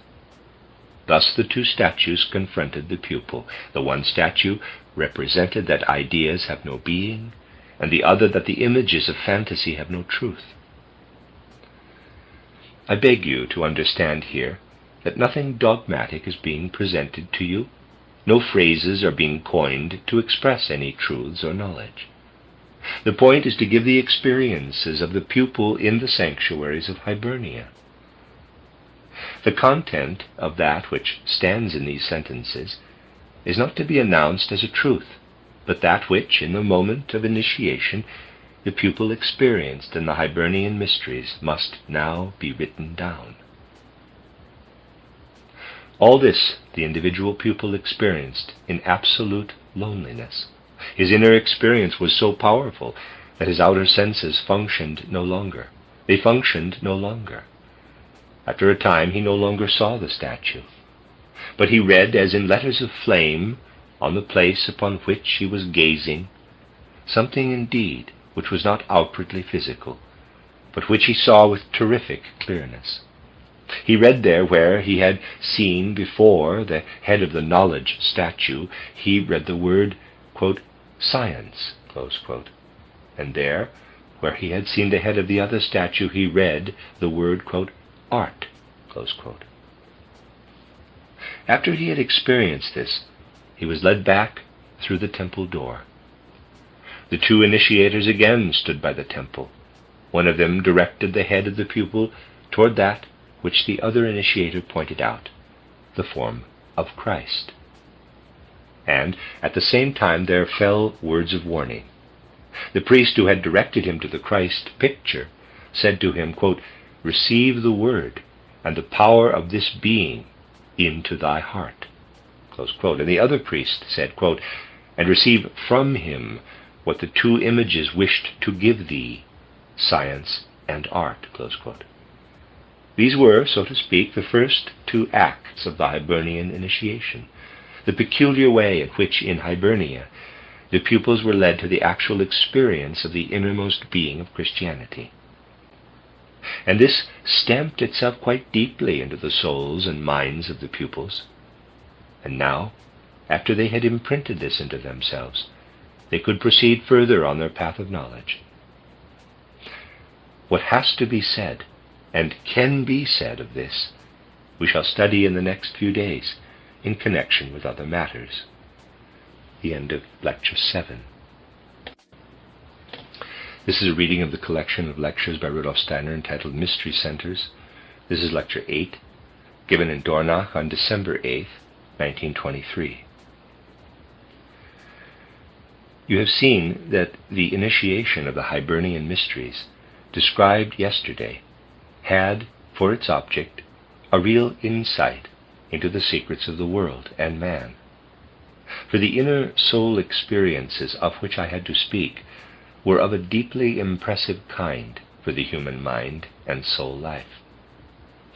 They really concern everything which leads man along the path into the spirit world, so that by means of specially impressive inner experiences he attains to certain conquests, essentially strengthens his own power through these conquests, and thereby, by one way or another, presses through into the spirit world.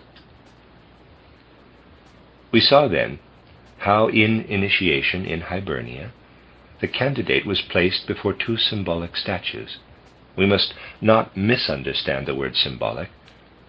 I described to you, firstly, the nature of these statues, and secondly, through what sensations and soul experiences the pupil was conducted on the occasions for contemplation of these statues. Now you must be quite clear on this point. The impression that one receives from such majestic statues, in circumstances such as I have described, is of course not to be compared with that which one receives through description only, but is an extraordinarily powerful inner impression. Hence it was possible that after the pupil had gone through all that I have described, the initiator was able to cause the experiences he had gone through in the presence of each individual statue to echo for a long while in his mind. The pupil was simply kept to this, that which he had experienced through the male statue, through the female statue, echoed in him. For weeks together these things are determined by the karma of the pupil, sometimes longer, in many cases shorter. The pupils were kept above all to feel the echo of the one, of the male statue. The tests of which I spoke yesterday were first made in the case of both statues, for the impressions which were made by both statues had to flow together into the deepest soul life of the pupil. Yet the pupil was held in the most intense fashion to the experience of the impression which he had received from the male statue. And I will now describe the impression as it echoed in him. Of course, for this we must use words which are not coined for initiation experiences such as these. Hence, much that is expressed in these words must be realized according to its true inner significance. That which the pupil at first experienced when he gave himself up to the impression from the male statue was a kind of soul freezing, an actual benumbing of soul, a soul stiffening, which came over him more and more the oftener he allowed these things to echo within him, a soul numbness, which felt like a bodily numbness. In the intervening periods of time, the pupil might certainly care for what is necessary for life, but his soul was again and again brought into this echo, and he then experienced this numbness. This numbness brought about an alteration of his consciousness. It was certainly a very stern initiation, even if it no longer recalled the ancient form of the primeval mysteries. One cannot say that the consciousness was dulled, but the pupil became aware, quote, "The state of consciousness into which I have come is one to which I am wholly unaccustomed. I can actually at first make no use of it. I can make nothing of it." Close quote. The pupil really only felt that this state of consciousness was filled with a sensation of numbness. But presently he felt that that which was benumbed in him, in fact he himself, had been taken up by the cosmos. He felt as if transported into the expanses of the universe. He could say to himself, quote, "The cosmos receives me." Close quote. Then something quite extraordinary came to him, not a vanishing of consciousness, but an alteration of consciousness. When the pupil had experienced this kind of numbness for a sufficiently long time, the initiators had to take care that it was a sufficiently long time. When the pupil had experienced this kind of numbness, and this being taken up by the cosmos, so that he said to himself somewhat as follows, quote, "The rays of the sun, the rays of the stars are drawing me. They are drawing me out into the whole cosmos, yet I remain actually together within myself." Close quote. When the pupil had experienced this long enough, he attained a remarkable perception. He now actually learned to know whence arose this consciousness which had come upon him during the numbness. For now he received, according to his experiences, echoing from this or that, the most manifold impressions of winter landscapes. Winter landscapes were before him in the spirit. Winter landscapes in which he looked into whirling flakes of snow which filled the air. All, as has been said, seen in the spirit. Or landscapes where he gazed into forests, where snow lay pressing down the trees or the like. Really, things which, as has been said, recalled that which he had seen here or there in life, and which always gave him the impression of reality. So that he felt, after he had been taken up by the cosmos, as if his own consciousness conjured up whole wanderings in time through winter landscapes. And at the same time he felt as if he were not in his body, but nevertheless in his sense organs. He felt his being in his eyes, he felt his being in his ears, he felt his being also on the surface of his skin. Here, especially when he experienced his sense of feeling, his sense of touch spread out over his skin, he perceived, quote, "I have become like the elastic but hollow statue." Close quote. And he felt an inner union of his eyes, for example, with these landscapes. He felt as if this whole landscape that he gazed upon were active in each eye, as if it worked everywhere into his eye, as if his eye were an inner mirror for all that which appeared outside. But there was something more that he felt. He did not feel himself as a unity, but in very fact he felt his ego multiplied as many times as he had senses. He felt his ego multiplied 12 times. And because he felt his ego multiplied 12 times, there came to him this remarkable experience, so that he said, quote, "There is an ego that sees through my eye, there is an ego that works through my sense of thinking, and my sense of speech, and my sense of touch, and my sense of life. I am really split up in the world." Close quote. From this arose a living longing for union with a being out of the hierarchy of the angels, in order that from this union with the being out of the hierarchy of the angels, he should receive ability and power to control this splitting up of the ego into the individual sense experiences. And out of all this there arose in his ego the experience, quote, "Why have I my senses?" close quote. This whole peculiar experience was such that the pupil felt how all that is connected with the senses and with the nerve continuations of the senses inwardly and is one with the inner being of man, how that this is related to the actual surroundings on earth. The senses belong to the winter. This is what the pupil felt. In this whole life, which he went through in the changing winter landscapes, which, as has been said, recalled that which he had seen in life, but which with great beauty rayed from the spiritual toward him, out of all this experience the pupil gained a unified condition of soul. This unified condition of soul had the following content: I have experienced in my mystery winter wandering that which in the cosmos is actually past.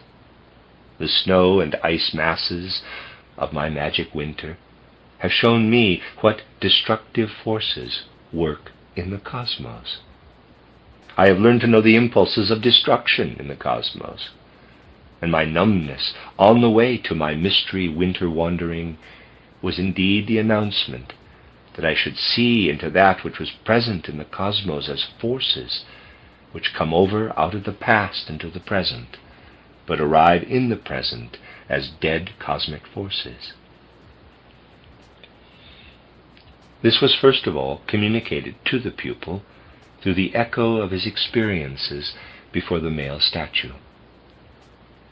Then he was brought to the echo of his experiences with the statue, which was plastic, not elastic. And it was as if he now fell, not into an inner numbness, but into an inner condition of heat, as into a fever condition of the soul, into a fever condition of such a nature that things which have power, because of their inner nature, to work on the soul, manifested themselves first as bodily symptom complexes. The pupil felt as if he were being inwardly pressed, as if everything were pressing hard, his breath were pressing hard, his blood in every direction were pressing too hard. The pupil experienced a great anxiety, even to a deep inner distress of soul. In this deep soul distress, the second thing arose which he had to experience, and that which was born for him out of the soul distress can be clothed somewhat in the following words. Quote, I have something in me which in my ordinary earth life is claimed by my corporality. This must be conquered. My earth ego must be conquered. Close quote. This impression lived powerfully in the consciousness of the pupil. Then, when he had, for a sufficiently long time, experienced this inner condition of heat, this inner distress, this feeling that the earth ego must be conquered, there arose in him something by which he knew that it was not the earlier state of consciousness, but it was a state of consciousness well known to him, the state of consciousness in dreaming. While, in the case of the first, which arose out of a numbness, he had clearly the feeling that he was in a condition of consciousness which he did not know in ordinary life, he now recognized in his condition of consciousness a kind of dreaming. He dreamed, but he dreamed in contrast to that which he had dreamed earlier, and again in reminiscence of that which he had experienced, the most wonderful summer landscapes. But he knew that these were dreams, dreams which affected him with an intense joy or an intense pain, according to whether that which came to him out of the being of summer were either sorrowful or joyful, but withal with the possession with which a man is possessed by dreams. You only need to remember what is possible to a dream which first rises in pictures, out of which you wake with a beating heart, hot and in anxiety. This condition of being inwardly possessed made itself known to the pupil, in a quite elementary, natural way, so that he said to himself, quote, "My inner being has brought the summer as a dream to my consciousness, the summer as a dream," close quote. The pupil now knew that that which was there as magic summer before his consciousness, in continuous change, may be likened to the impulses from the vast future of the cosmos. But now he did not feel himself as he did before, dismembered into his senses as a multiplicity. He felt himself now truly drawn together as into a unity. He felt himself as drawn together into his heart. This is the culmination, the highest point to which he attained, this being drawn together into his heart, this inner self-possession and feeling of kinship in his innermost human nature, not with the summer as one sees it externally, but with the dream of this summer. And following on, the pupil said to himself, quote, "In that which the dream of summer gives, which I inwardly experience in my human being, in that lies the future," close quote. When the pupil had gone through this experience, there came to him the experience that these two conditions followed each other. He looked, let us say, upon a landscape consisting of meadows, ponds, and small lakes. He looked upon ice and snow. This changed into whirling, falling snow, like a mist of snowflakes. This prospect gradually grew dimmer and finally vanished into nothing. In the moment when it vanished into nothing, when he felt himself to a certain extent in empty space, in that moment the summer dreams rose on the threshold, and the pupil had the consciousness, quote, "Now past and future meet in my own soul life," close quote. And from now onward, the pupil learned to look on the outer world, and to say of this outer world as a permanent truth for the future, in this world which surrounds us, in this world from which we derive our corporality, in this world something continually is dying. In the winter crystals of the snow, we have the outer sign of the spirit which is continually dying in matter. As men, we are not yet fully in the condition to feel this dying spirit, which is rightly symbolized in outer nature in snow and ice, unless initiation has taken place. But if initiation has taken place, then man knows that the spirit dies continually in matter, announces itself in freezing and frozen nature. Annihilation exists here everywhere. Out of this annihilation, first of all, something like nature dreams are born. And nature dreams contain the germs for the world future. But world death and world birth would not meet if man did not stand between them. For if man did not stand between them, as I have said, I am describing to you simply the experiences which the pupil of the Hibernian initiation inwardly went through. If man did not stand between them, the actual processes into which the pupil gazed by means of the new consciousness born of the numbness would be an actual world death, and the dream would not follow the world death. No future would result out of the past. Saturn, Sun, Moon, Earth would be there, no Jupiter, no Venus, and no Vulcan. In order that the future of the cosmos may join itself to the past, man must stand between past and future. The pupil knew this directly out of what he experienced. That which the pupil had lived through in this way was now summarized for him by his initiators. The first condition, which he had gone through when he had gone through numbness, when he felt himself sucked up by the cosmos, was summarized for him by his initiators in words which I may give you somewhat in the following way in the German language. In den Weiten sollst du lernen, wie die Blau der Ätherfernen erst das Weltensein entschwindet und in dir sich wiederfindet. In spaces far and wide shalt thou learn how in blue of ether distance world-being first vanishes and finds itself again in thee. In these words were the experiences which had been gone through, actually summarized.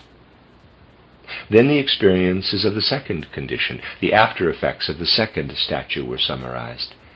In den Tiefen sollst du lösen, aus dem heiß erflebernden Bösen, wie die Wahrheit sich entzündet und durch die im Sein sich ergründet. In the depths shalt thou solve the riddle of fever-heated evil, how truth is enkindled and through thee finds foundation in being. Remember that at the stage at which I spoke at the end of yesterday's lecture, the pupil was dismissed with the words which appeared in the place of the two statues, with the words science, art. Science appeared in the place of the statue, which actually said, quote, I am knowledge, but I lack being, close quote.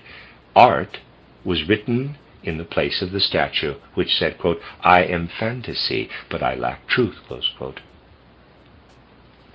And the pupil had experienced all the difficulty, all the inner fearful difficulty, because inwardly, full of desire, he had actually chosen something else instead of knowledge. For it had become quite clear to him, concerning knowledge, which is acquired on earth, only ideas, only images belong to it. Being is lacking. The pupil had now experienced the after effects. Out of the after effects he had learned to know that man must find being for the knowledge he has acquired by losing himself in cosmic spaces. In spaces far and wide shalt thou learn how in blue of ether distance world-being first vanishes and finds itself again in thee. For this was in fact the sensation. He rushes out, as it were, into ether distances, which are bounded by the blue of space. He unites himself at last with this blue of the far distances. But then that which was earth is so scattered into the far spaces that it is as if changed into nothingness. And the pupil learned to experience annihilation in gazing upon the magic winter landscape. And he knows now that it is man alone who can hold himself upright in these far spaces, which lead away into the blue ether distances. The tendency of fantasy to disregard truth, that very tendency to be contented with a relationship to the truth which does not include truth but runs amok in arbitrary subjective pictures, this tendency the pupil had experienced. But now, out of the dreamlike, magical summer experience, he had gained the insight, can carry out into the world that which, as creative fantasy, arises in me. Out of my inner being, like the pictures of fantasy, grow imaginations of plants. If I had only the pictures of fantasy, I should be a stranger to that which is around me. If I have imaginations, there grows out of my own inner being that which I then find in this plant or that plant, in this animal or that animal, in this man or that man. All that I find in my inner being clothes itself in something that is external to me.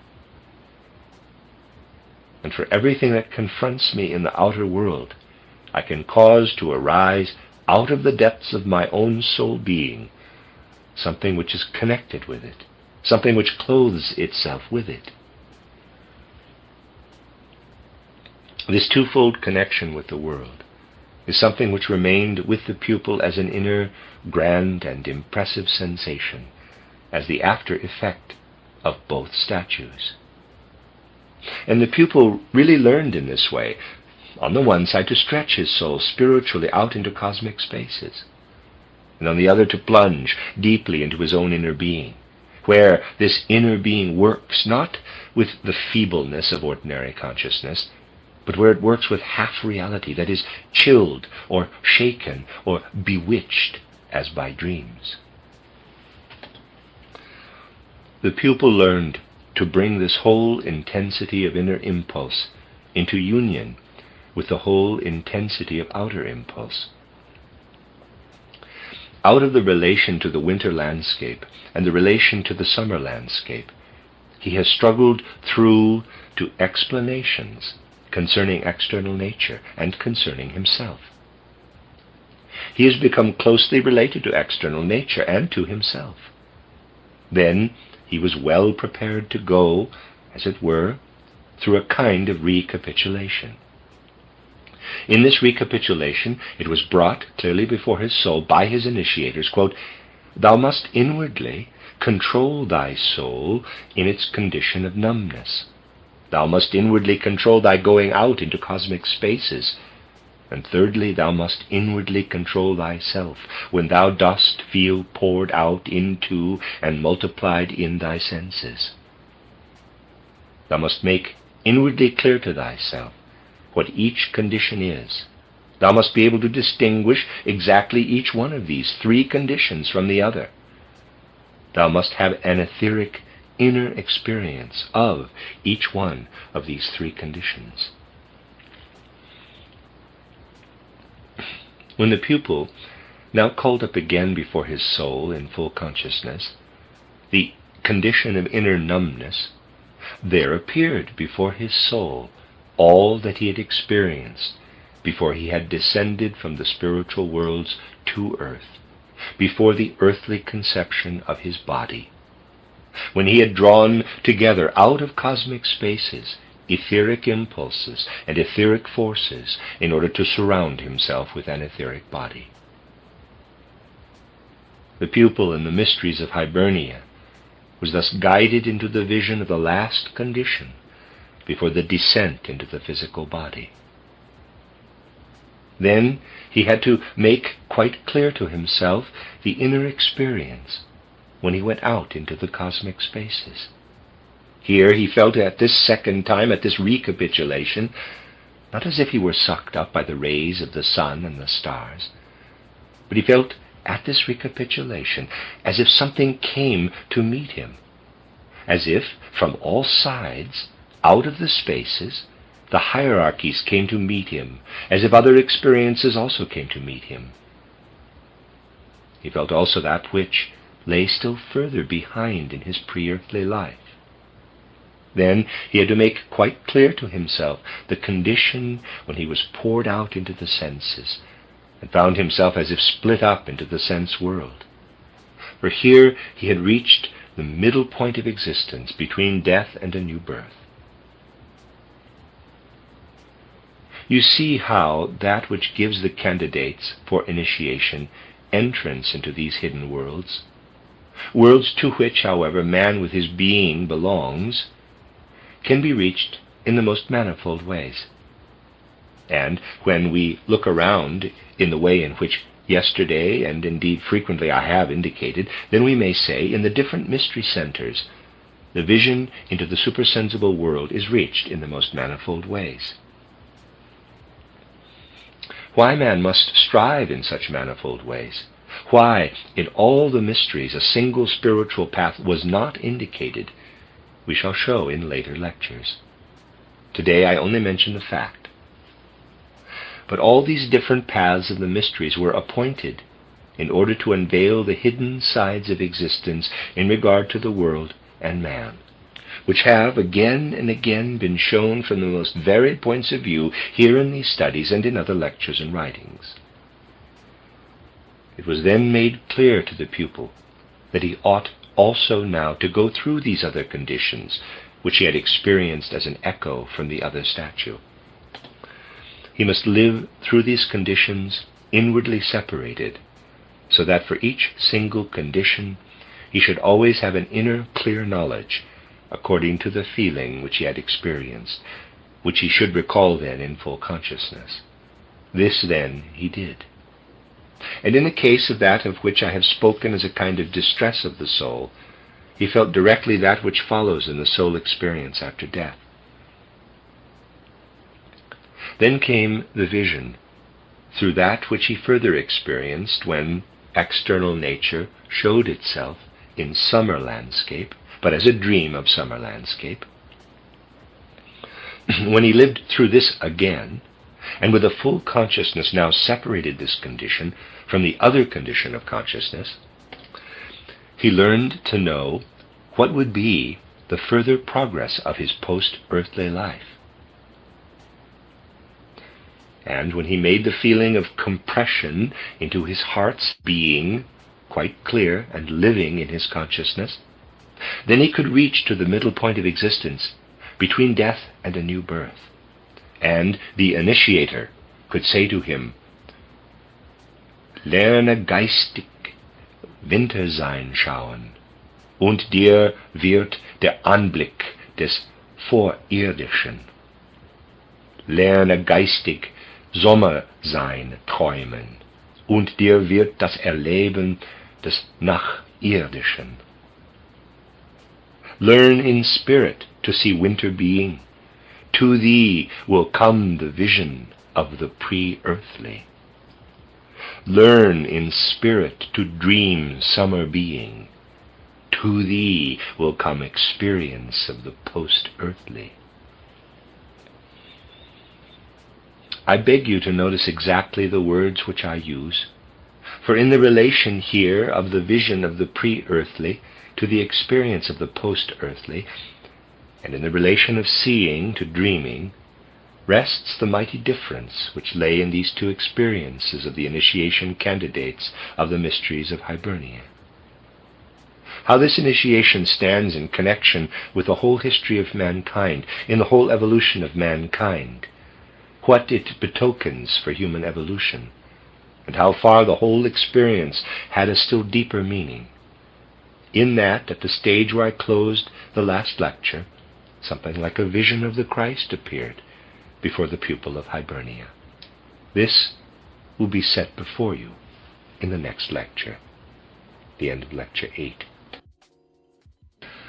This is a reading of a collection of lectures by Rudolf Steiner entitled Mystery Centers, and this is Lecture 9, given in Dornach on December 9th, 1923. I have related to you different things concerning the nature of the Hibernian mysteries, and you saw in the last lecture that the peculiar path of evolution which men pursued on the island of Ireland led them to gain an insight, first of all, into what is possible to the human mind, into what the human mind can experience through its own inner activity. You must now consider how, through all the preparatory exercises which those about to be initiated had to go through, it was possible that, as by magic, landscapes, as they are usually spread out before human senses, were conjured up before these senses. No religious or fanciful hallucinatory impressions were thus given, for that which man was accustomed to look upon appeared before the soul as from behind a veil, concerning which he knew very well something was behind. And it was the same in regard to the gazing into his own inner being in the case of the enchanted vision of the dreamlike summer landscape. The pupil was prepared beforehand to have imaginations which were connected with that which he otherwise saw with his outer senses. But he really knew when he had these imaginations that he was about to penetrate further by means of these imaginations to something quite different. I have shown you how the pupil penetrated through to the vision of the time before earthly existence and to the time after earthly existence, by vision forward to the time after death as far as the middle point between death and a new birth, and by vision backward into the time which immediately preceded the descent to earth, again to the middle point between death and a new birth. But something still further happened. Because the pupil had been led further to sink himself deeply into that which he had gone through, and because his soul was strengthened through the vision of the pre-earthly and of the post-earthly life, because he had gained insight into nature dying and continually being reborn, because of all this, he could with yet stronger inner power and energy sink himself into what had happened through the numbness, through his being taken up into world spaces, through floating out into the blue ether distances, and again through what had taken place when he felt himself a personality only within his senses, when he, so to speak, received nothing through the rest of his whole being as man, but only received anything from existence through the eye, or in the auditory tract, or in the sensation of feeling, etc., when he thus became completely a sense organ. The pupil had learned to revive these conditions in himself with strong inner energy, and out of these conditions to allow that to come over him which worked a still further result. When all this was indicated to him, after he had gone through all that which I have described, quite voluntarily and inwardly, to bring again before himself the condition of inner numbness, so that he felt as it were his own organism as a kind of mineral thing, that is to say, as something quite foreign to him, when he felt his external being, his bodily being, as a thing strange to him, and the soul, as it were, only floating around, ensheathing this mineral thing, then, in the condition of consciousness which resulted, he received a clear vision of the moon existence, which preceded that of the earth. You remember how I have described this moon existence in my occult science, and in many different lectures. That which has there been described arose in the consciousness of the pupil. It was actually present before him. This ancient moon existence appeared to him as a planetary existence, actually at first only in a fluid condition, but not like the water of today. Rather, I might say, as if gelatinous, like something coagulated. And the pupil felt himself within it. He felt himself organized in this half-soft mass, and he felt the organization of the whole planet streaming out from his own organization. But you must make clear to yourselves the difference between experience of that time and experience today. Today we feel ourselves, to some extent, bounded by our skin, and we say, indeed, that as men we are that which is inside the skin. It is, of course, a mighty mistake, for as soon as we consider that which is in the form of air in man, the foolishness is evident of feeling ourselves limited by the skin.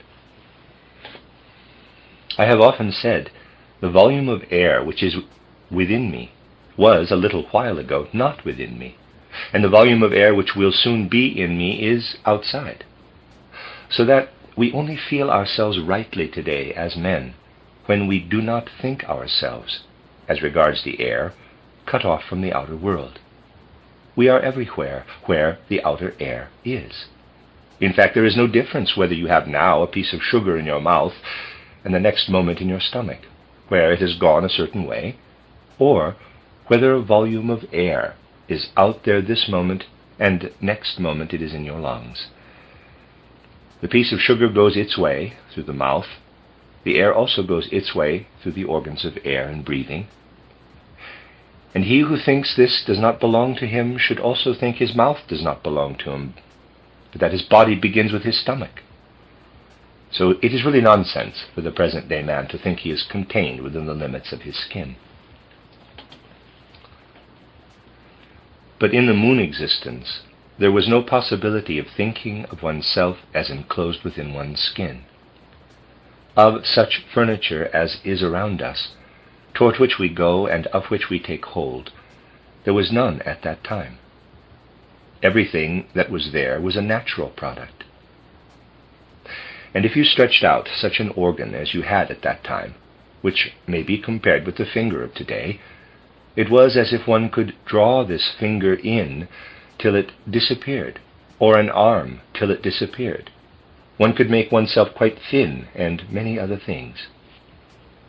Today, when you take hold of a table, you do not feel as if the table belonged to you. If a man seized anything then, he simply felt it belonged to him, as the air volume now belongs to him. So actually man's own organization was felt only as a piece of the whole planet, moon existence. All this arose before the consciousness of the Hibernian pupil. He received the impression that the gelatinous fluid was only a condition of the moon organization at a particular time. There were certain epochs in the old moon organization when, within the gelatinous material, something arose which was physically much harder than our hard things today. It was not, however, mineral, as the present-day emerald or corundum or diamond is mineral. It was just hard, horny material. There was, at that time, nothing mineral in the present sense of crystallization or the like. That which was hard as a mineral was of a hard, horny nature.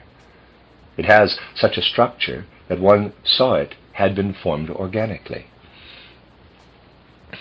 Today we should not speak of the crystal formation of a cow's horn, because we know that a cow's horn is what it is through organic agency. Similarly with deer or the like, all bone matter is the same.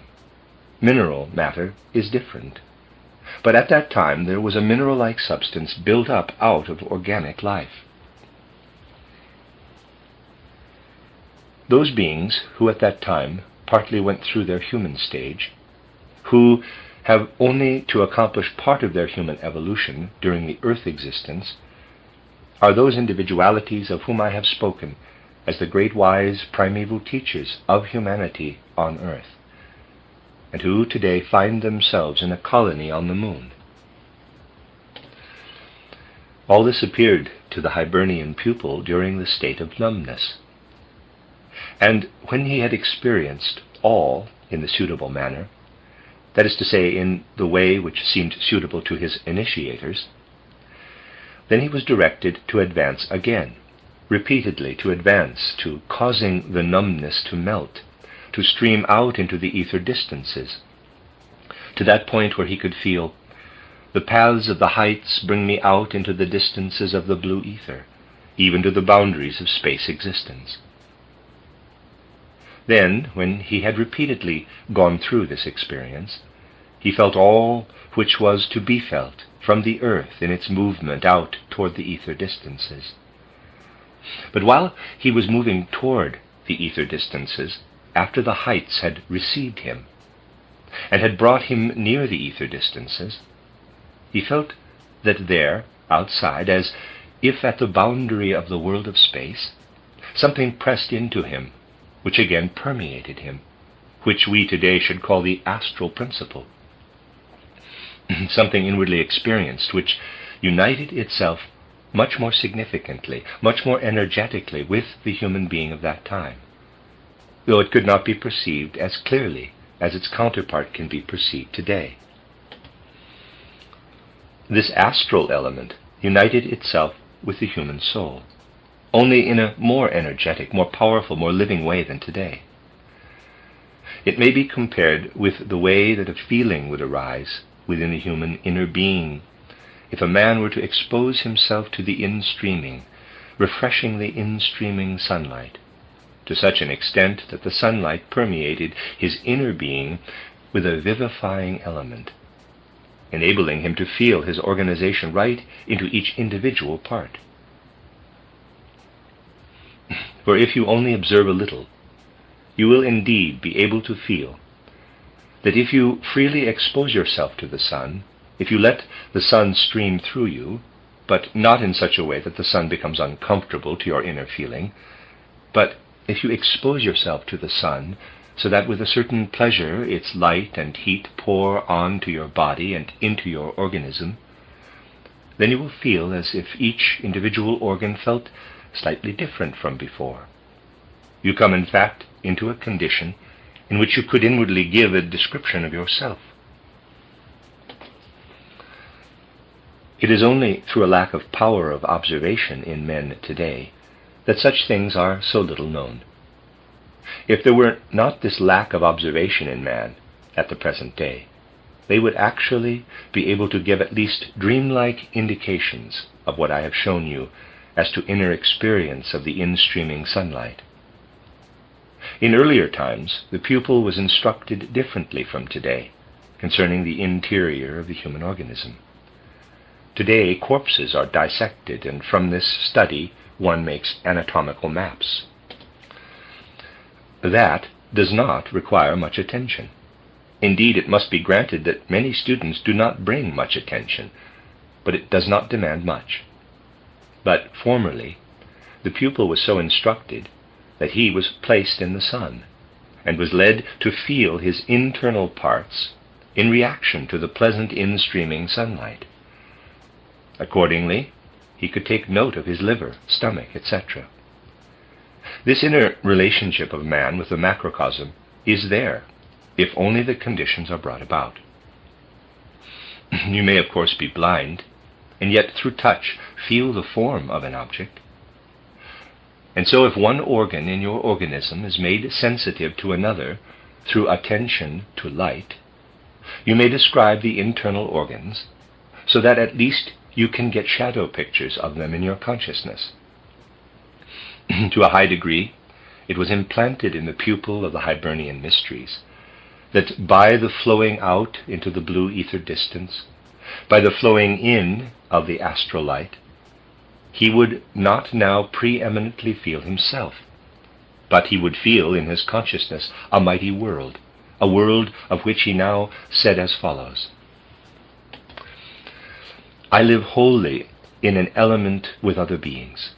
This element is really nothing but nature goodness, for I feel streaming into me from all around, out of this element, parenthesis, forgive that I use a mode of speech only possible in later times, close parenthesis, out of this element in which I swim as a fish in water, but myself also only consisting in quite volatile, imponderable elements, I feel how, out of this planetary element from all sides, comes this pleasant in-streaming.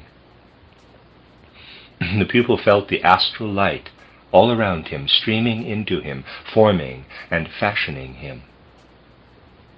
This element is pure nature goodness, thus he might have spoken. For from all around something is being given to me. I am really surrounded by pure goodness. It is goodness, but a nature goodness which is all around me. But this nature goodness is not only goodness, it is creative goodness. For it is that which at the same time, with its powers, causes me to exist, gives me form, and sustains me insofar as I swim, hover, move in this element. Thus the impressions which were produced were of a natural moral character. To compare with something of the present day, we might say, if a man had a rose before him and could smell it, and out of inner truthfulness and honesty say, quote, divine goodness, which is spread out in the whole earth planet, flows also into this rose. And because this rose communicated its essence to my organ of smell, I smell the living divine goodness in the planet, close quote. If a man today with inner honesty could say such a thing when inhaling the scent of the rose, then he would experience something like a weak shadow of that which formerly, as complete life element, was experienced by the individual man. And that was the experience of the sun existence, which preceded the moon existence. Thus the pupil could experience the sun existence and the moon existence, which preceded the existence of our earth. And further, when the pupil had been led to it, to feel himself only in his senses, when he had experienced something like the stripping off of his whole organism, and lived only in the experience in the senses, so that he actually lived in his eye, in his auditory tract, in his whole sense of touch. Then he perceived that which I have described in my occult science as the Saturn existence, as the existence where man lived and moved in the heat element, in the differentiated heat element. It was as if he did not feel himself as flesh and blood, as bones and nerves, but merely as an organism of heat amidst other heat, as planetary Saturn heat. He perceived heat when the outer heat was of a different degree from the inner heat. Moving in heat, living in heat, sensing heat against heat, this was the Saturn existence. And this experience was gone through by the pupil when he was drawn into his senses. These senses themselves were not so much differentiated as today. The perception of heat against heat, of life through heat, of life in heat, was the most important thing. But there were moments when man, himself a heat organism, approached another heat organism or heat mass, when, through the contact, he felt in himself something like a springing up of flames. He was now in an element not merely of heat, which streams and moves and surges. He was suddenly something like a flaming thing, also something like a moving sensation of taste, taste not only as on the tongue. That organ, of course, did not exist at that time, but taste which a man feels in himself, but which is kindled by contact with another body, which also imparts something of itself. The Saturn existence had become active in the pupil. You see, therefore, that in the Hibernian mysteries, the pupil was led into the past existence of our own Earth planet. He learned to know Saturn, Sun, and Moon existence as the successive metamorphoses of the Earth existence. And then he was repeatedly stimulated to live through the experience which now led him into his own inner being. First, to experience again what I have described as the sensation of inner pressure, as if he were pressed together by the feeling of his own center, as if the air in him became condensed, so that if we would compare the condition with something corresponding to the experience of a man today, we could compare it with the feeling that he could not get his breath out. It pushed and pressed in on him on every side. That was the first condition, and the pupil, again, by external voluntary effort, had to reawaken it in his soul. And if he did this, if he actually came into the dream condition of which he had earlier been capable, of dreaming in the waking state of nature existence as summer landscape, if he came into this condition, then at a particular moment he had suddenly a quite peculiar experience. If I am to characterize this experience for you, I must do it in a somewhat roundabout way. Think, then, as man of the present day, you come into a warm room. You feel the heat. You come out, and if it is 5 or 10 degrees below zero, you feel the cold. You feel the difference between heat and cold, but you feel it bodily. You do not unite it with your soul. And as earthman, when you come into a warm room, you do not always have the feeling, here in this room something has spread itself abroad like a great spirit, which encircles me with love. You experience this heat as something bodily pleasant. You do not experience it as something for the soul. It is the same with the cold. You freeze, your body freezes, but you have not the feeling. Out there, through particular climatic conditions, demons come in all directions toward you, which whisper to you something so frosty that you are also cold in the soul. Physical heat is not at the same time something belonging to the soul, because you do not feel intensely the nature-soul experiences as earthman with ordinary consciousness. As earthman, you can warm yourself in the friendship, in the love of another human being. You may feel chilled by his frostiness, or perhaps by his commonplace nature, but by such experiences we mean something belonging to the soul. Only think how little the physical earthman of today is inclined to say when, in summer, he steps out into the hot, sultry air, "Now the gods love me." Nor how little the man of today is inclined to say when he steps out into the wintry cold, "Now only those sylphs fly through the air who are frosty and commonplace in the sylph world." Those are the expressions which we do not hear at all today. Now you see, this sensation which I wish to indicate, parenthesis, this is why I said that I had to explain the thing in a roundabout way, close parenthesis, this sensation, when the pupil experienced that inner feeling of pressure, resulted as a matter of course. All that he felt as heat, he felt at the same time as soul heat, as well as physical heat. This was because with his consciousness he was transported into the Jupiter existence, which will arise out of the earth existence. For we shall only become Jupiter men if we unite physical heat with soul heat. As Jupiter men we shall come to this. If we caress in love a human being, or it may be a child, we shall be to that child at the same time an actual pourer forth of heat. To pour forth love and heat will not be separated as now.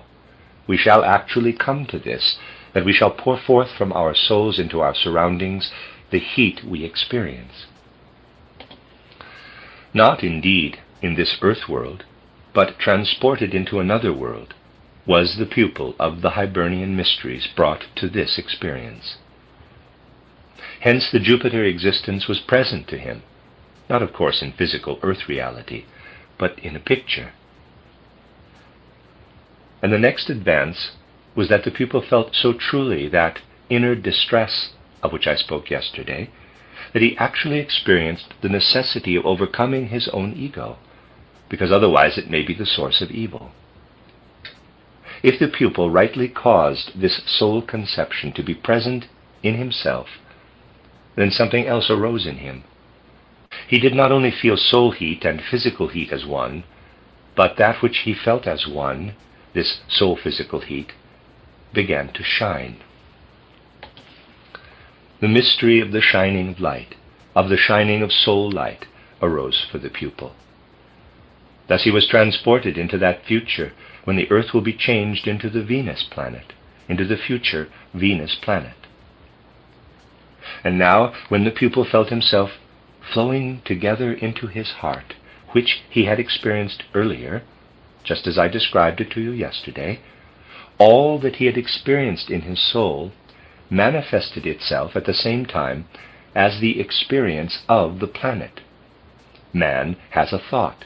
The thought does not remain within the skin of the man. The thought begins to resound. The thought becomes word. That which the man lives forms itself into word. In the Vulcan planet, the word spreads itself out. Everything in the Vulcan planet is speaking, living being. Word sounds to word. Word explains itself by word. Word speaks to word. Word learns to understand word. Man feels himself as the world understanding word, as the word world understanding word. While this was present before the candidate for initiation in Hibernia, he knew himself to be in the Vulcan existence, in the last metamorphosed condition of the Earth planet. So you see that the Hibernian mysteries really belong to those which we are entitled to call in spiritual science the great mysteries, for that into which the pupils were initiated gave them a survey, an outlook over human pre-earthly and post-earthly life. It gave them at the same time a survey over cosmic life, into which man is woven, out of which in the course of time he is born. The human being learned thus to know the microcosm, that is, to know himself as spirit, soul, bodily being in connection with the macrocosm. He learned also to know the coming into being, the weaving, the arising and passing away, and the changing, metamorphosing itself of the macrocosm. These Hibernian mysteries were great mysteries.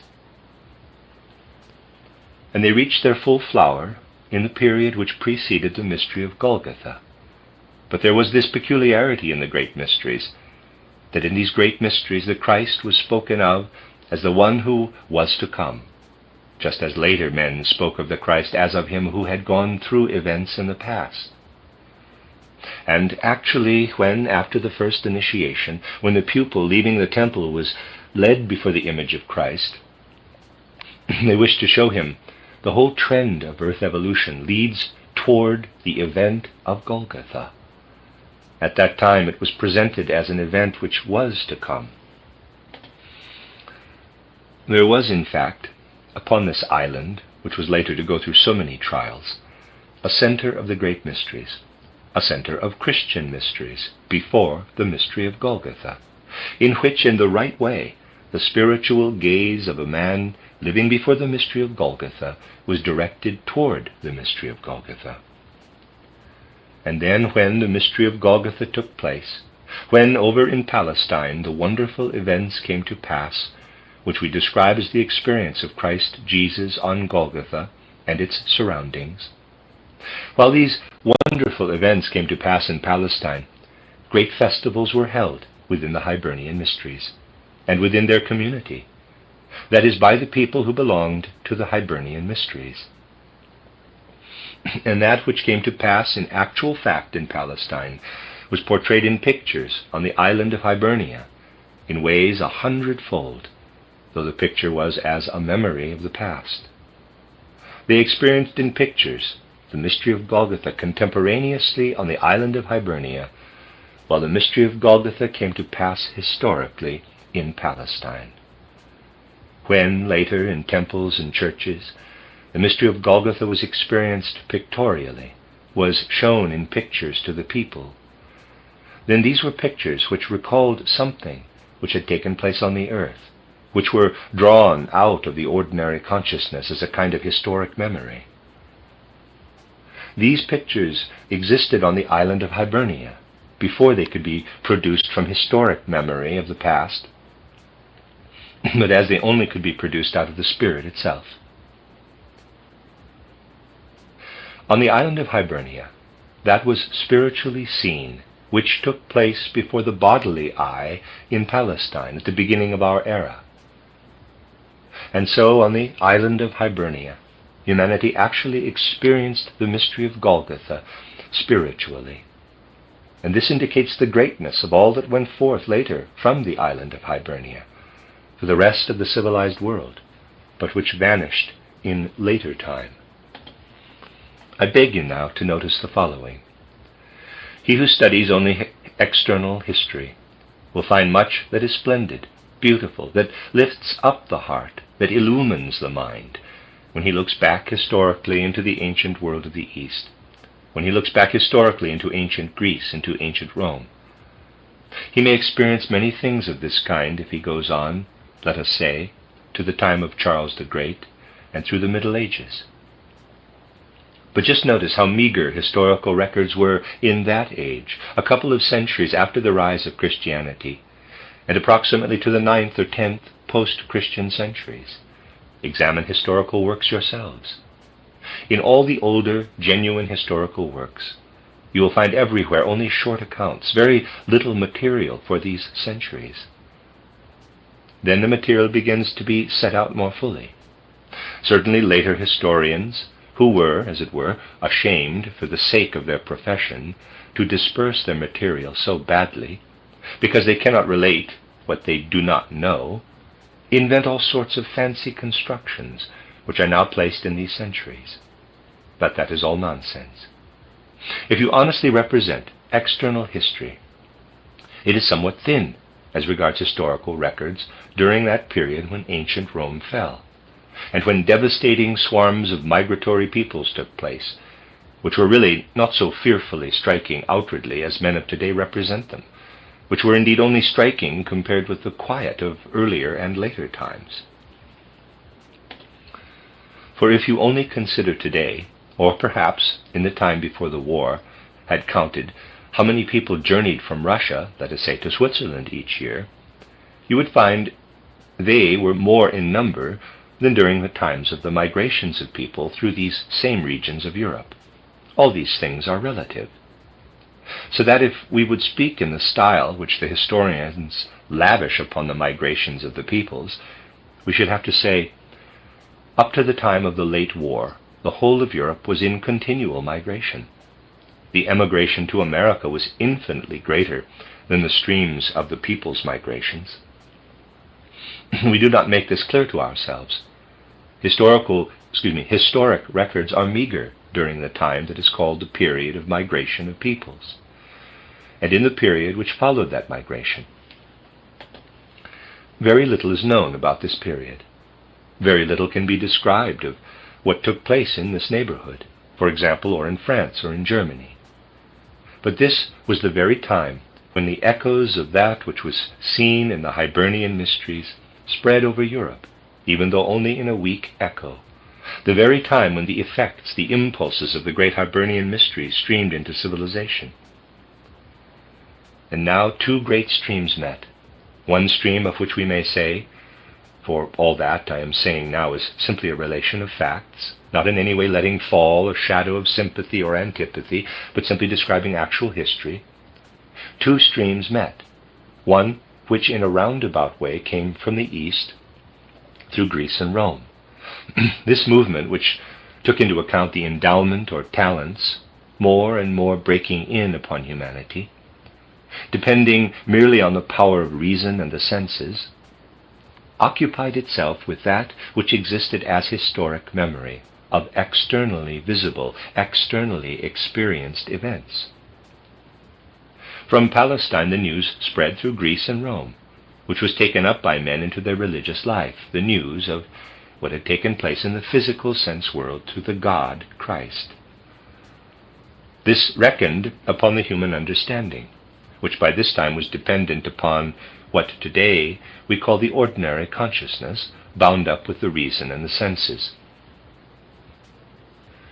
This stream spread in the most magnificent way, but it finally overwhelmed that stream which came over from the west, from Hibernia, which, as a last echo of the ancient instinctive earth wisdom, relied on the ancient treasures of wisdom of humanity, which were now to be illuminated by the new consciousness.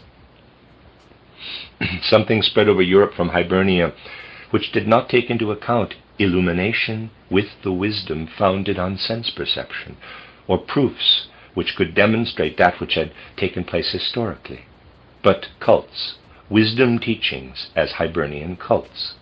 Hibernian wisdom teachings spread abroad which were based on illumination from the spiritual world. From the spiritual world even at the identical time when, as in the case of the mystery of Golgotha, the event was taking place in physical reality on another spot of earth.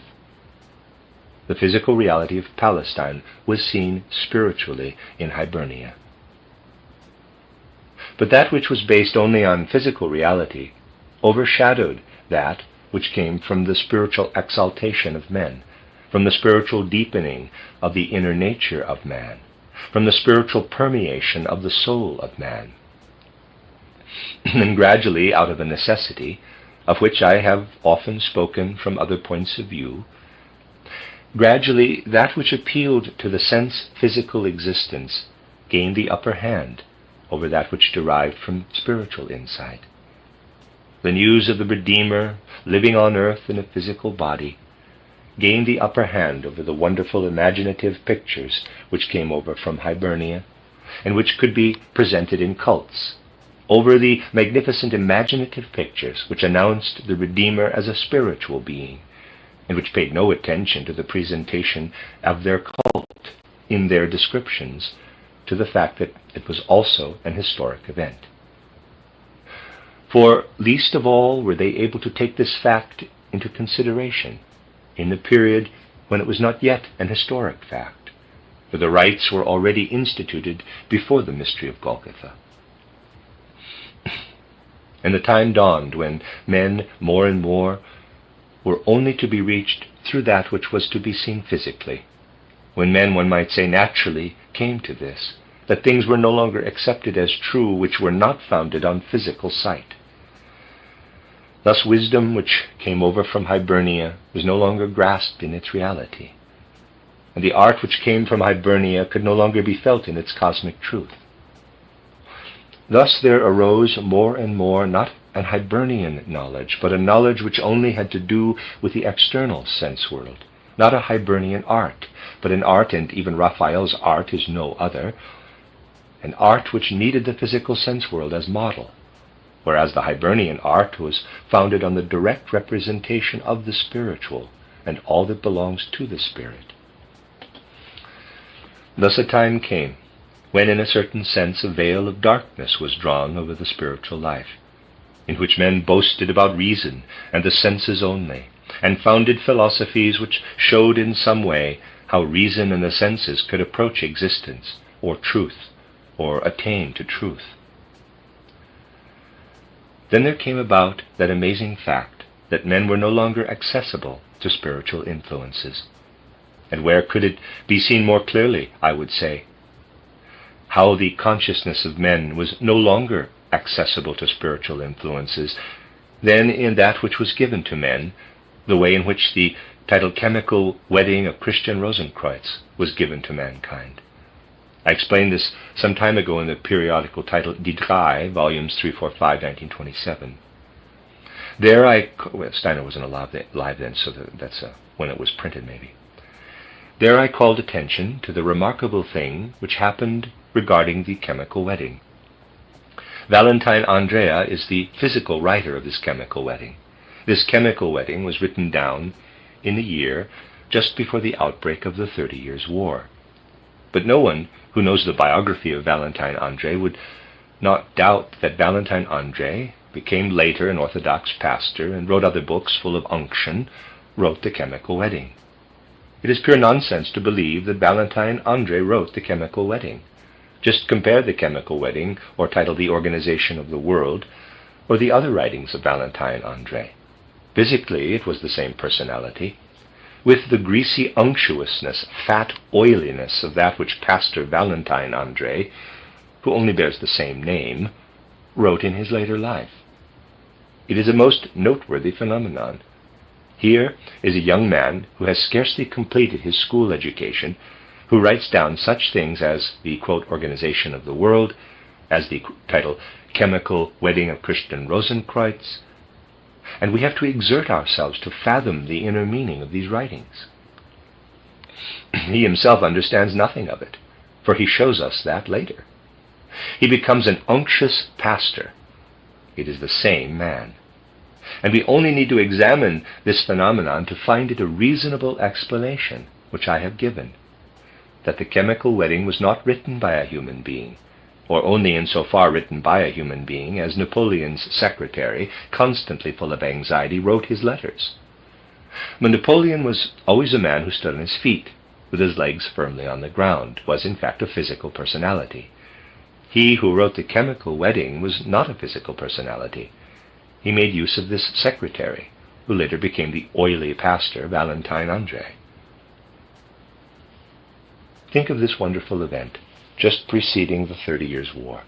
A young man, quite a young man, lends his hand to a spiritual being, who writes down such a thing as the chemical wedding. And that which comes to light in this case only, in a particular example, often happened at that time. Only things are not so well known or preserved.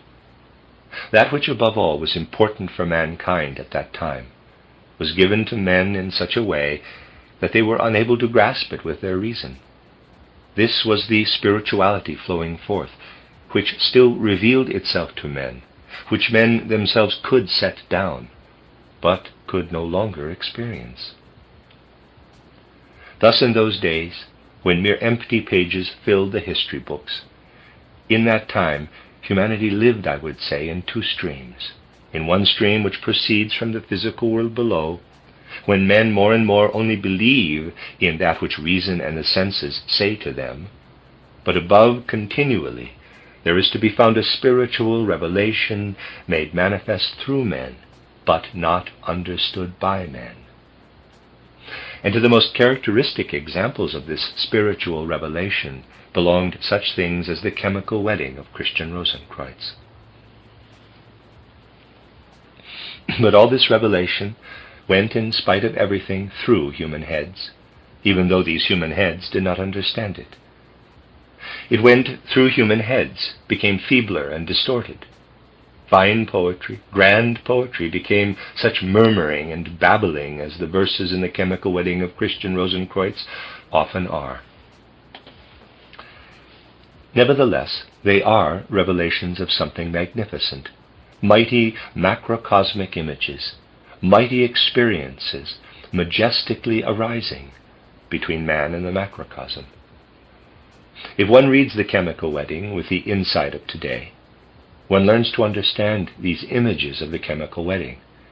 They explain themselves, for they are colored by the brain through which they have passed, and behind them the grandiose element appears. Such things are a proof that that which men once experienced has continued to live on in the subconscious. It was so, undoubtedly, in the first period of the devastating 30 Years' War. In the first half of the 17th century, there flowed in that which was great, majestic spiritual truth. Only the mystics preserve the impress made by it on the mind. But the real substance, the spiritual substance, is quite lost. Reason above all conquers. Reason prepares the age of freedom. Today we look back over these things. We gaze back on the Hibernian mysteries, I would say, with a truly deepened inner soul life. For they are in very truth the last great mysteries. Those last great mysteries through which human and cosmic secrets could express themselves. And when today we search into these secrets again, then do these Hibernian mysteries appear to us truly great. But we cannot really fathom them if we have not first searched into these matters in an independent way. And even when we have investigated them in an independent way, something peculiar arises. If in the Akashic record one approaches the images of these Hibernian mysteries, then one experiences something which works in a repelling way. It is as if one were held back by some force, as if one could not approach with the soul. And the nearer one approaches, the more does that obscure itself toward which one would hasten in soul, and one passes into a state of soul bewilderment. One has to work through this soul bewilderment. One can do nothing else than vivify in oneself that which one already knows of as resembling it, that which has been achieved and discovered by oneself. And one realizes why that is so. We see that indeed these Hibernian mysteries were indeed the last echo of an old wisdom given to mankind by the divine spiritual powers, which, however, in the age when the Hibernian mysteries sank down into the shadow life, were at the same time spiritually surrounded with a thick rampart, so that the human being cannot passively penetrate them, cannot passively gaze into them, so that he cannot approach them unless he has awakened in himself spiritual activity, and has thus become in the right way a man of modern times. I would say the approach to the Hibernian mysteries was closed at that time, so that men were not able to approach the mysteries in the old way, so that they are compelled to experience in the activity of their own consciousness that which in the epoch of freedom must be found inwardly by man. No longer through an historical, nor even through a clairvoyant historical vision of ancient, marvelously great secrets, may he reach these secrets, but he may enter this path only through his own inner activity. Herewith it is most markedly indicated, in regard to the mysteries of Hibernia, that a new age begins in the epoch in which these mysteries sink into the shadow land. But they may be seen, even today, in their whole glory and majesty, by the soul being who is sustained by inner freedom. For through real inner activity we can approach them, We can conquer that which beats us back, a desire to bewilder us, which for the soul obstructs that which down to these latest times revealed itself to the candidates of the great ancient mysteries of the former wisdom, instinctive indeed, but nonetheless a high spiritual wisdom, which once poured itself over humanity on the earth as a primal force of the soul. The most beautiful, the most significant memorials in later times to the primal wisdom of men, to the primal grace of the divine spiritual beings, which reveals itself in the primal conditions of humanity. The most beautiful soul-spiritual memorials of this time are those images which can unveil themselves to us when we direct our gaze to the mysteries of Hibernia. The end of Lecture 9.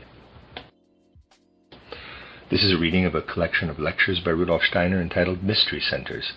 This is Lecture 10, entitled The Chthonic and the Eleusinian Mysteries, given in Dornach, December 14th, 1923. Let us once again call to mind the real significance of the fact that the knowledge and truths expressed in the mysteries of Hibernia had been, in a manner of speaking, dimmed. That means that they could not develop any further activity in their journey toward Central Europe and the East. And in the place of a spiritual approach, even in matters of religion, physical perception, or at least a tradition based on this, appeared. Let us again call to mind that image which appeared at the end of our lecture.